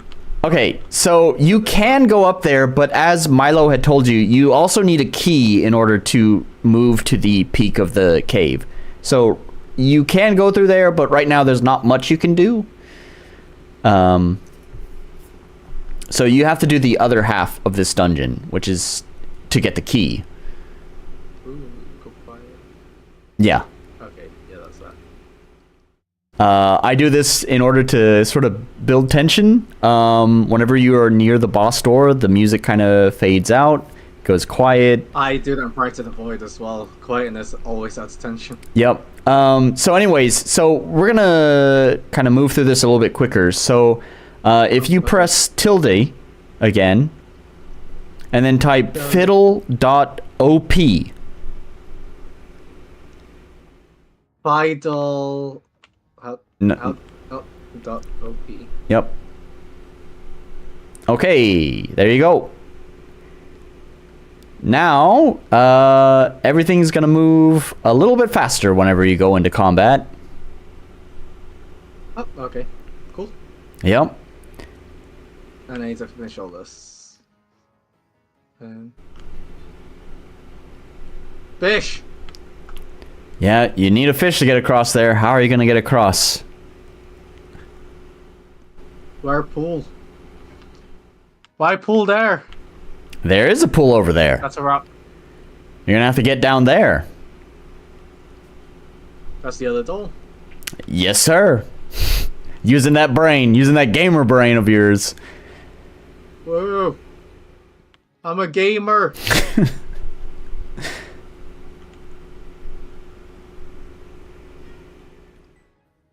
Fish. Oh, that's water. Yeah, and ideally, you would be able to release the fish into that water just for fun, but Coffee latte. Why is this kid obsessed with coffee? Why have we got this kid hooked up on coffee at such a young age? You haven't had exams to go through yet. Why are you like this? How old is she? We actually don't know yet, do we? She's in elementary school. I never say her age. That is up to you to decide. There's no reason to tell her age. It's not really important to the story. All you need to know is elementary school.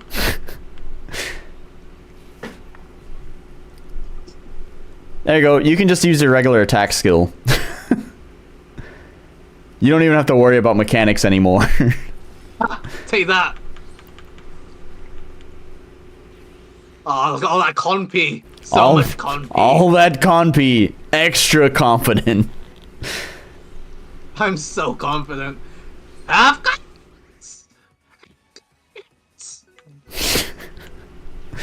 I don't even know why you're using your skills. If I have the choice to use fire, why would I not use fire? Yeah, you're using fire on fire enemies. Why not? Fire is cool. Well, like I said, there are no enemy resistances in this game, so you can use fire on fire enemies if you want.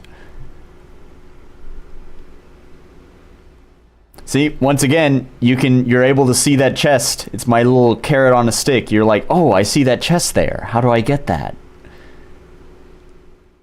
Right?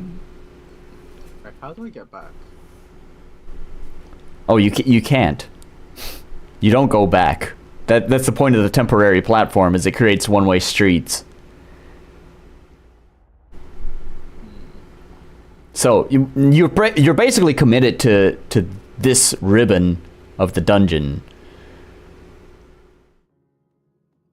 You've got me trapped. Yes. Get me out. Now Get me out. I have especially trapped you because I made you use Fidel.op. However, there is a very fun speedrunning technique that I don't plan on patching, but it is somewhat of an exploit in the game. Assuming that you haven't used Fidel.op and you actually have like a normal amount of health, after you get the key from this side of the dungeon, you don't have to do the rest of the dungeon. Instead, you can just die. Like I said, when you die, you get brought back to the town, which basically means you can skip a quarter of this dungeon if you just die. Now, I have thought about that fact, obviously, because I just brought it up. And so if you do actually do the skip by dying and getting brought back to town, and you skip the last quarter of the dungeon, you wind up skipping out on a couple of upgrades that you can get. There is a chest at the very, very end of this route that you can get. Why was that placed there? I can't even access that yet. There's more to do. I have to defeat that other enemy. Yep, using that gamer brain of yours. I like it. I'm a gamer. You're a gamer.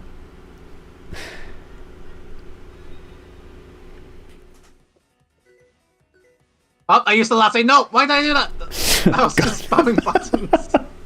No, I used my latte. Now I'm all caffeinated. Oh Just no, need- this kid's high on caffeine. She's not gonna go to bed. Just needed to get high on caffeine for a second. I could do with coffee right now, actually.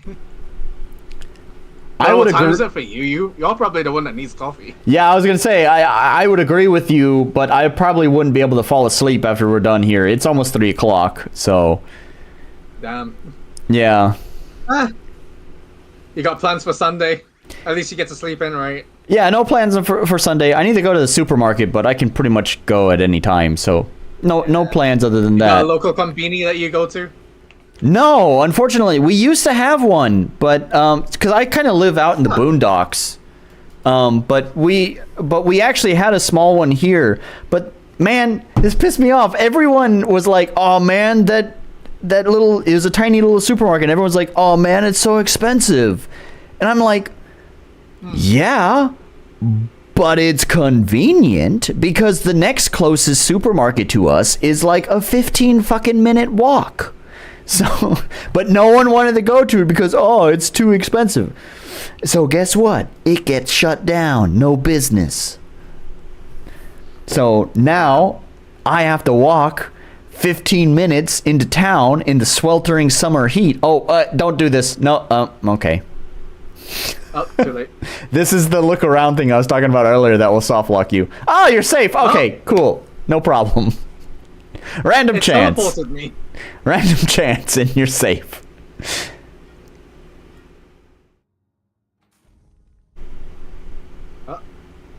Yep. What do you do? The hell? Oh, there's a path here. Okay, didn't see that. Oh, can't access that yet. Yeah, no, can't go there. Other way.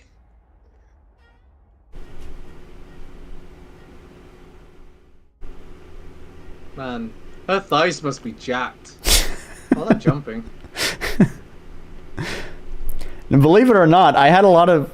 This is reduced jumping in the game. In my previous playtest of the game, I had some complaints that there was just way too much jumping, so I changed some of the jumping platforms into just some strips of land to reduce the amount of jumping.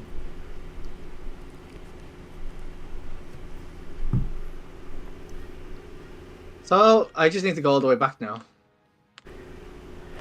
That That was like the beginning area, wasn't it? not quite. It was close, but there is definitely one. Are you able to progress now? This was you. So that area that you just went to, it was about a puzzle.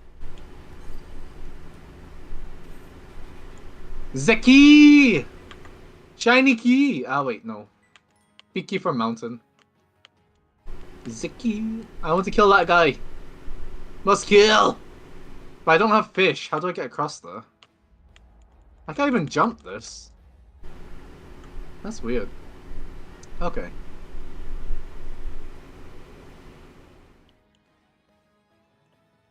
Let's keep going then. Guess we're heading back. Is there anywhere else I can go? Did I miss out on the ability to go down there or something? Eh, frick it. Let's go. We're back. Back again. Wait, now that we have the key, where the hell do we go?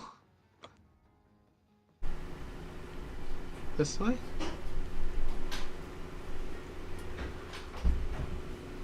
What am I missing? What am I missing? Okay. Alright, I assume that you were able to get the dungeon key. I got the key, and then I came back, and now what? So there's a puzzle in this room, or you can, you don't need to use that room anymore. You can skip this. If you go to another speedrun strat here, you can either solve this puzzle if you want, or you can just go to the transfer pad. Looks like you're determined to solve the puzzle. Fish. I need fish. There we go. Give me fish. There you go. That fish will now be my best friend. I will now pleasure myself with this fish. Do you know the reference? Has anybody watched Code Geass here? I'm sure there are some folks in this chat who have. I know it by name, but I have not ever watched it.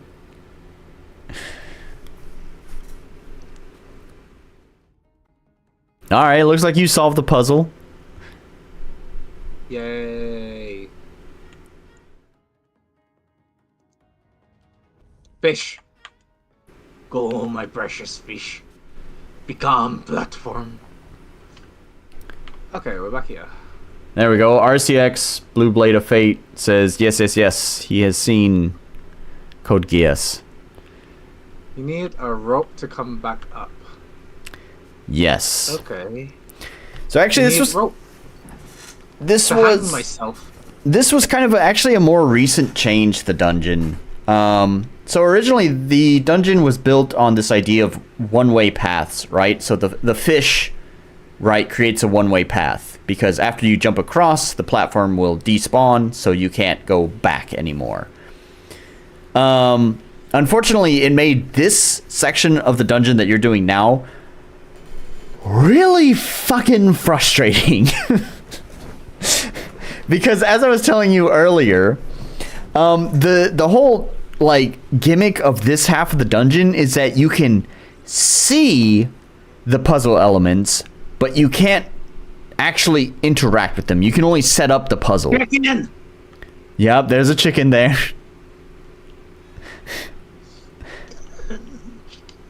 That one I don't think has any debug in it. I think it's just a comment. So, but anyway, I know you want to break the game. I can do. What was the command again? No. What was the command? No. Vital. No. Open the damn chest. I just wanted to interact with chicken. I got a rope for hanging myself. Hanging myself.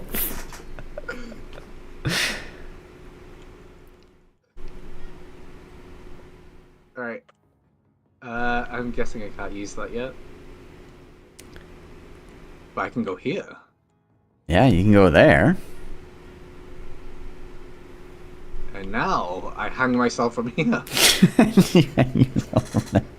Debug information. Play SFX!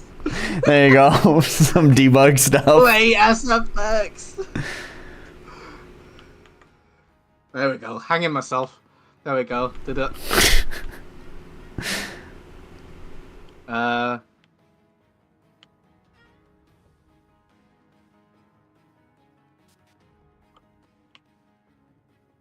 Dun dun dun dun dun dun dun dun dun dun dun dun dun dun dun dun dun dun.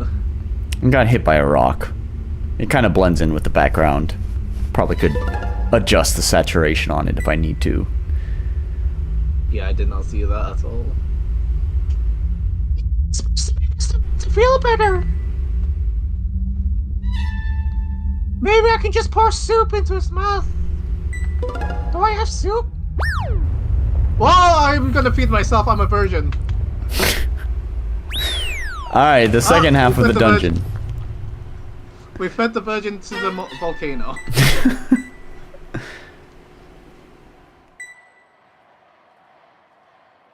dropped my stuffs. No. The fuck? My crown. My coffee. The mountain.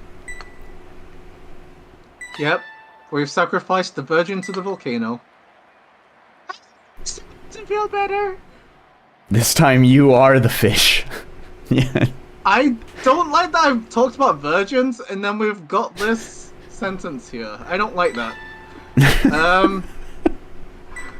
Soup! I'm at soup! Oh, what the hell? Yep. What's going on here? Yep. We've got a tall guy. Yep. And we've got a crowd? Yep. Where's the crowd? Just wait. Is this being broadcasted? Sort of. I've missing my stuffs. Your stuff? Your stuff? Oh, nice voice acting. It's Caldera Colosso!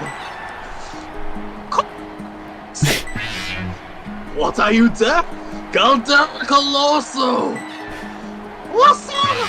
Caldera Colosso is the greatest game ever to have been developed!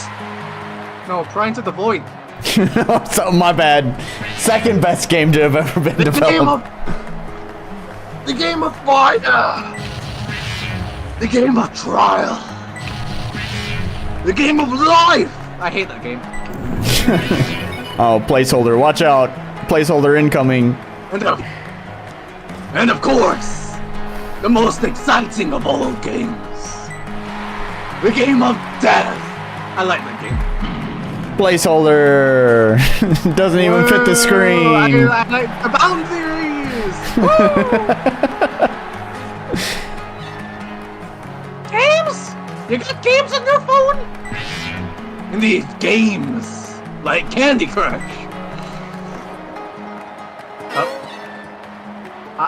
It's me.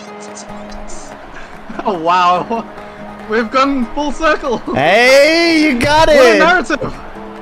What a narrative! Alarmic, I was right. Not too many people jumping and shouting and making Mr. Mountain sick. Hey, Mister. Call me Engine. The Thomas the Tank Engine. The charismatic and confident host of Caldera Colosso. Here to provide commentary on your demise. Strategy.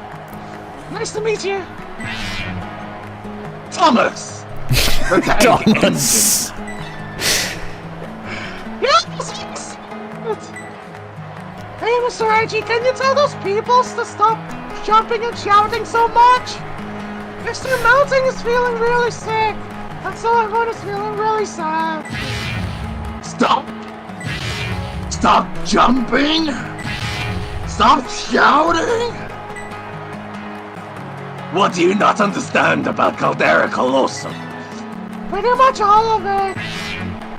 Caldera Colosso is the greatest game ever made!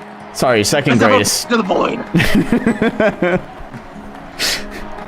All of these people are here to cheer until their ankles snap and their throats rot. Like Ernest after doing your voice. They came for the show, and they aren't resting until the great champion declares a rule set that tells them to stop, or until the world ends. So I just become the grand champion and everything's fixed? Yes. And I can do that if I have my stuffs?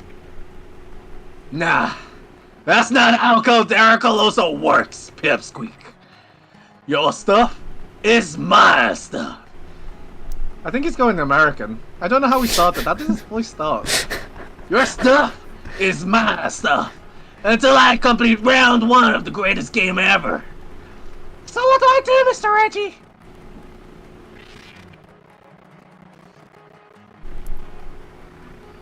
The rules are simple. I'll put 5 fucking timers! Timers. I told you earlier that there's a tutorial for later in the dungeon, right? I like that 2-frame jumping. Thanks. That's some of my pixel artwork. Your goal is to travel to Caldera, searching for any tool you can find. Weapons, armor, delicious, highly caffeinated... Oh no! We're gonna get caffeinated! And then, let me make this clear. Before the time ends, you must return to the center of Caldera Colosso.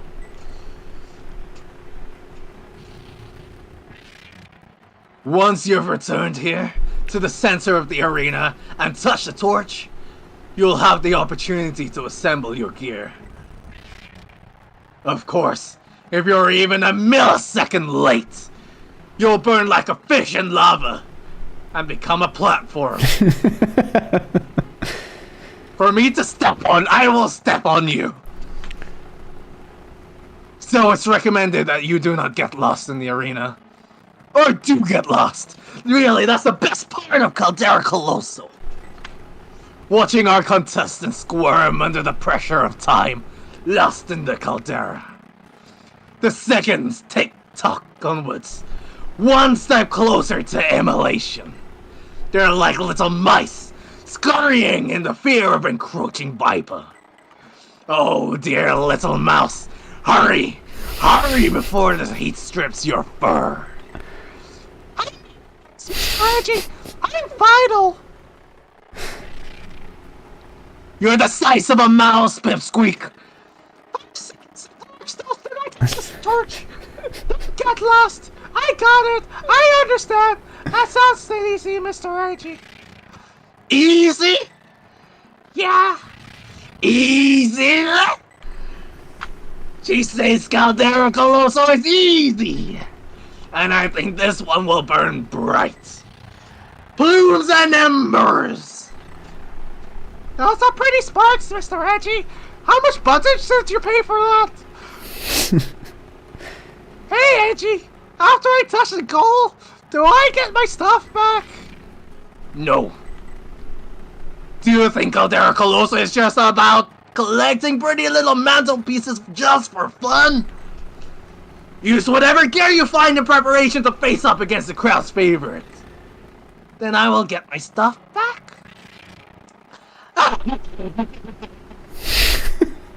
I got a better question. This one's for you. What's that, Mr. Reggie? What the fuck?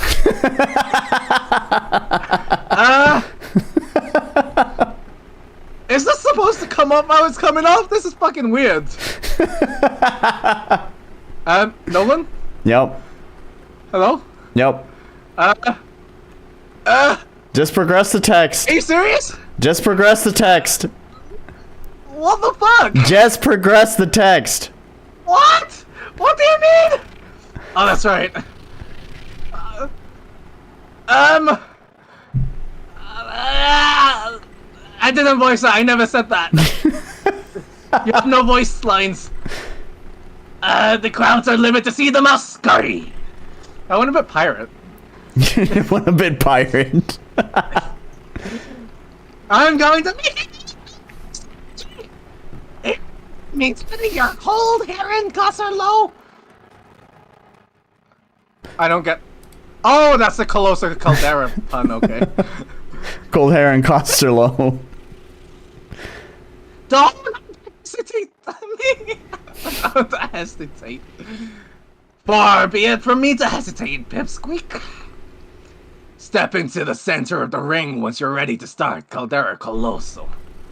Let's play the Game, Pry Into The Void. Search it on Steam. Wishlist now. There you go. Always be plugging. Ah! Like you said, step into the center of the ring. So, okay, so everyone hates this section. It's not going to be completely painful for you because you can kill those guys in one hit. I have infinite HP. Yeah, so this is sort of like my weird take on Dead end. Yeah, this is like my weird take on Battle Royale and roguelites kind of smashed together. Oh my god, are you serious? It's randomized. It's randomized. So it has this roguelite kind of thing where you get random gear. I mean, he told you that, right? Yeah. So, yeah. Oh, so I'm just getting random gear, and then I'm facing off against him. You're facing off against a different boss, actually. Oh, okay. Yeah, so... I like Thomas the Tank Edgy. You will fight him too. You'll fight him, but you'll fight him more fairly rather than just based on luck. So okay, it's sort of a two-stage. Okay, so he's an actual boss. Yeah, he's an actual boss, but you're gonna fight him fairly. You will have all your equipment and all that when you face him. So. I still have my chisel. Yes. So basically with this system, it's kind of about... So the idea is the further that you travel into this maze, it is a maze, it's kind of a risk and reward thing, naturally. The further you travel, the more chests you're going to find, but it means the more you're going to have to remember on how to get back to the center, because you do have to get back to the center of the maze before the 5 minutes are up. And so, again, this was kind of, like I said, my take on not just the roguelite genre, but also sort of a battle royale as well, where battle royale has the circle shrinking on a center point. I didn't want to... some good risk and reward going on. Yeah, so I'm trying to push the player back towards the center, which is... So it's not... There's not a physical barrier that's pushing you back. Oh, you saw me from a mile away. Whoa. Yeah. That took a while to trigger. Yes.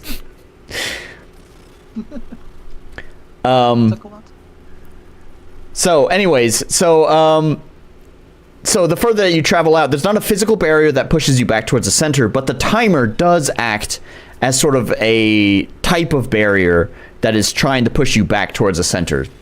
So I'm OP anyways. Yeah. It would have been nice to try this without it, though. I do like the concept of you getting random items. Yeah. I do wish there were maybe...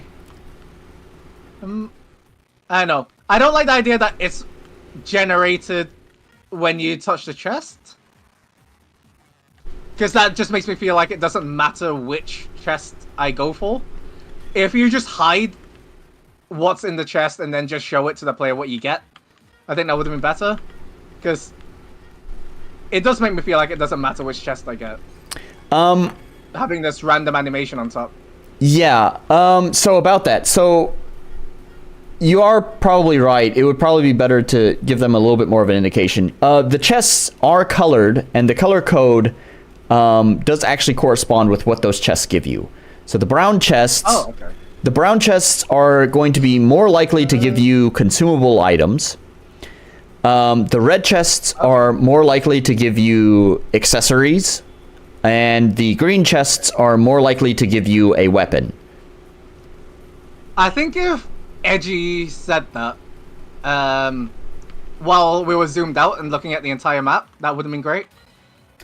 That sounds like a good idea. How do I get back? I'm lost. Is it right there? Is that it? You're getting close. Something I want to improve there is... Oh no, but the randomly generated path has not been in your favor. Oh, it's generated. The path is generated, yes. I think I'm fucked. Yeah. There is an indicator. I think the map's too big. I like the concept, but I think the map is way too big. Fair enough. There is an indicator at the top left. It's unfortunately hidden behind the watermark. Yeah, I'm gonna die. Yep. Yep. 5. Well, 4. at least we'll get to see what happens with the game over. What happens if I stay in battle? Oh, okay. It's actually default RPG Maker behaviors. When the timer hits 0, it automatically boots you out of battle. Oh, cool. Yeah.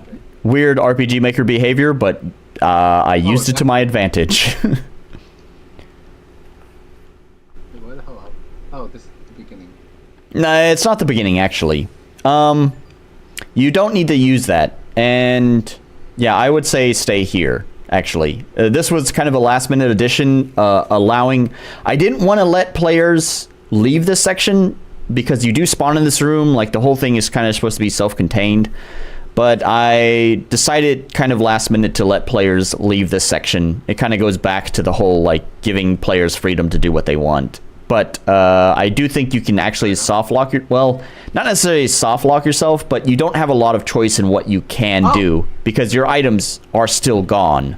You do not get your items back until you complete this section. By the way... I think I would have liked a scene from Edgy mocking me, though. I could probably do that, yeah. So, by the way, because you have fiddle.op enabled, you can skip all of this. If you just go back to the center of the ring fair enough. and touch the torch, it'll just initiate the battle. Wait, what happens to those items that I have to equip? I can't open the menu right now. Go to the for example, torch. that tiara, how do I equip it? Yep, go to the torch. There you go. Okay. So this is I kept my sword. yeah, because you have to have a. It's the game logic. You have to have a weapon equipped, otherwise you're not going to be able to use your attacks. So you do get your basic sword. The game has paused. Our new contestant is fired up, and you know what that means, right? It's time for our previous victor to step up to the ring. You know him. You love him.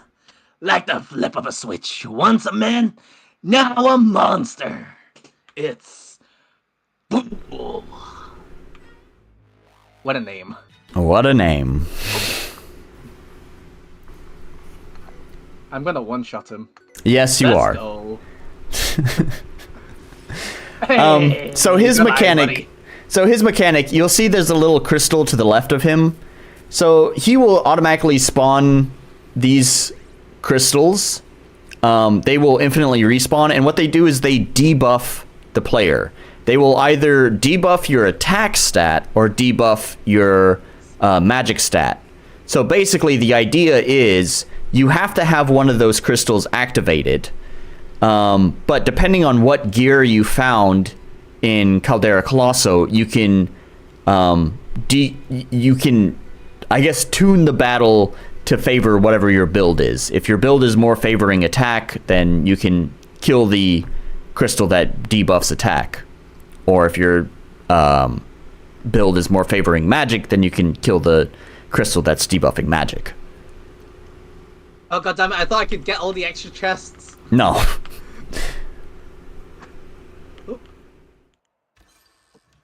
What's this?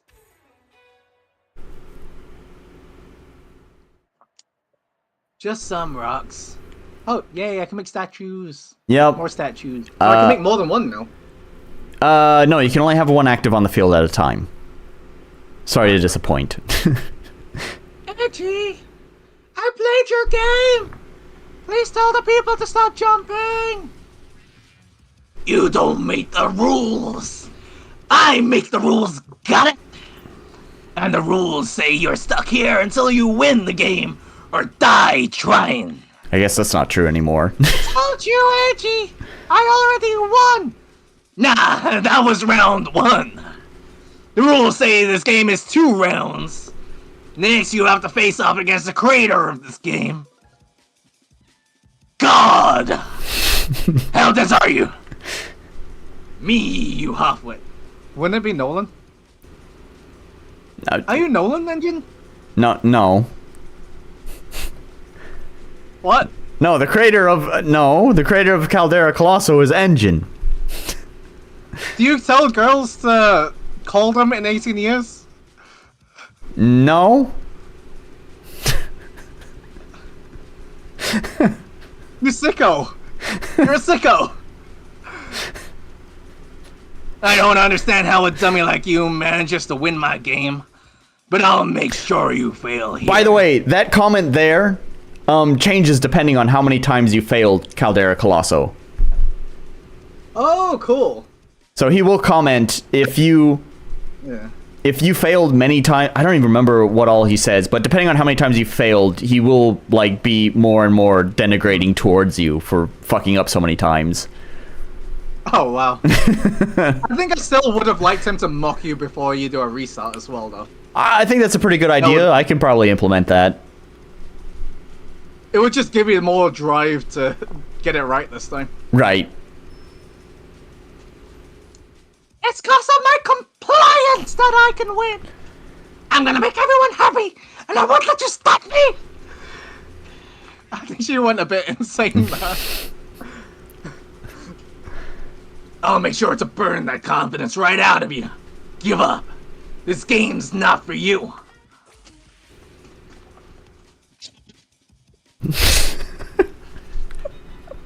I love how Discord just flips out whenever you do your high pitched voice. Okay. Engine, look at this. You see this? You see this? Oh! So you'll completely skip every stage of the fight. He does have multiple phases, but of course you kill him in one hit. He will spawn ads during the middle of the fight, and that's one of the things. So it's making yes, it's forcing you to use the item you got in the dungeon. He will bring in a lot of ads, and the idea is, oh, that's probably too many for me to handle. So you use your chisel to make some statues to kind of, as a decoy. So the computer meta stuff is getting interesting. You're about to see more of it now that you've defeated the first level boss.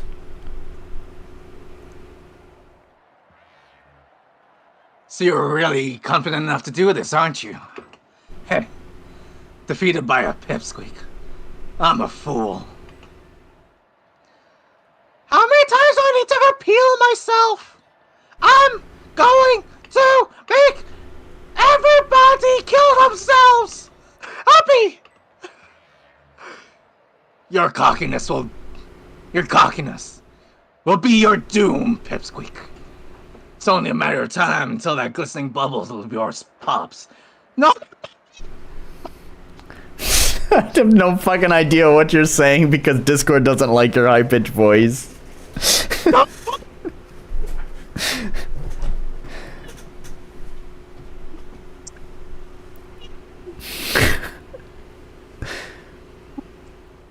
Gee. Sleepy enemies. That's just the game. We're just the players moving through their actions. Who really has control? You, them, or him? Nolan, the final boss of this game. He made the game. Listen, every failure is one step closer to success. What do you mean, Edgy? That one wasn't for you. Maybe one day you'll understand. You played a good game, Pipsqueak. I hope you'll remember my game. Remember to wish us Pry Into The Void on stream. Remember to... Peace out, kid. He's got a cool sprite, though. Yeah, that's actually one of the asset packs. So unfortunately, it's not something that June did. Fair. No game New game plus. There's a little nice animation. Stop jumping. There you go. Oh, this game sucks. They threw a tomato. Blood.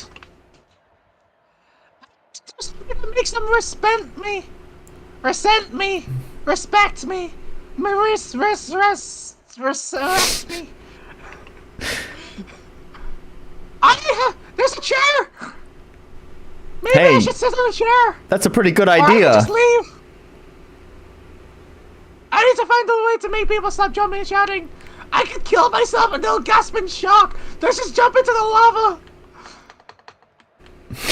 Just jump into lava. They'll be shocked by a girl dying. Why can't I jump? Why can't I kill myself? I can end the game. I can just end the game. I can end it all here. Fine, I'll sit in a chair. The dumbass chair. I'm just jumping. New game, new game, new game, new game. England, England, England. England. Small little mini game. Oh, choice. It's a mini game. Attention points. Shout. Mull it over. Oh la la.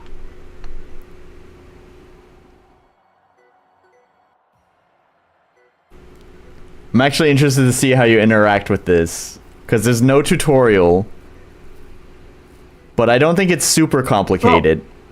I don't know if anyone's actually made it to this point. At least no one reported on it, so I'm curious to see how you interact with this.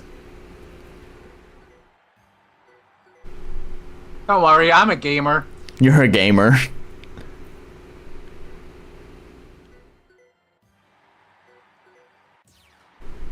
Oh wait, I need them both. Wait, I'm confused. What do I need here? Oh, they're both full now. Now what? There you go. You use that gamer brain. Dot, dot, dot, dot, dot, dot, dot. The new game is the silent game. The rest be super quiet. That means no jumping too.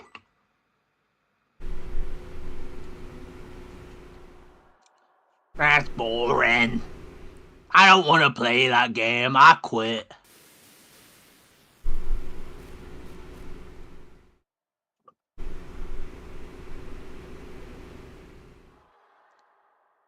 Oh, this kid game sucks. I'm gonna go play something else. Damn, boredom literally kills them. What was that, your Manchester accent?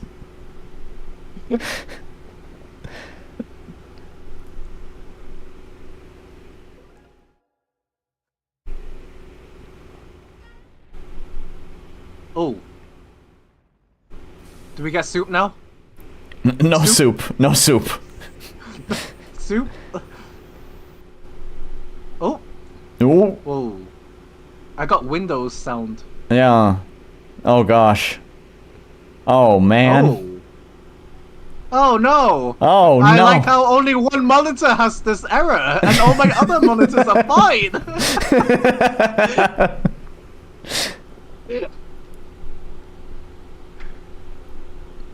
Ooh. The guy. Chicken!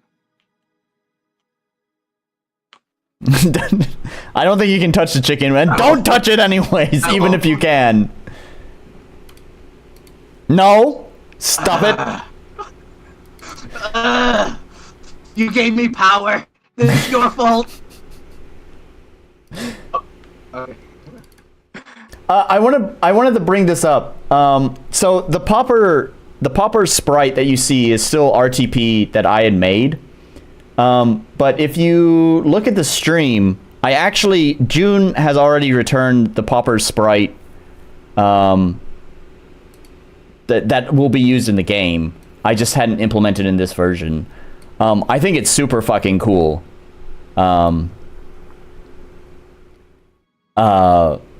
we actually... Ooh, that's a nice sprite. Yeah, so we actually, so it's funny. There's some interesting tech going on behind this. It's actually like a 30 frame sprite. The actual character animation is, I think it's only, what is it? It's I don't remember. I think it's like 8 frames. So I think it's actually 32 frames. So the actual character animation itself, it's like 8 frames. But the sprite sheet itself is 32 frames, and that's because we use a particle effect generator to give it the smooth, like, clouds coming off of him. So, it's pretty cool just trying to figure that out. June had also, sent screenshots of their workflow, and I don't understand any of it, but I was like, that looks pretty cool, man. Looks pretty dope. It's a cool effect, for sure. Yeah. I liked it. So anyways, but that obviously that sprite's not been implemented yet, so you get the dopey looking RTP sprite that I've made. 3 frame per second sprite. Should I interact with Son Goku now? Oh yeah, you can go ahead. Goku, I'm here. Goku. Mr. Fushi, Goku-san.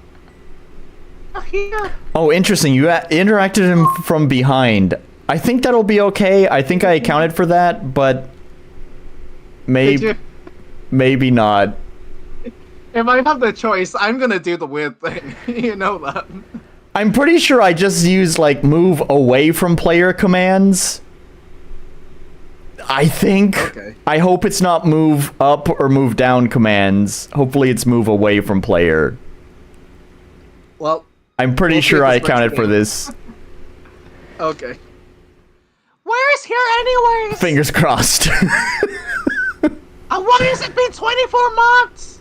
What? 24 months since what? Since they last met. The 24 months thing has been brought up a few times. Oh, have I completely glossed over that? Yeah, I think so. Fair enough. So, fun fact about the 24 months thing. Originally, the 24 months was actually the number of months I had spent developing the game, but at a certain point, it just kind of sounded ridiculous. Like, okay. Oh, it's been 36 months, it's been 48 months, it's just like, I just decided to cap it at 24 months.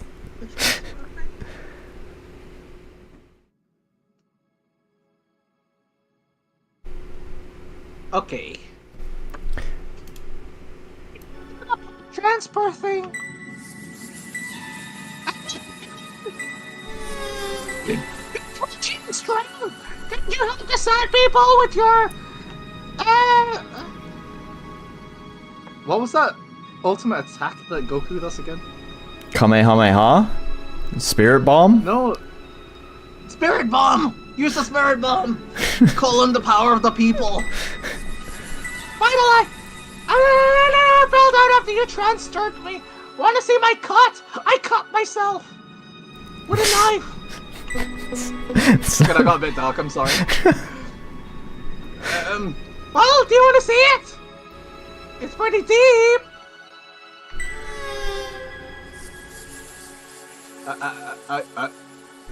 I suppose. What kind of voice should I give this guy? How does Goku sound? He has that really high-pitched voice. I don't know if it's high pitch, but yeah, it's... Final. It's just gonna be high-pitched buddies.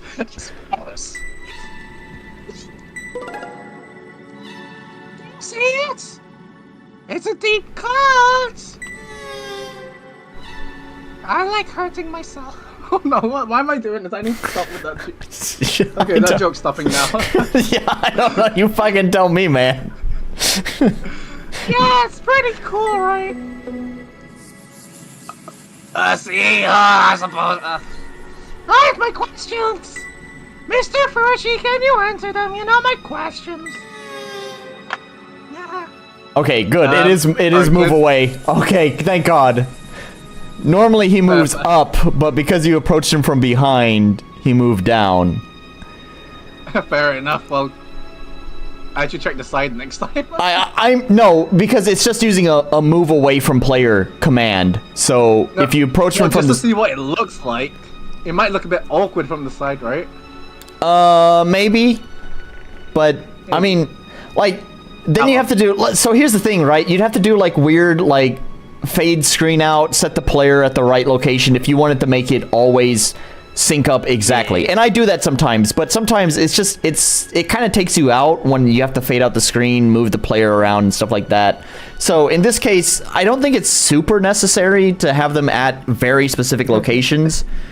So it's okay if he moves down into the center of the arena rather than up. Okay, fair enough. I guess we're fine. As long as it doesn't break the game, right? Yeah, so far it hasn't broken the game. Hopefully, I set that for every move route command. I'm afraid I cannot. It's not time for me to answer any inquiries. I'm afraid I cannot. It is not time for me to answer any inquiries. But don't you want to help the sad people? Like me? Because I got myself... Why am I doing this? Why is my brain going doing back this? to the just gone complete emo phase here. Fiddle and her emo phase. I hugged myself. How do you feel? I hugged myself already. I got myself. Fiddle and the angsty hormones. Fiddle and the angsty hormones. Fiddle in the high school years.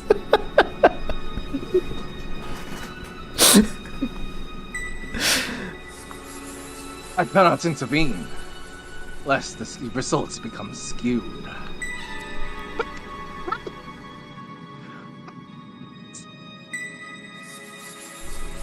Aid to the residents is non-compulsory. Our attention must stay focused on the test at hand. Please do not waste undue stress on the people. Only those necessary for the completion of the test can be held. That isn't fair, mister! Fairness is not objective criteria. In order to maintain retention, this power shall be rewarded as consolation for completing your first third of the test. I hope you will find this power balanced. Like this game. It's very balanced. The game is not. The game is not balanced.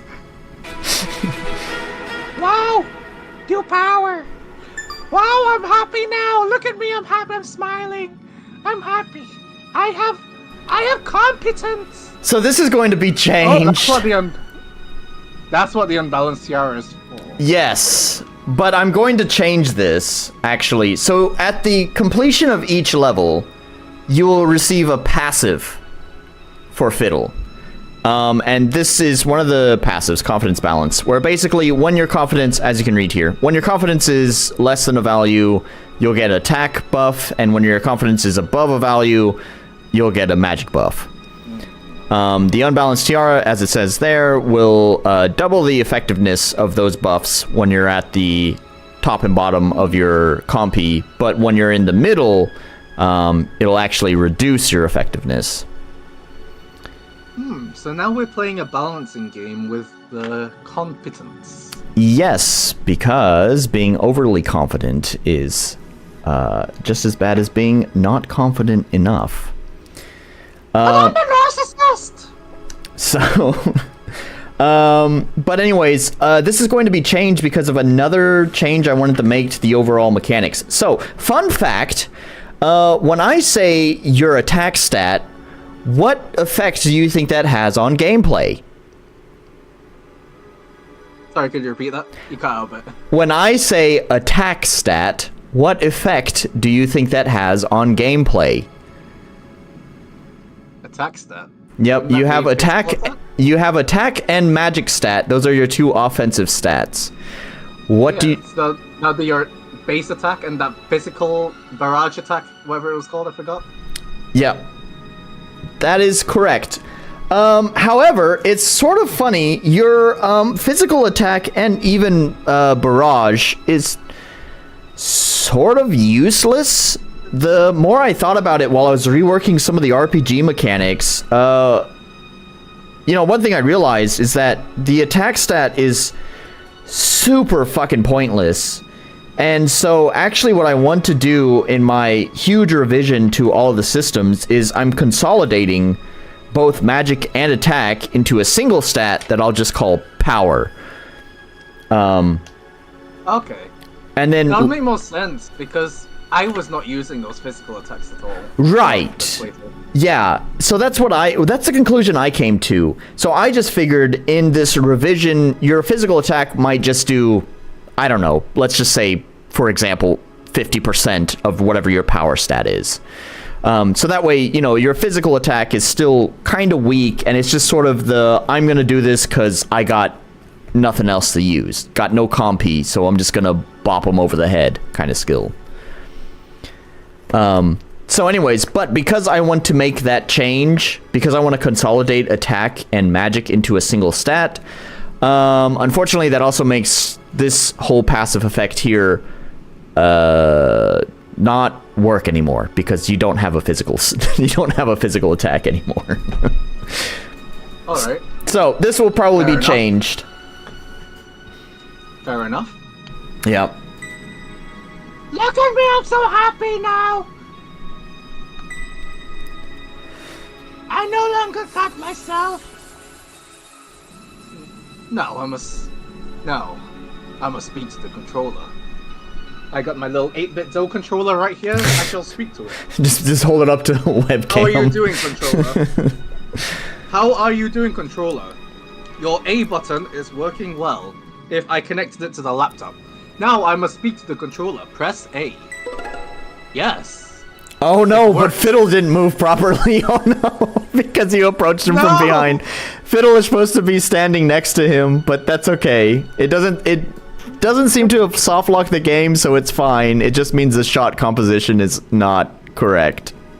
Hey, if you ever need somebody to break your game, I'm right here. I can, yep, that's fine. I think I've found a lot of problems so far in this playthrough, haven't I? Yeah, you sure have. That's okay. That's telling me things that I need to fix, so thank you very much. Alright. I must know something, controller. How does your B button work? Yes. I progressed this text as well. Why do I feel like he's not talking to me right now? He's talking to his 8-bit Doe controller. Can you please provide this? What? What do you want me to do? Write a review on Steam? Is this where it's going? As he said, please answer it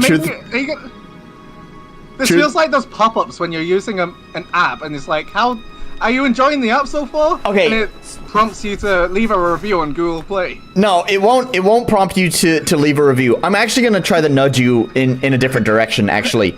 So, because this is something I'm actually really debating. I'm, rewriting a lot of stuff with the game, and this is actually one of the things that I may completely scrap or not, depending on reactions. What I want you to do is I want you to select the option that says, I feel a bit bored so far. Nolan, your game sucks. I'm leaving 1 star on Google Play. Do it. Is that so? Are you being truly honest with me? No, sorry, I want to change my answer.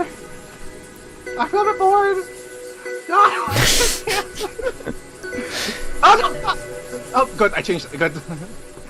I feel a bit bored so far. No, I want to change my answer. It's just when you pick the damn option. I'm bored so far. Sorry, I want to change my answer. No, I'm not bored so far. Okay, fine, those are my feelings. You got 1 star in Google Play. Oh, what? Why didn't it show the sprite? Damn it. Fucking god damn it. I'm sorry, I've completely broken this cutscene, haven't I? No, I mean, it wouldn't have progressed. Like, it would show the sprite if it, like, when you're going through that loop, it's just jumping back and forth between the selections. Like, it's not progressing the event any further.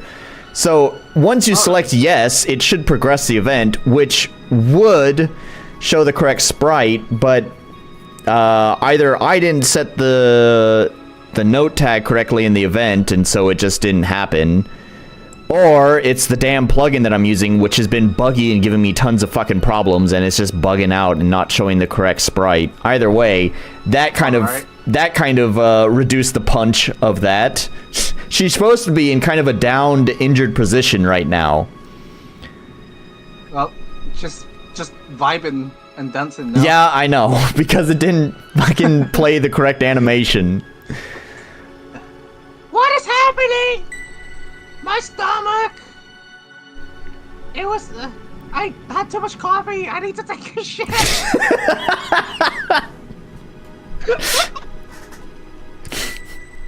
So much.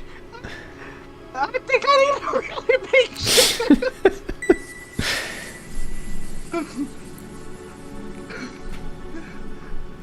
I see. An appropriate reaction to hearing the girl say, "I need to take a shit," and the dude's like, "I see. The toilet's over there." Where's the toilet? Yeah. I think we're in limbo right now. Do they have toilets in the limbo? Is that where my text is going towards? Shit anywhere you want. It'll disappear eventually. It'll despawn. Do it on the floor. Just do it on the floor. I'm just gonna do it on the floor. You can't stop me. Your feedback. Are you sure this is not a review? I'm sure. Just review the game. I'm sure. I think I just reviewed the game. The game's shit, Nolan. I feel bored. Damn. No, RCX asked feedback what is valued greatly. the RCX asked. RCX asked what happened. Did he punch Fidel in the face? No. When you select whatever the negative option is, at the end of each level, you're presented with similar questions about the game.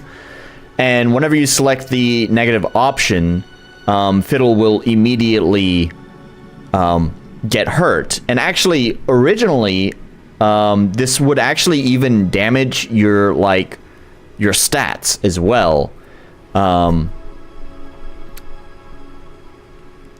Your game shit, Nolan wishlist void thing on. So. Your game shit, Nolan wishlist void thing on Steam. So yeah, so this was sort of a meta thing. This is like tying into the meta thing. So, this goes back all the way back to how the game started as just sort of like a fun little fuck around and find out kind of project, where there's sort of a meta story here where the Pauper is a game developer making a game. Yeah. Projecting. Yeah, I guess so. And so whenever you would leave feedback, obviously it would hurt his ego if you gave him the negative response. And because he is the developer of the game, that would in turn affect Fidel as well. So, like, she would be put into a wounded state. You'd actually, it kind of create a short side quest whenever you select the negative state. All of your stats would be extremely damaged after doing that. Like, you'd have like 1 point of health and like 1 point of compy. And in order to restore it, you'd have to go to Metatrina, the nurse in the town, and get it restored, but you would still have some permanent damage from selecting the negative choice. I really liked the sort of immediate and visceral feel when you select no in this option, right?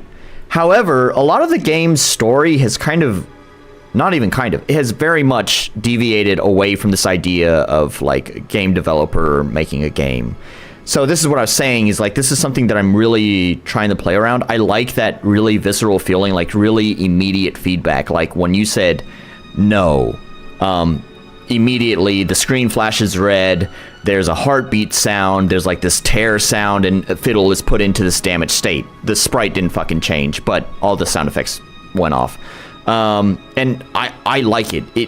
And you can see she's crying, she says she's hurt, her stomach feels terrible. It's just man, it's just like, after you select that option, you're just like, oh god, what did I fucking do? Right? And I love that. But I just... Moral of the story is be nice to game devs. Yeah, I guess so. And don't be honest. Yeah, I guess so. So I don't know. I like how the game responds to that choice. But I just don't know if it really meshes well with where I want the game to go now. So I was just I really wanted to hear some people's feedback. Like, if they also liked it, then it's like, I'd really want to try to make a real effort in figuring out how to continue to keep that incorporated in the game. But then, of course, if people were indifferent towards it, then it's just like, nah, well, then it's fine. I can just cut it and just go without it. I think it's definitely tickling the brain wall. I do like the meta elements of this game. I'm glad to hear that. Then I guess I could... Yeah, I can try to keep the meta elements in. I had another person mention that... Yeah. Go ahead. It also does appeal to a certain crowd as well. You're talking Undertale. Yeah. Yeah, of course. One shot. Yep. All those, So... It's all RPGs with meta elements. It's definitely in there. Yeah. So yeah, I don't know. I'll have to think about it. I had another person mention also that they liked the meta elements, but if I'm going to do it, they wanted to see it more in the game. So, I don't know if it's because I've been playing for several hours straight, 6 hours straight, but I feel like there's been a good amount so far. Yeah. You see it with the boss fights, with the ads, when you teleport, it opens the context menu. I think it's been there so far. I'm not sure if you want more, where would you put it without completely hijacking the game, and making it too obvious, Right, and that's kind of how... It's kind of subtle. Yeah, and that's kind of how I felt about it as well. So, I don't know. Yeah, I definitely really, really like that visceral response that happens when you select the negative choice, so I do think I kind of want to keep that in. The one thing I did grapple with, even when I thought that was going to be the original vision of the game, is that when you select the positive choice, it's honestly so much less interesting. Because he's just like, okay, cool. Well, see you later, peace out, and that's it. But when you select the negative choice, it almost starts like this whole other side quest where you have to like go to Metatrina to get your stats restored and stuff like that. So, would you like to go the route of giving Pauper an ego, perhaps? I don't know if you've ever experienced that, but I've definitely gone through a phase where there was once a time where I was a lot more popular on the internet, and it definitely got to my head. Yeah. And it took me a complete reset to be able to, become somebody who was more humble with his work. Yeah, and it's funny you mentioned that. So when I was looking through, when I was trying to map out like some of the NPC stories and stuff like that, is that I tried to look at each NPC story as how, in terms of confidence, what is their story, and basically you can break down confidence, or I guess the lack of confidence, into 3 different types, where you could say, I guess you should say problem of confidence. Problem confidence can be broken down into 3 types, which is like the lack of confidence, which means you just never had the confidence to begin with to do something. Broken confidence, which means you had confidence, but then, something humiliated you or whatever, you feel like you can't do that anymore. And then someone who's overly confident. And so I actually, in my notes, had assigned Pauper as someone who's overly confident.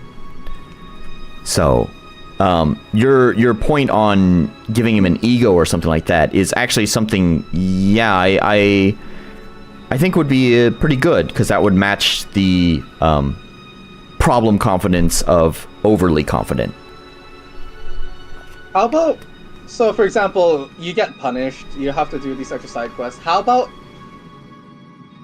giving him an ego puts more mechanics into the game that, you know, become a bit of a hindrance? I know, it might be annoying, but you could do like an extra mechanic where, like, I don't know, these extra bosses appear or something. He becomes too confident, he adds things into the game, I don't know.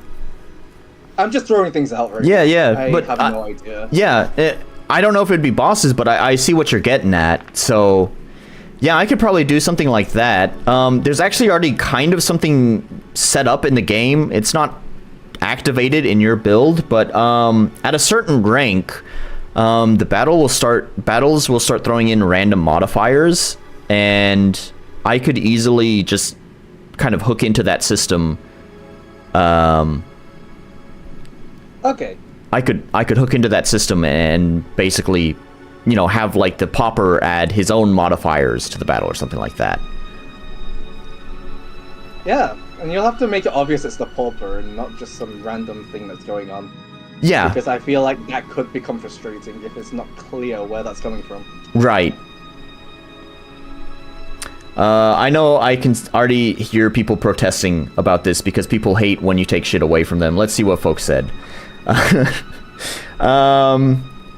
So RCX said, oh no, actually, Mr. Orc SG said, Nolan making a game about how RM devs are incapable of handling feedback. Yeah, I guess sort of, technically. There's a lot of RPG Maker devs who just don't, not even RPG Maker devs, just a lot of small developers who just don't handle feedback very well. We had a... I mean, yeah. I think last time... People put their hearts and souls into these things, and it becomes a part of their identity. When Yeah. somebody's criticizing your game, Well, they're and criticizing I can, you. And yeah, and you know what? I can relate to it as someone who just had to eat a big old slice of humble pie with the release of this playtest and everyone hating it.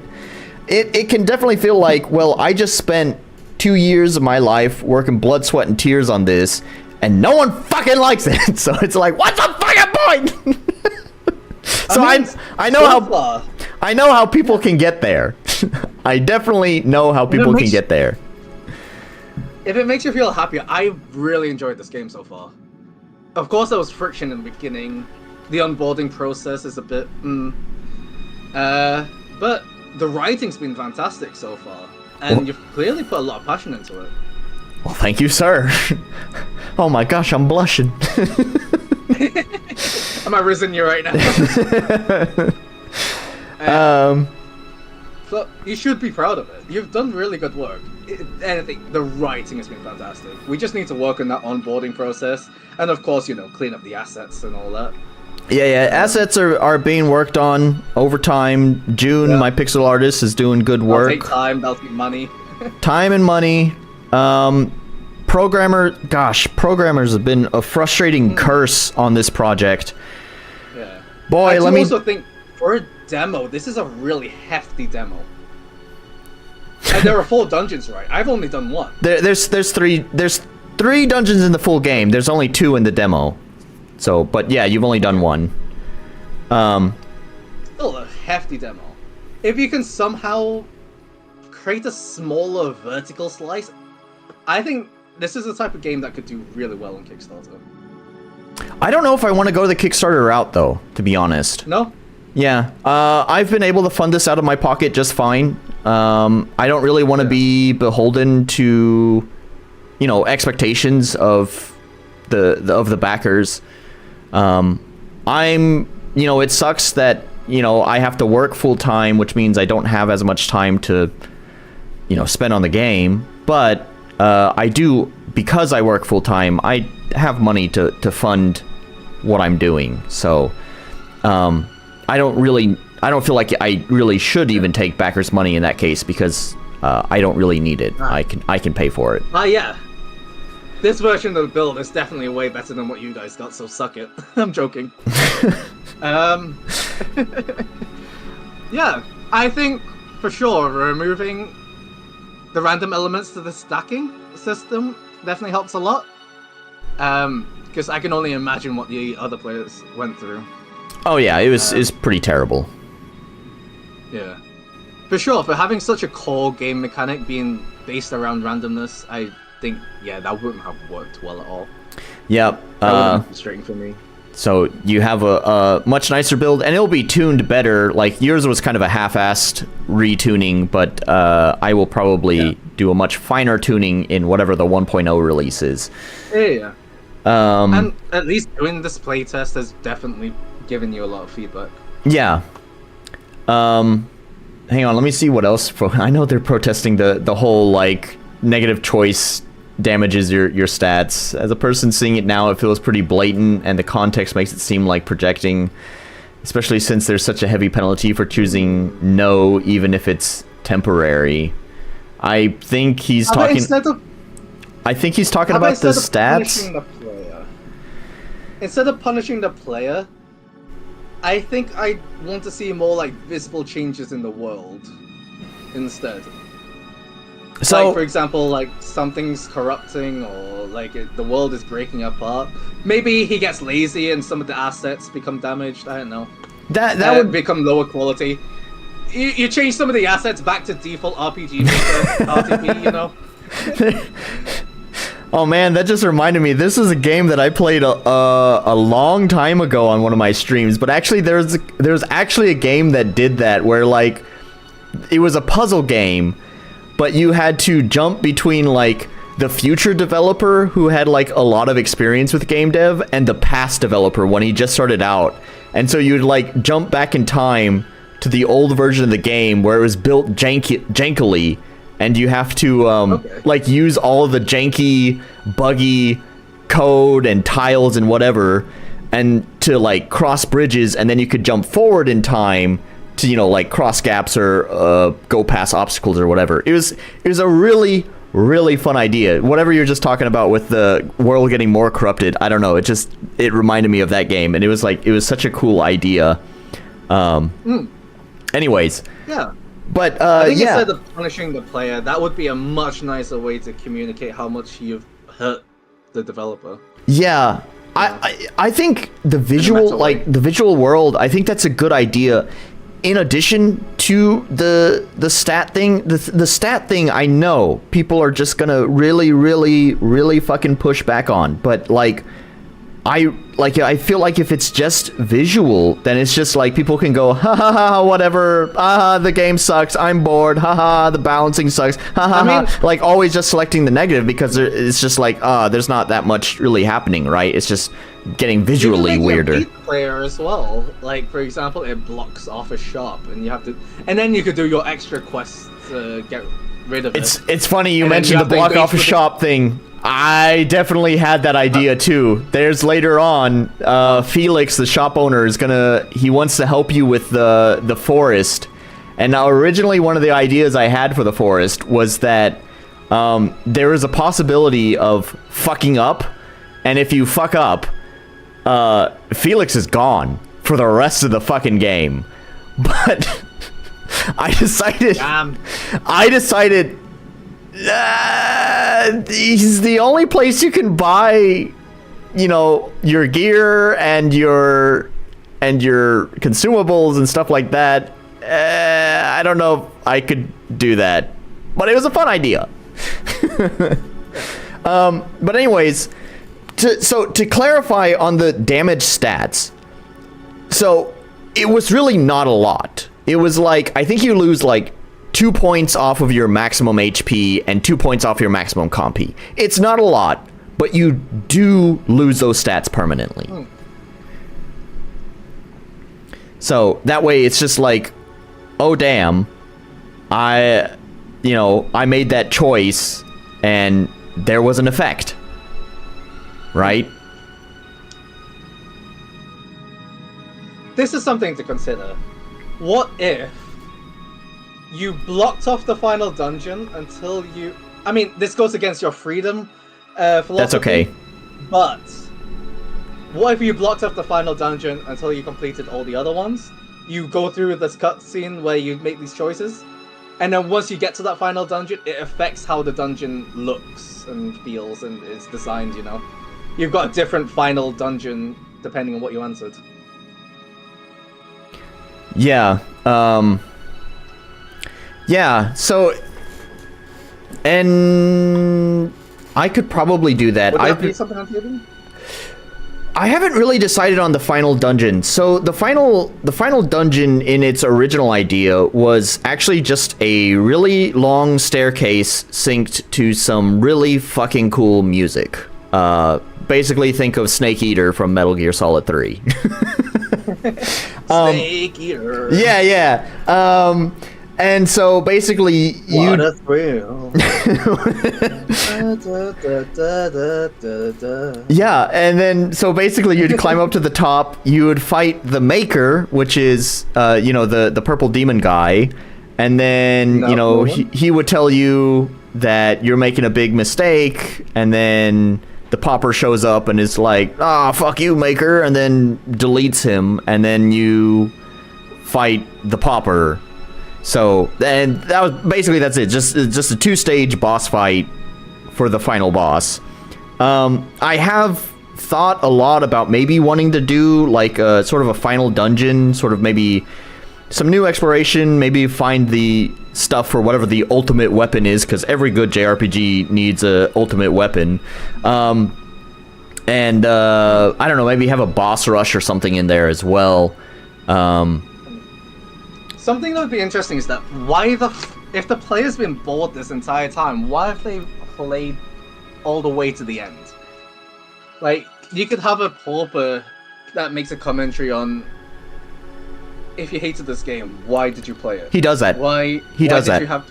Oh, cool. And so when you go into the end of the level here, because you can do the levels in any order, basically the event with the Popper is just picked in sequence. It doesn't like it's not. This is not an event that happens specifically for the cave. This is just end level 1 event, right? So when you complete the next dungeon, and if you selected the negative option, he does say, last time you picked this option, I'm surprised you're still playing. Can I ask you why? So he does react to your choice. I like that. Thanks. Just like all the NPCs in town, right? They react to the other NPCs you've talked to and stuff like that. So it even carries over to the Popper as well. Yeah. If they answer negatively on all of them, we could have something, a different final boss, like the Discouraged Pauper. Where it's like, why are you here? Yeah. Like, what? You said my game wasn't good. Why are you here? I tried. And then look at this mess. And the rest of the final dungeon is a mix of broken assets, missing assets, and random RTP. It's like, I worked so hard on everything else. I don't know, I'm just throwing things out here. No, actually, I really like that. So I had a similar idea for the boss fight, where my idea was, like, even though your stats are going to be damaged, the final boss fight would be with the Popper would be that he's so, distraught because you've just been giving him negative feedback on everything, that the fight winds up being easier in the end. However, the way that you framed it about just everything being glitchy and fucked up and just destroyed, it's kind of like, I'm thinking of like Kylo... Kind of like Kylo Ren just fucking, swinging the lightsaber at all the fucking, computers and shit. Like you just have a room just beat up. Like, I like that framing, just like seeing this like emotional outburst. Yeah, I like that actually. So, I don't know, maybe I'll do something like that. And then I'm thinking, if you were to react positively.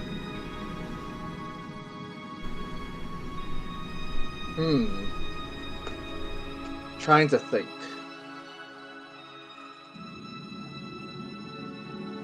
How about you actually leave some of the flaws of your game in?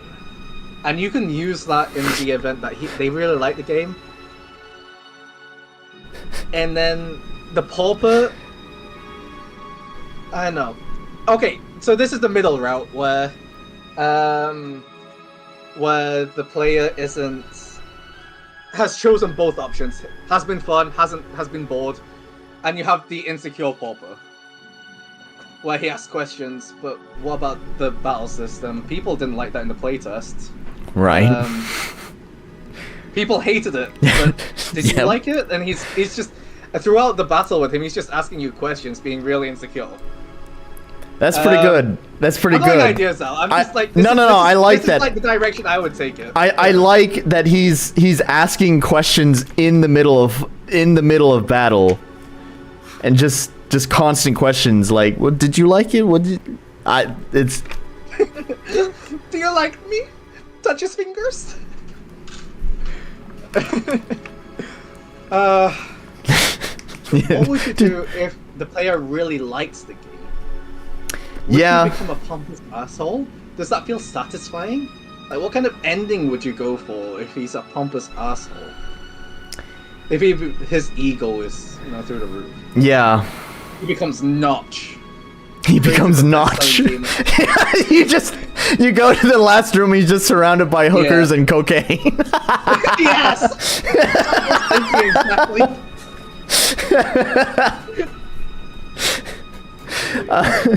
What I was thinking exactly. Actually, you know what? That might not be so bad. In the final fight, he could have like concubine ads. Like it's being coy. It's not calling them straight up hookers, but it's still kind of like alluding to that, right? How about the final dungeon? Again, you portray it as half-assed, but because he's overconfident. And then in the final fight, you say, I didn't enjoy it. You purposefully make a half-assed dungeon and final fight. I see. And then if the player says they no longer enjoy it, and then that leads to another boss fight. Where he's just angry, but you said you liked it this entire time, why don't you like it now? What happened? I don't know. Orcs. He just outbursts on you. SG's response: if you only like the game, you meet Popper at the end of the game, and then the game just ends because of corrupted files, and Popper hasn't backed up his project.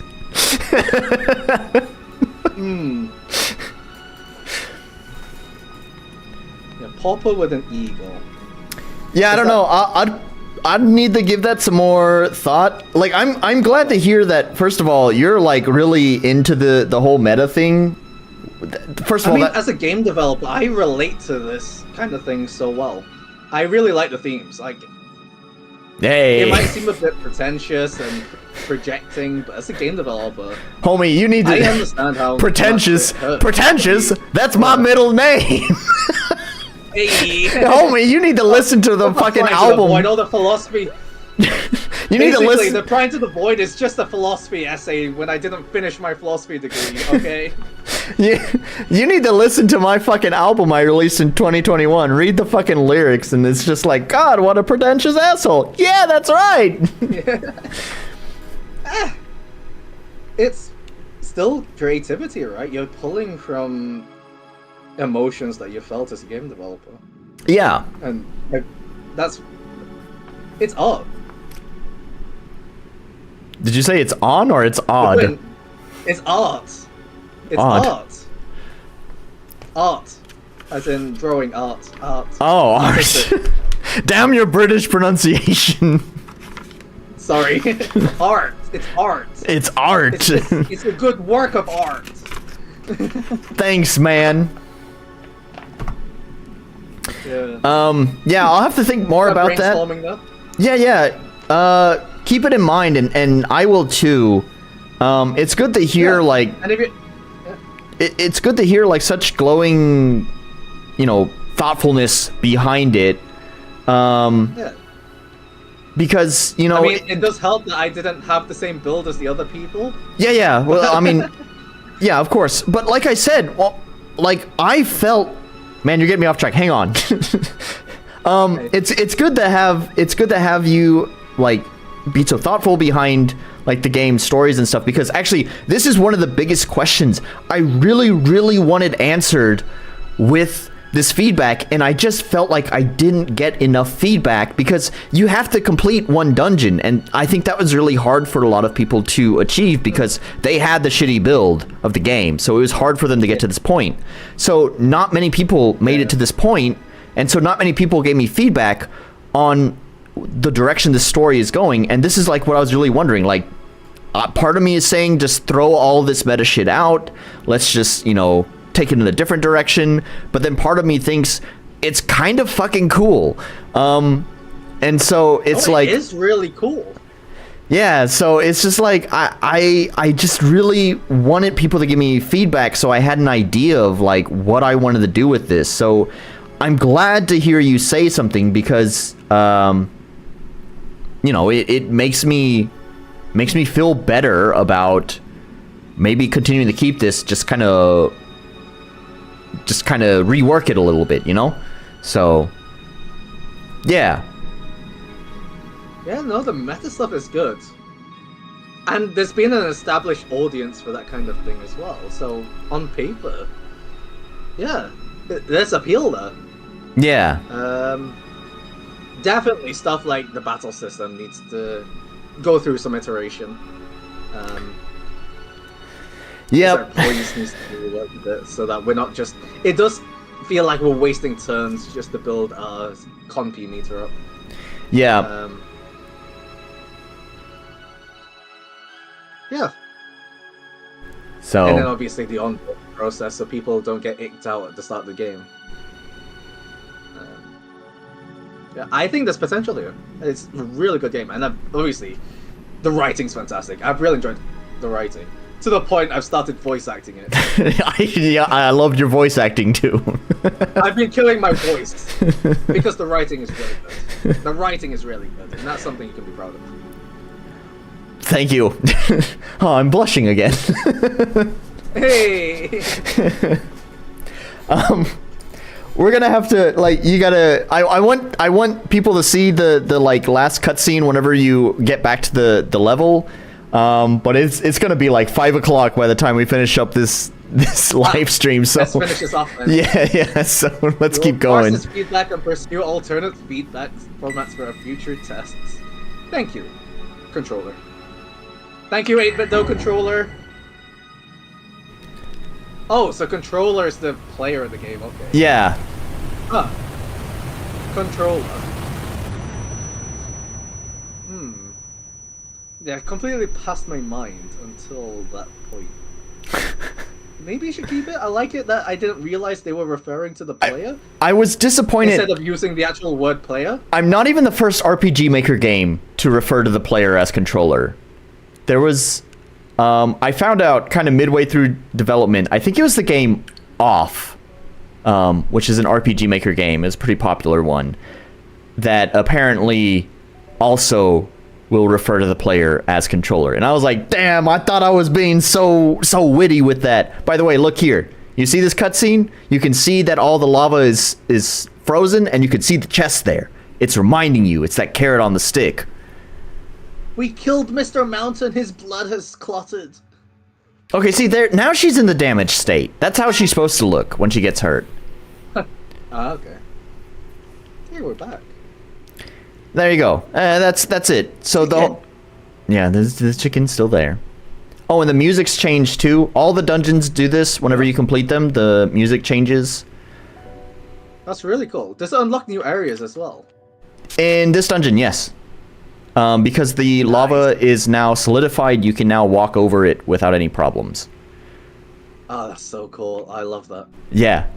One thing I want to mention as well is in the void where you were talking to the pauper, that music that plays also progresses with each level that you complete. So it starts out with just like some cool synthy pads and some violins, but then when you complete the second level, it will bring in some new synthesizers to the song, and then when you complete the third level, it'll bring in these like really fucking cool spacey dramatic drums as well. So yeah, I like that. Some more just cool music stuff.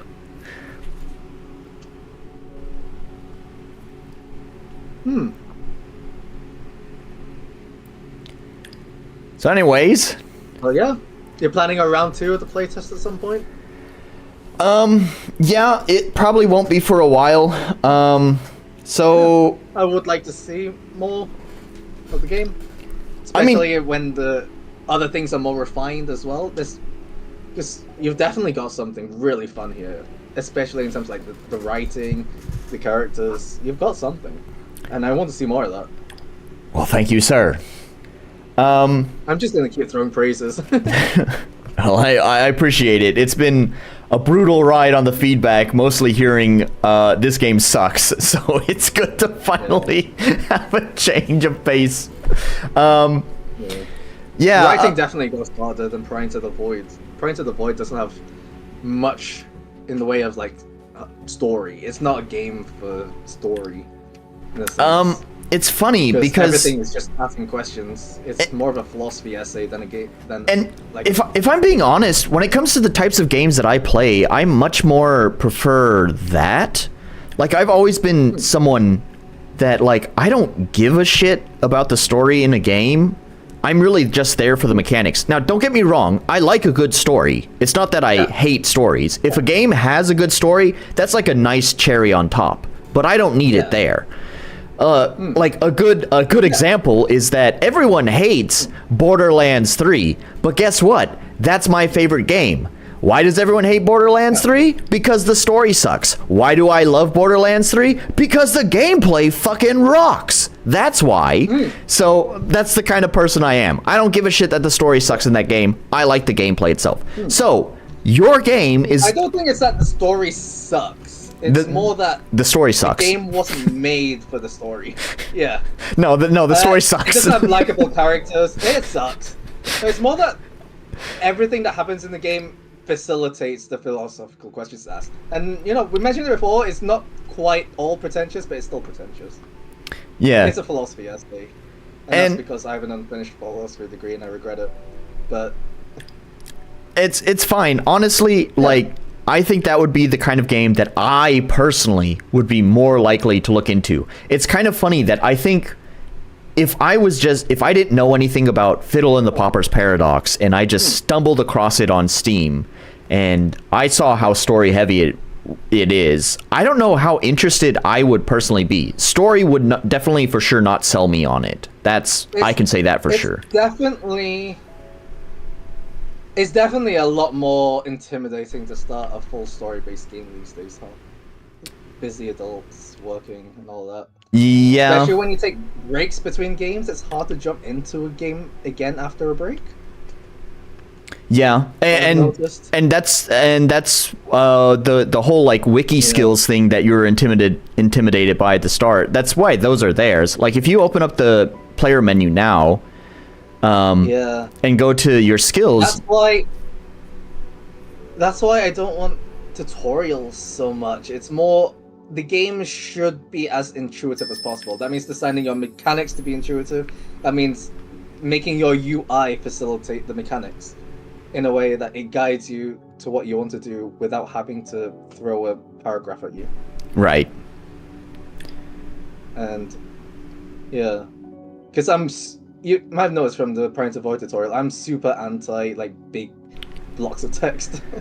I mean, sorry, bud, if I'm being honest, I don't remember much about your game. I remember the vibe. No worries. I remember the vibe, I remember the player character, I remember some of the enemies and the combat, but, like, the minutia of details and story and stuff, nah, sorry.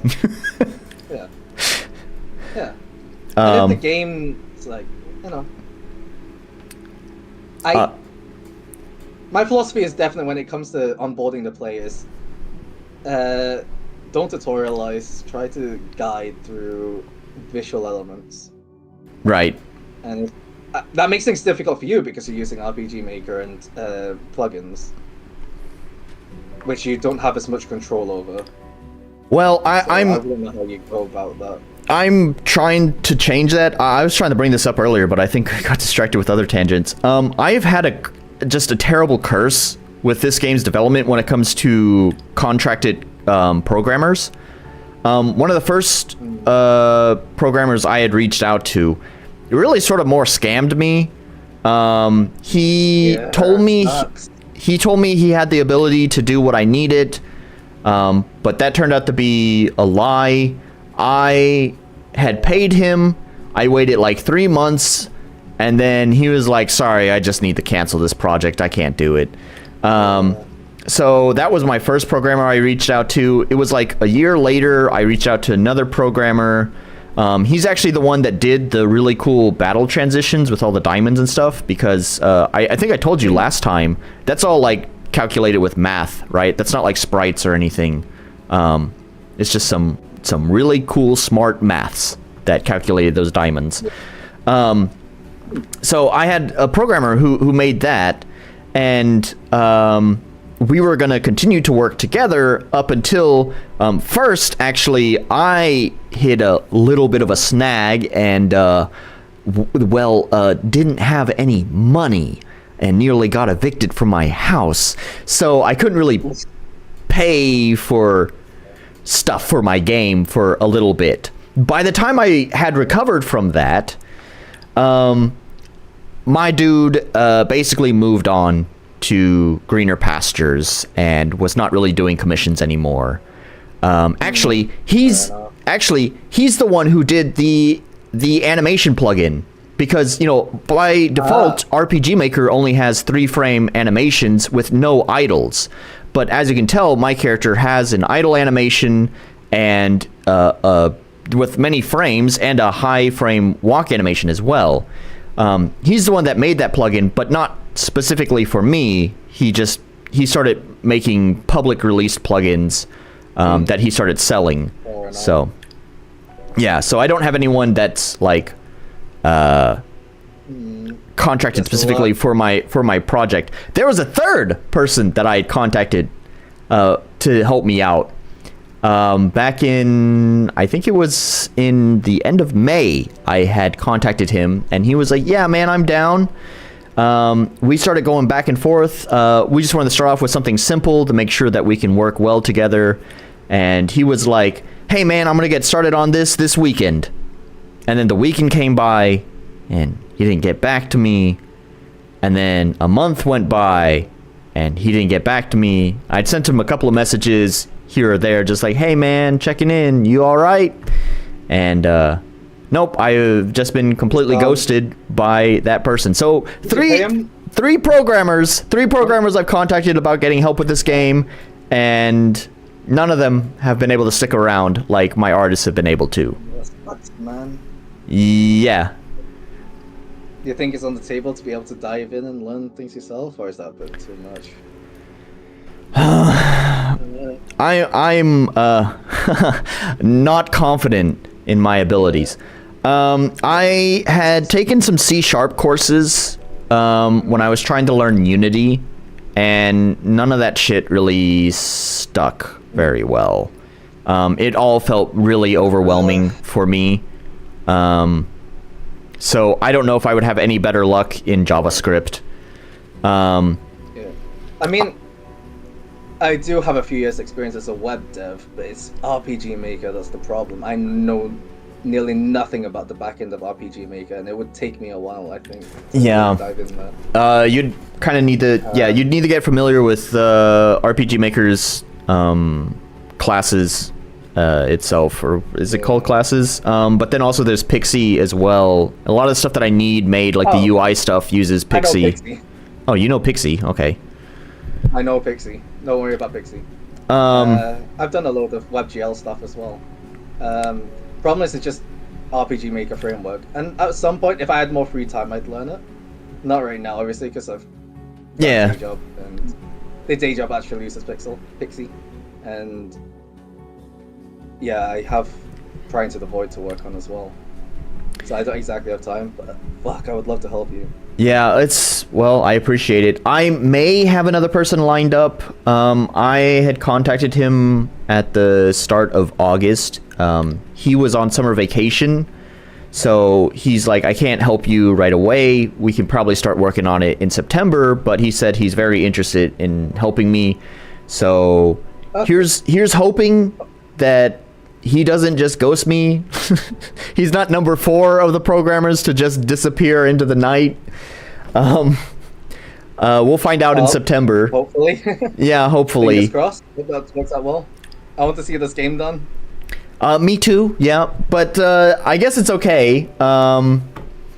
Because like I told you kind of at the start, I'm kind of throwing out a lot of this progression that the game has. I'm gonna completely redo that. And right now, I'm not touching RPG Maker, the software, at all. I'm just touching this notebook. Don't take that out of context. That sounds inappropriate. I'm just trying to figure out like how I want things to connect, how I want to map things out for progression and all that. And basically, I have a feeling probably for the next month or two, I'm going to be working out of this notebook, and we'll probably not even look at RPG Maker. I have a feeling that this whole rewrite to the entire game systems is probably going to add another year to its game development time, I suspect, especially with me having a full-time job. Like, it's probably something I could knock out in a few months if I'd worked on it full-time, but I have a job. Yeah, it'd be like that. Yeah. Well, best of luck, man. Well, thank you. We'll keep in touch. Game's really good. Well, thank you. And let me know if you want to bounce ideas or anything, developer to developer. Yeah. I've definitely liked your ideas, and as I was saying, there's a lot of people who didn't want to approach this game at its level, but I definitely appreciate it that you see what the game is going for, so you're able to approach it. You're able to come at it at its level. You know what it's going for. So I know I was really coming on hard at the beginning with the criticisms because. Yeah, the onboarding process is a bit... And I think that's where, and I think this is what happened with a lot of people, is that they weren't able to push past that fact. Like, once they hit all of these frustrations at the start, it just went downhill for them. Like, they couldn't get over that anymore. In particular, the folks that I was talking about... The folks that did the video that I was talking about, like, once they got pissed off at the game... Like, basically every point of criticism they had thereafter, once they got so salty and angry at the game, became completely worthless because they were just so angry and bitter with the game that they were no longer approaching it fairly. They weren't really thinking about it anymore. They were just blowing through everything because it's, I don't know, their job to make a video. And so it just became... First impressions are important. I'm gonna be honest, Maybe if I wasn't on stream and talking to you, I might not have stuck around. Well. Ha ha ha, my plan! My plan has come together! Hey, he's got me at gunpoint, guys, save me! Wink, wink, wink. So, I wanted to kind of circle back. You were talking about, like, future plans for playtests and stuff. So I just wanted to mention...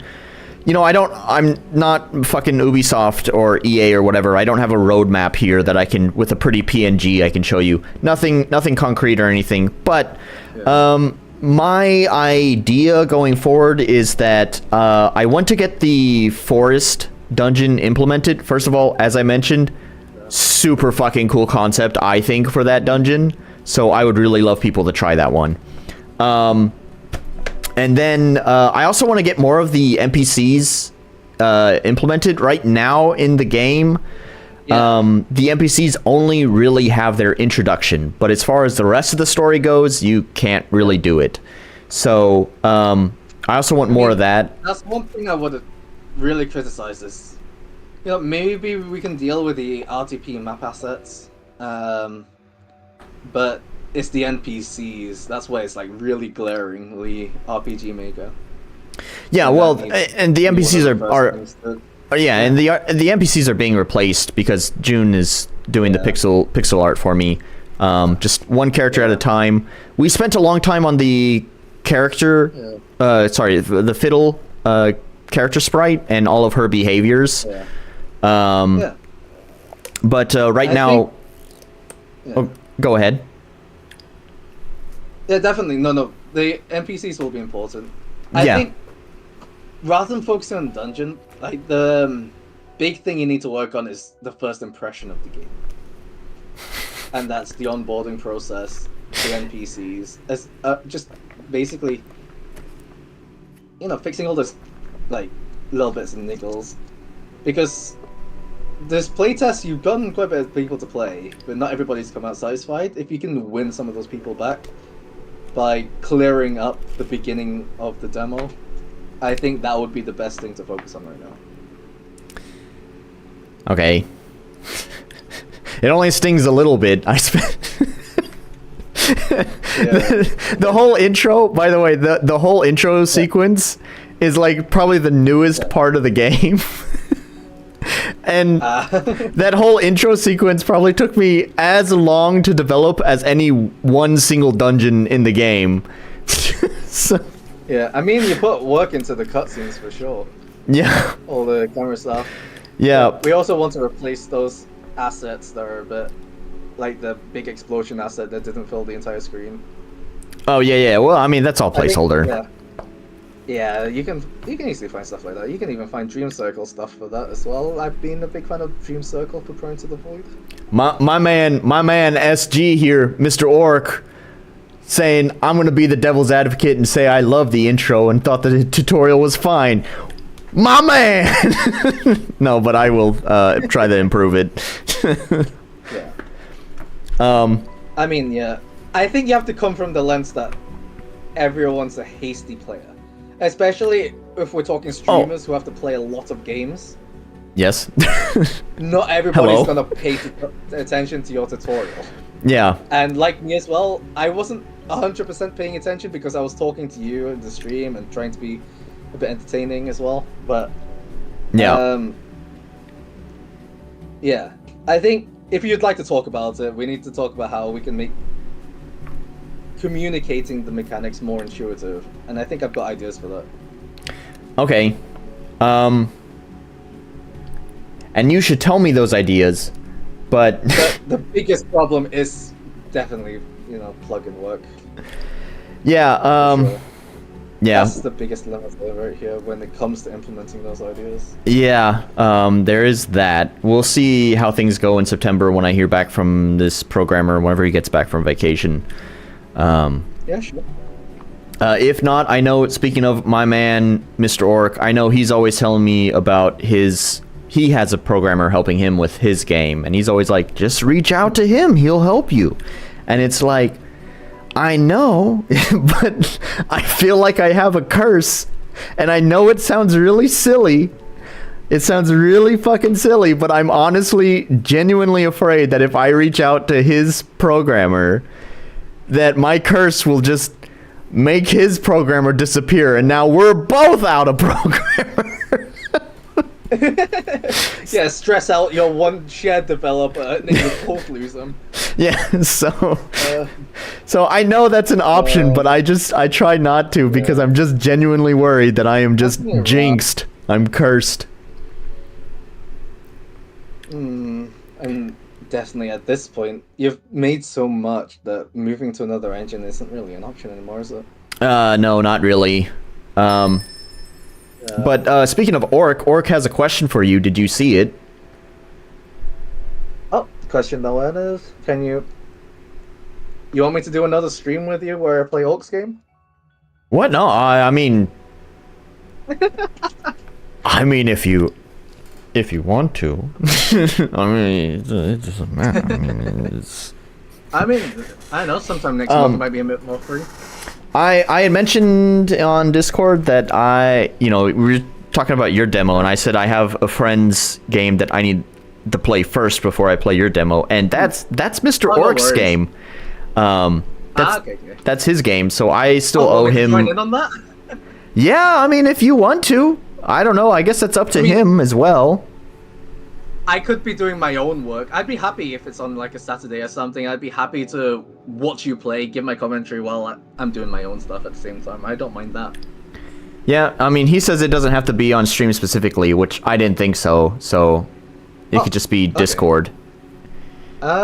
If you want. It's hard to motivate myself to try a game when I don't have external factors like Nolan pointing a gun at me. Give me good feedback. I said I was bored. I'm sorry. Yeah. So, And then of course, yeah, I'll make you try my new demo at some point. yeah, and I'll be happy to as well. Yeah. I remember having a pretty good time with your game last time, so... Yeah. Because that original demo was from, what, late 2021? Yeah, you had mentioned it was pretty old. Yeah. So... And it was only 15 minutes, because it was for an event where people would only have 15 minutes to sit down at a booth. Right, yeah, I think you'd mentioned that. The new demo is longer. It's a lot more fleshed out. We'll make plans. We'll talk about this. About what we want to do with Orcs game. Maybe we can stream it together next weekend, or I don't know. We'll talk more about that later. Next weekend might not. We'll talk about it. You shut your mouth. We'll talk about it more later, because we are 10 minutes away from 5 a.m. here. Oh shit! I'm so sorry. No, man, it's fine. It's the problem of living over here in anime land. So, but yeah. Anyways, I do want to go ahead and wrap up and hopefully be able to fall asleep. To be honest, I'm not that sleepy, but I've been on summer vacation. All that coffee, isn't it? Huh? All that caffeine, yeah. I've been drinking that latte that you drink. To be honest, are you just projecting those? Are you a caffeine addict? I certainly do like caffeine. I usually have a morning coffee as well as an afternoon coffee. So, Fair. So I'm not drinking it, I'm not drinking it all the time. I try to watch how much caffeine I take because I'm pretty susceptible to headaches. But at least a couple of coffees a day, usually. All right. So. This should be wrap things up then. Yeah. So we definitely need to do that because I need to try to get some sleep. Yeah. Well, I enjoyed the game. Well, We pointed out stuff that needs to work, but yeah, it's been really enjoyable, especially the writing. Writing's definitely something you can be proud of. Thanks, man. All right. We'll do this again soon, probably either with your game or Orc's game. Honestly, I also want to say thank you to the apparently 5 people who are still here. We've streamed for almost 7 fucking hours. Holy shit! That's a whole fucking work day. Around, guys. Yeah, you assholes spent a whole work day listening to us talk. Thanks for listening to me kill my voice. I'm gonna meet with a friend tomorrow. Wish me luck. I might not be able to say a word. Good luck with that. All right. Well then, I guess that's it. So, okay. Well, thank you, and bye. See you guys. See you. Bye. Are we ending stream or am I ending call or what's happening? Yeah. We'll just. I'll end the stream. Both. Both. Yeah. Both. Okay. Let's go. Bye. See you.